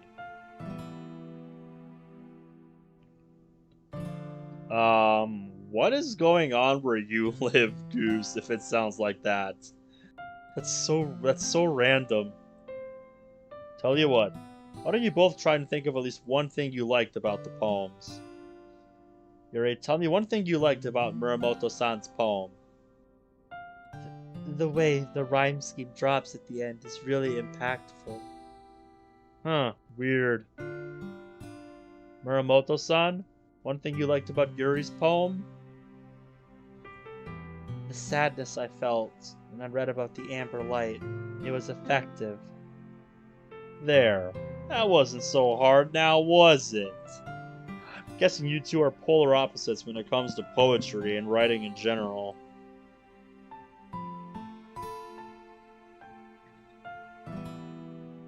Yeah, dude, I hear ya. First Wednesday of every month, I live pretty close to a, one of those, like, tornado sirens, so, you know, that always just comes out of nowhere at, like, 1 in the afternoon and just completely catches me off guard. It's like, Duh. Oh, right, it's Wednesday. Just because your styles are so different doesn't mean that you go attacking each other personally. Friends respect each other's differences. Be honest. Didn't you at least learn one thing from each other today? Constructive, I mean. Oh, yeah. I hear those too every so often. But yeah, this line right here, I really feel like a lot of people could benefit, from understanding, this line right here. Because I know people who, I know people who, don't quite get this, and get at each other's throats over, differences in their lives, and they, let that stand in their way. And they let that stand in their way of enjoying each other's company. And to me, that's not what friendship is about. It's about being able to spend time with each other and enjoy each other's company while also putting aside your differences. Like, just because, you know, you're friends doesn't mean you have to agree on everything. You know, it just means you have things in common that you enjoy doing together.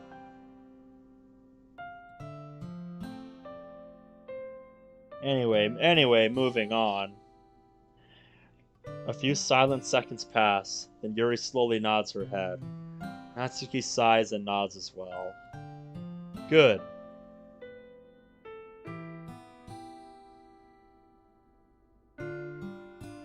Yeah. Yeah, I think if people knew the difference between the two, then that would help people just getting into a craft a lot more. Because, like, you know, this is the kind of criticism you want. You know, the people who will point out what you can do better and what was good about it. You know, that's what I'm always listening for. But the people, you know, who are commenting just to bash on you, those are the kind of people you just shut out from your life. Just don't even acknowledge them. Or, you know, if they won't leave you alone, then just either, you know, be upfront with them or just, you know, be respectful, but, you know, confront them about it. Just, that's my 2 cents anyway on that. And speaking of honesty, another moment of truth. Here it is, the big reveal.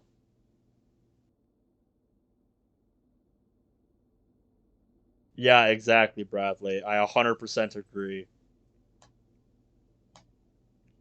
I move so I can face everyone as best I can. Out of the corner of my eye, I can see Madala subtly shaking her head pleadingly. Like, please no, not now. Oh boy, Monica's not about to like what I'm about to do, isn't she? I haven't been honest with everyone here. This is gonna sound insane, but I'm not Miji. The silence in the room is palpable. Everyone else is looking at me either like disappointed or confused.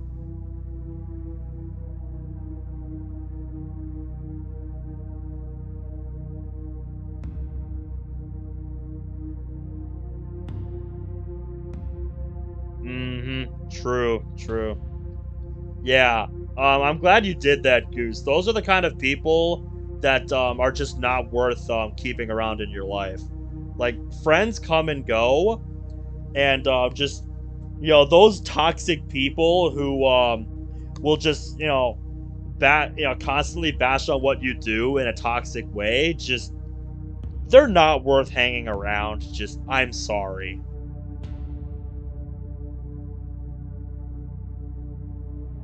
Natsuki and Yuri's guilt-ridden faces now look more confused.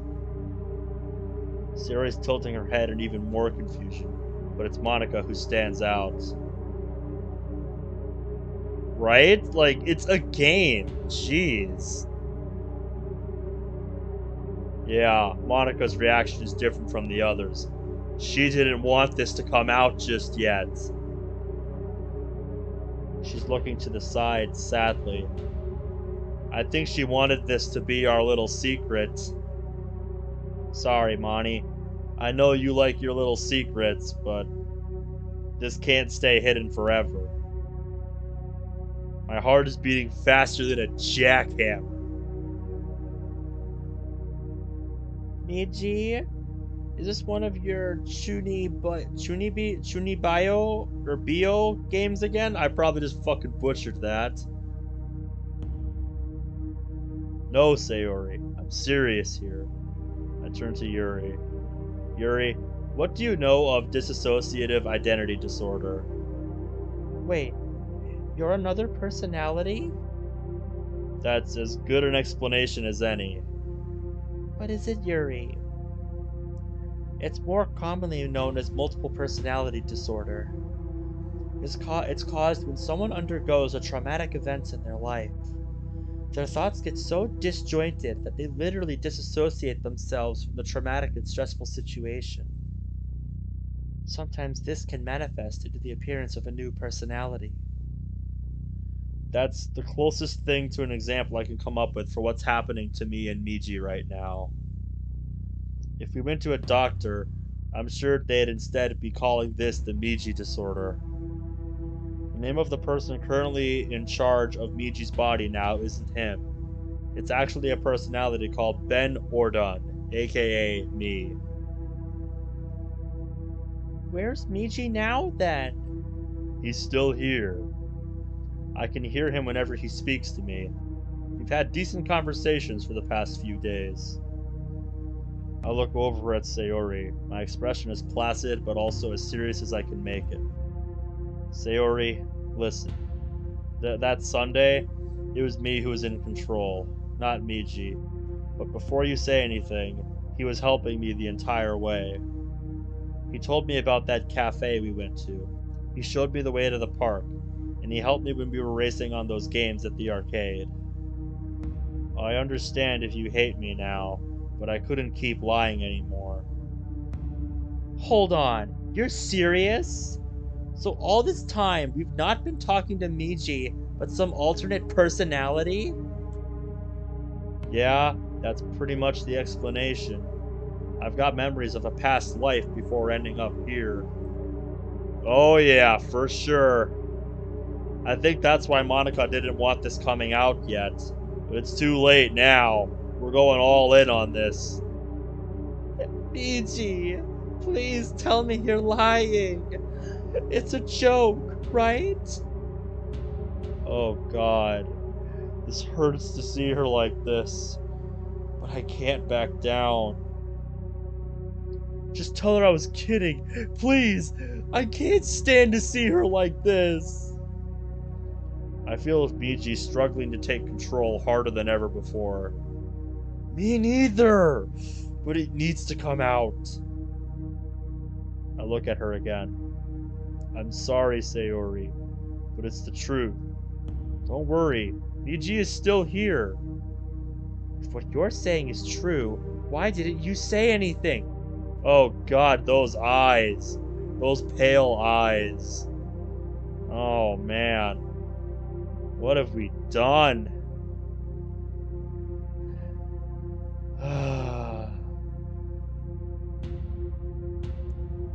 I was scared and felt so out of place. When I awoke in a strange house, I was sure I'd been kidnapped, but after Miji's consciousness woke up, we soon figured out what was happening. Why? Why did you take me out on that Sunday then? Yes, I got a glimpse of Miji's memories, saw he regretted distancing himself from you. So I decided to try and help him. It was the least I could do. We both want to try and let Miji take control again, but we haven't had the time. Please, I know this sounds bizarre, but It's more than bizarre, it's insane. You expect us to believe that you're not Sayori's childhood friend that she's been boasting about for weeks just like that? no kidding, man. And to top it off, you're making Sayori cry. If it was a joke, I'd have been able to forgive you, but making Sayori cry? Inexcusable. Ow. That hurt. You're a monster! I'm not surprised Natsuki's pissed. I hold my hand to my cheek. I know. And if you don't want me in the club anymore, I'll be more than willing to leave. Hell, I'll even ask to be transferred to a new school. Transfer! Yes, transfer. I head over to grab Miji's bag. Wait! Can I talk to you in private? Monica, you're believing this bastard? We'll be back. Yeah, I think I would be more pissed off if it was some elaborate joke. She takes my hand and moves me out into the hallway. Ow, ow, ow, ow, ow, ow, ow. I don't like that look. Next, she pulls me into an empty classroom. Her grip is like a vice. She grabs the lapels of my blazer and throws me against the wall, pinning me there. Exactly, Goose. We're in for it now. By doing what we just did, we're asking for hell. We're asking for hell here, ladies and gentlemen. What the hell are you doing? Are you insane? I had to tell them. I'm sorry. I didn't mean to shout. It's just, it would have been one thing if Miji wasn't in here anymore. But he's literally thrashing about right now, trying to take back control and tell the others it was a joke. I can't lie to them like that. Damn it, those tears. No, no, no, no, no. Let me hug you. No, no, no. No, don't make me look at you like this. I can't stand to see you like this. Think my in-game self says it all. I don't even need to say anything.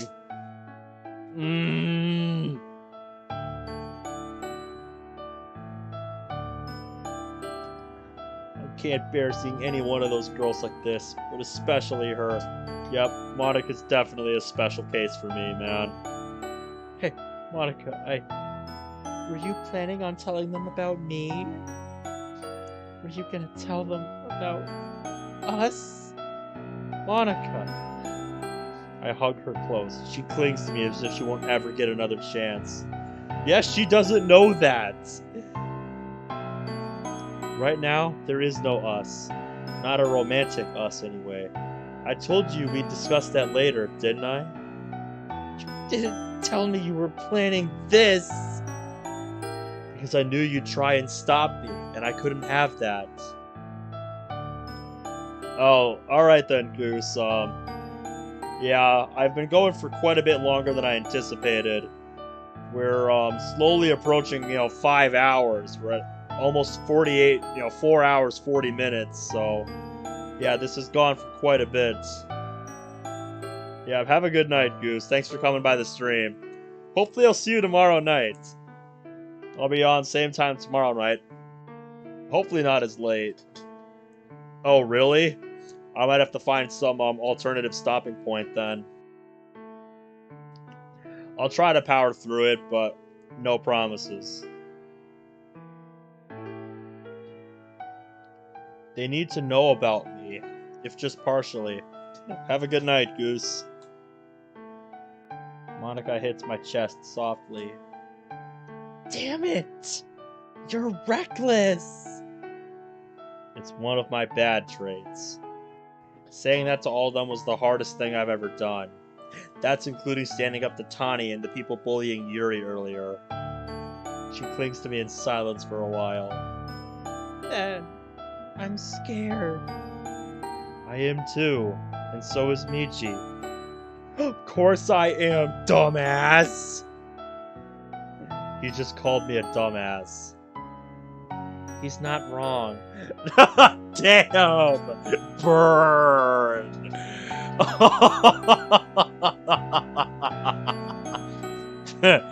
True.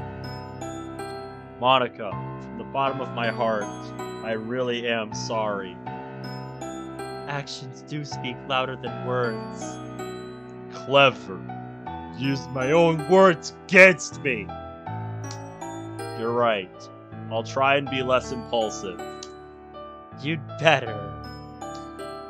Dude, I thought I was terrible with girls, but you've gotten everyone in that club to hate you in seconds. That doesn't sound like that confident club president I remember from the game. Cut it out. You and I both know my confidence is a facade.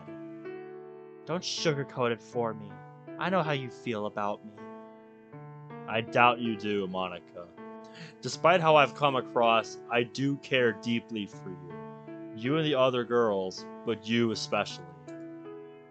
Then why don't you trust me?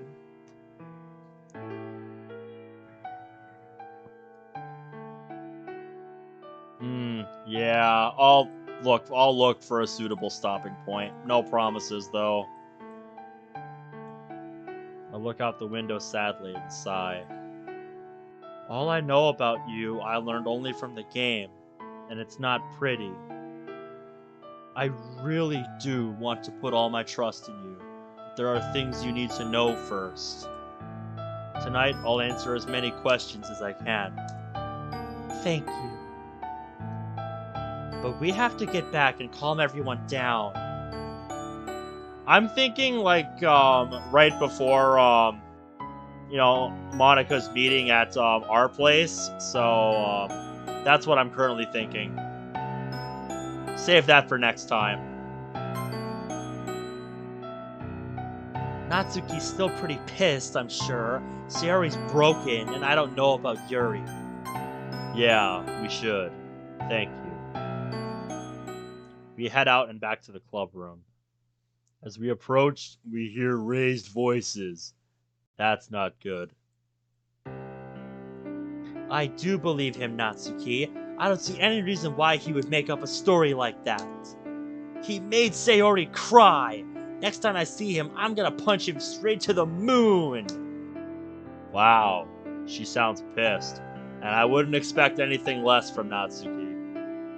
Natsuki! Whoa. This is a side of Yuri I hadn't seen, like earlier. Better keep an eye on that. Now's not the time for that. Why would Miji lie about this? He doesn't sound like the kind of guy who would go out of his way to hurt Sayori like that. At least from what Sayori's told us. It's not that I don't get what you're saying, but if you're that concerned, why aren't you comforting Sayori? I walk in behind her and close the door. Sayori's eyes are full of tears. Oh God, my eyes start to water. I can't help it. Michi's emotional about this, and so am I. Yuri and Natsuki are standing and facing each other. Natsuki's face is red with rage, and Yuri's looking back with a serious expression. Monica goes to console Sayori. The latter two look at me, and silence fills the room. Yuri is the first to speak. Gordon-san, was it? You can call me Ben if you like. Well, is there anything you need? You're helping this jackass? Advice. I need advice. I sit down. Yuri sits next to me. How the hell do I let Miji take back control, even if for a brief time? Well, let's see. There are a few methods used to treat dissociative personality disorder. Hypnotherapy, talk therapy, psychotherapy, and so on. Your situation doesn't sound quite the same. No. It's like my soul has been torn from my body and jammed into this one. And I want to know if we can switch. Why not just let Miji take control permanently? After all, it's his body. Because it's not that simple, Natsuki. Because I don't want to die. I'm scared of death. Alright, I'll probably be getting off. I keep saying I'm probably going to be getting off pretty soon, but this keeps going, so. Have a good night, or morning, or whatever, avant-garde. It was nice seeing you around the stream. See you tomorrow, I guess. Have a good one. Hug myself a bit. Suddenly I feel a pair of slender hands on my shoulder. Ichi. No. Ben. I'm so sorry. I shouldn't have lied to you. She wraps her arms around me. It's alright, Ben. And Miji, if you can hear me, you're Miji's friend now, right? His friends are my friends. I know you were scared. That doesn't make what I did right, though. I don't hate you, though. I could never, ever hate Miji or his friends. She hugs me close. I smile sadly. Natsuki chooses that moment to interrupt. Oh, please. Now he's acting all sad and stuff. You're all in... Natsuki! Yep, there's that look again. I can't believe how childish you're acting about this. And especially after Ben chewed you out. Natsuki looks away and begins to cry. It's not that. I just don't like it when people make Sayori cry. I've destroyed something precious here, haven't I? Dude, just tell them you were lying. No, dude, that's just gonna make everything worse. It's too late. Even if we did, do you think any of them would forgive us? Michi makes another effort to take control. Please! Ben. This wasn't what I wanted, and it's certainly not what Michi wanted. Right now, he's trying desperately to take control and tell you all that he was joking. Good determination flows through me. Michi senses it and stops. But I'm not going to give up. I did say earlier it would be easier to just leave, but that's the coward's way out. I'm gonna work hard and make this deception up to all of you. Also, don't hold any of this against Michi. None of this is his fault. Actions speak louder than words, and I will make it up to you all. Ugh, stand up, you idiot! This isn't some period movie. I know. Please believe me when I say I didn't want to make Sayori cry. Michi cares for her. Now I do, too. Fine. Ugh, thank God. We did well. Okay, everyone. I have an announcement. We've just gotten a new member. Please welcome Ben Ordon. I hope you'll treat him as well as you did when we thought he was Miji. It's nice to officially meet you, Ben.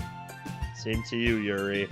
Thank you for being so accepting of me, even after I lied to you. I'll be working hard to let Miji through so you can meet him, too. He's a pretty cool guy, even if he isn't as into literature as I am. Unless you're like Muramoto-san and think manga is literature. In that case, he's a literature god. Yeah. Hey! Hey! Manga is literature! I know that! Don't worry, Yuri. I know a bit more about literature than he does. I look forward to hearing your opinion on Portrait of Markov when you finish. Good, because I want to hear yours. Okay, everyone. It's just about time for us to leave. Aside from this unusual turn, how did everyone enjoy poem sharing? It was pretty fun. Well, I'd say it was worth it. It was meh. I found it pretty enlightening. I enjoyed getting feedback. Oh, and I should say that if we're doing this again, I'll be bringing in 2 poems. One by me and one by Michi. How will that work? He'll tell me what he wants to write, and I'll write it. And how do we know you'll write what he says? You could easily write something and say it was Miji's. So you believe him now? Ugh! Shut up. I get where you're coming from, but if anyone will know how Miji thinks, it's Sayori. She'll be able to see if I'm lying first. Fine, I'll trust Sayori then.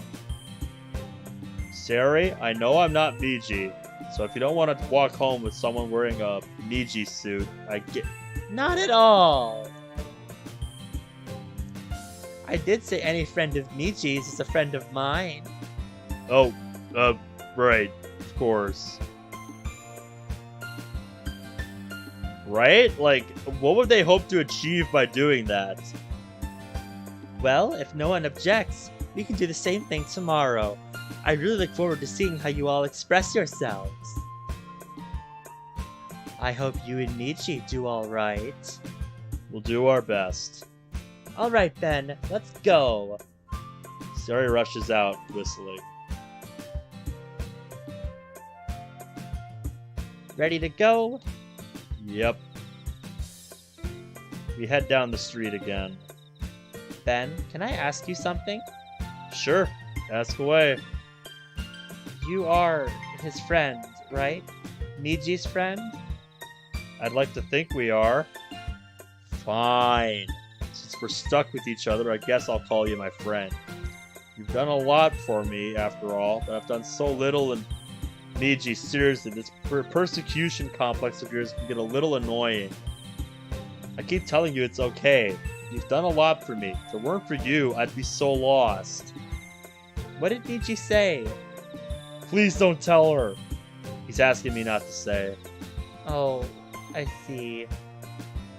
Damn it, just let me tell her. It's embarrassing. Plus, I don't want her to worry. It's a friend's job to help when they're down.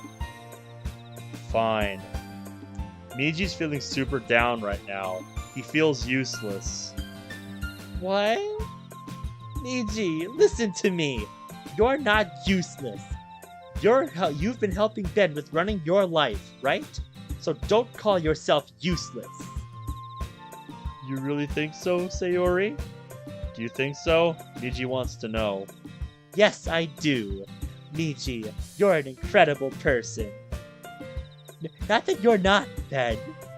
Sayori, calm down. I know you're closer to Miji. We did just meet, after all.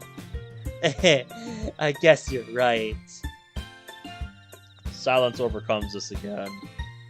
Oh, by the way, I wanted to ask. Do Yuri and Muramoto-san always act like that? Completely argumentative, I mean? Miji and I were both curious about that. No. That's really the first time I've seen them fight like that. I promise they're both wonderful people. Although, that's the first time I've seen Yuri so angry. Yeah, that goes the same for both of us in Act 1. That's the plan right now, Bradley. You don't hate them, do you? Either of you? No, not at all. We don't hate them, we were just concerned. Seriously, are you really okay with this? I mean, I've hijacked the body of your best friend, and I don't know how to give it back, even temporarily. Yeah, I'll be fine.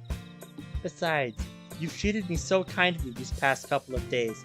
You stood up for Miji and me, not to mention Yuri. You're a good person. Just stop being so impulsive. It's a bad habit I have. I'll do my best. Good. We keep walking for a while. Then I remember the question I was about to ask before being interrupted. I think it'd be a good idea to get her mind off of a bit off of what happened earlier today. Hey, Sayori? Yes? How did you and Monica get the others to join? Oh! We actually got Natsuki and Yuri to join the day after Monica and I met. Monica and I met during the lunch the day after we first met. We were reading over the student handbook. Okay, so this says in order to make an official club, you need at least 4 members and a place to meet. Yeah, so this might be a bit longer than we think. We're coming up on that 5-hour mark. Let's get some hype for 5 hours. I didn't think we'd be going that long tonight, but I never know how long these are going to end up being, so it is what it is. Where would we meet up though? I asked about that after you left yesterday. Yeah, I'm starting to realize that. I'm fine with it, just I wasn't prepared for it. Our clubroom would be the middle. Our clubroom would be the middle school classroom 3D. An entire classroom? I know, I was surprised too. But that's where the last literature club met before disbanding 2 years ago. I'm still surprised we don't need an advising teacher, though. In my middle school, all clubs had teachers advising the class. Do you know why? I'll ask later. But in the meantime, we need club members. Can you think of anyone? I couldn't think of anyone at first. Then I saw Yuri come in. She was carrying a book. Ooh, what about her? Yeah, I've seen her reading during most lunches. Wanna go ask her with me? Yeah! Excuse me, are these seats taken? No, not at all. Poor Yuri. She probably wasn't expecting that, was she? Not really. Can I ask you something? You're Yoshika Yuri, class E3. Ah, Yoshika-san! I'm Asano Monika from class 3D. This is Fujioka Sayori from class 3B. Hi! Hello there. I couldn't help but notice that you enjoy reading. Ah, yes. Much of my free time is spent in the pursuit of literature. Oh, cool! Would you like to join our literature club? A literature club? I wasn't aware our school had one. We don't. Not right now, anyway. Sayori and I are trying to form one, and we were looking for members. Would you be interested in joining? I don't know. I've never been in a club before. Would I be useful there? Well, I'd prefer that the club had a more relaxed atmosphere. Well, I think having activities for the club would be appropriate. We don't have to do them often. It's gonna be a fun and relaxing club! Wouldn't it be nice to have a place where you could read in peace? Yes, I suppose that would be a pleasant experience. No pressure, right, Monica? No, none whatsoever. I won't force you to join. I just figured you'd be interested and wanted to extend the offer. You can take time to think about it if you want. If you do decide to join, go ahead and come find me or Sayori. It's gonna be a fun club. I hope you join. Thank you for your kind consideration. And thank you for listening. Sorry if we interrupted you. No, it's okay. I am quite intrigued by your offer. See you later, hopefully. Indeed. Goodbye. Huh. Yeah, I suppose Yuri would be a bit uncomfortable. From what I've seen of her, anyway. Yeah, me and Monica and I ganged up on her a little bit. But we weren't mean. True. Yeah, I believe you. So how did you get Natsuki to join? Oh, we convinced her a bit more easily than Yuri. We actually found her after school the next day. More flashbacks. Are you sure about this, Sayori? Sure about what? Oh, it's just that this Muramoto-san you mentioned doesn't sound like she's into literature like Yoshika-san was. That was what the argument was about, though. Argument? The one from the other day? Yeah, she was arguing with someone about literature. Oh, there she is! We saw Natsuki sitting on one of the benches, reading a manga. Excuse me. Oh, it's you. Yay, you remembered me! Well, you did help me. Who's this? I'm Asano Monika, from class 3D. Fujioka Sayori, class 3B. I'm Muramoto Natsuki, 3C. Can I help you with something? True, man. It's really the writing that's keeping me going here, because I'm getting ready to crash pretty soon. Maybe you can. The two of us are hoping to start a literature club. Would you like to join? Huh? A literature club? Why me? I don't read big books like those bookworms in the library do. I remember you saying that something was literature. Yes, manga. Manga is literature. I know someone who'd agree with you about that. So, are you interested? I don't know. What would you... What, what would you going to do in the club? I'm guessing they meant to say what would you be going to do in the club? Like, that just reads really awkwardly.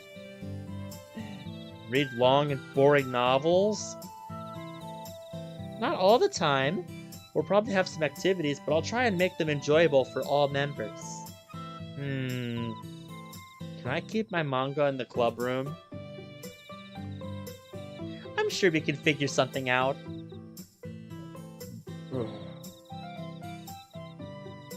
Yeah, there's not many of them in this mod.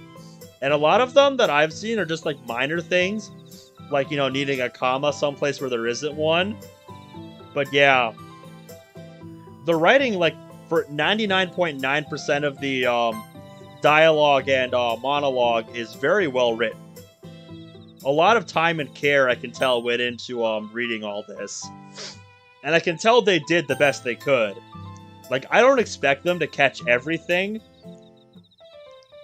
But when it's only minor things like that, you know, it's a lot more forgivable than when you can tell someone, like, really didn't take the time to do it. Because I've played mods like that, where they don't take the time to proofread hardly at all. Or just English isn't their first language, so they don't know it as well as a native speaker, so... yeah. Well, I'm not into any clubs, and I could certainly use a place to... Never mind. I suppose I can give your new club a try. Are there any other members? We asked someone earlier, but they said they'd think about it. Okay. Excuse me. Yoshika-san? Ooh, have you decided already? Yes, I have.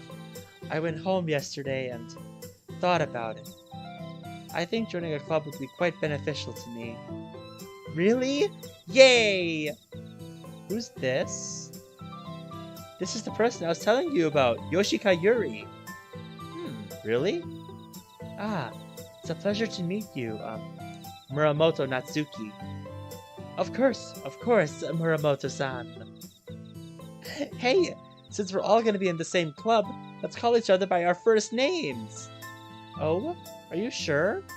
Of course. What do you think, Monica?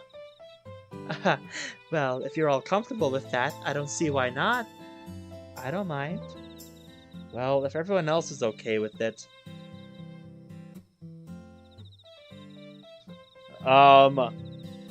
I couldn't tell you. My first impulse would be to just say, from. You know, just kind of like maybe a silent E at the end, but maybe it's intended to be pronounced, well, it doesn't have an accent, so it wouldn't be like frome or something stupid like that, but like, yeah, I agree. English is very much a bitch to learn. Like, if I didn't grow up a native English speaker, I would probably have a really hard time reading English. Because just there's so many like stupid things to keep in mind with English that just you don't really think about when you're a native speaker. Great! Froom? Froom. As in like vroom. Wow, okay, yeah, I totally botched that. Yeah, exactly. That's what I was just talking about, dude. It's so English can be really dumb at times. Let's go get our club registered. Whoa, slow down there, Sayori. Let's do that tomorrow. A lot of the teachers are already gone, I'm sure. Sorry, I got a bit excited. So, are you all okay meeting out here after school tomorrow so we can register our club? That's perfectly fine with me. Sure, why not? I'll tell my dad I'll be home a bit later tomorrow. I'll be free after school. Great! Then let's meet here tomorrow. See you all then.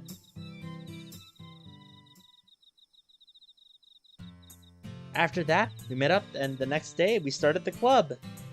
That's pretty cool, actually. No kidding. I look around and see that we've reached Miji and Sarah's neighborhood, which means we're getting close to our dropping off point for tonight. Looks like we're almost home. Yeah. Is something wrong, Sayori? Yeah, dude. I learned how to pronounce Worcestershire at work. Like, I tried, like, sounding it out and making it sound really complex. But then when I heard the actual pronunciation, because, like, I have to know where Worcestershire sauce is at work. But, like, the first time I heard that pronunciation, I'm like, wait, what? That doesn't sound right at all.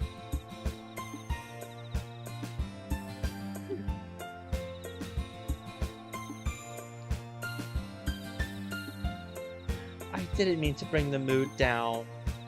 I should be the one apologizing. I'm the one who brought it down. Although I should say Miji wasn't quite on board with me telling you all. He didn't want to worry you. And neither do I. Even though I've only known you for a few days, I do care for you. And everyone in the club, too. At any rate, I'll see you tomorrow. I have 2 poems to write. Yeah, that one I don't know. Okay, good night, you two. Good night, Sayori. Yeah, that's one way to put it, Miji. But, alright. We said our goodbyes to Sayori. That's it. Ugh. I don't want to keep going until the end of the day. I don't care how close we are to the end of this day. Good God, I do not have it in me. I've got to eat something, go to sleep, and try to wake up before I have to go to work tomorrow. Just, oh God, this ran quite a bit longer than I expected.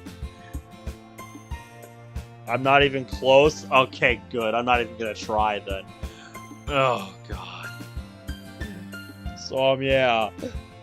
5 hours and 8 minutes is pretty ridiculous. I did not expect to go for that long. I mean, I don't know how long I expect going into these, but yeah. So I guess this is where we'll pick up next time. Thanks to everyone who stopped by the stream.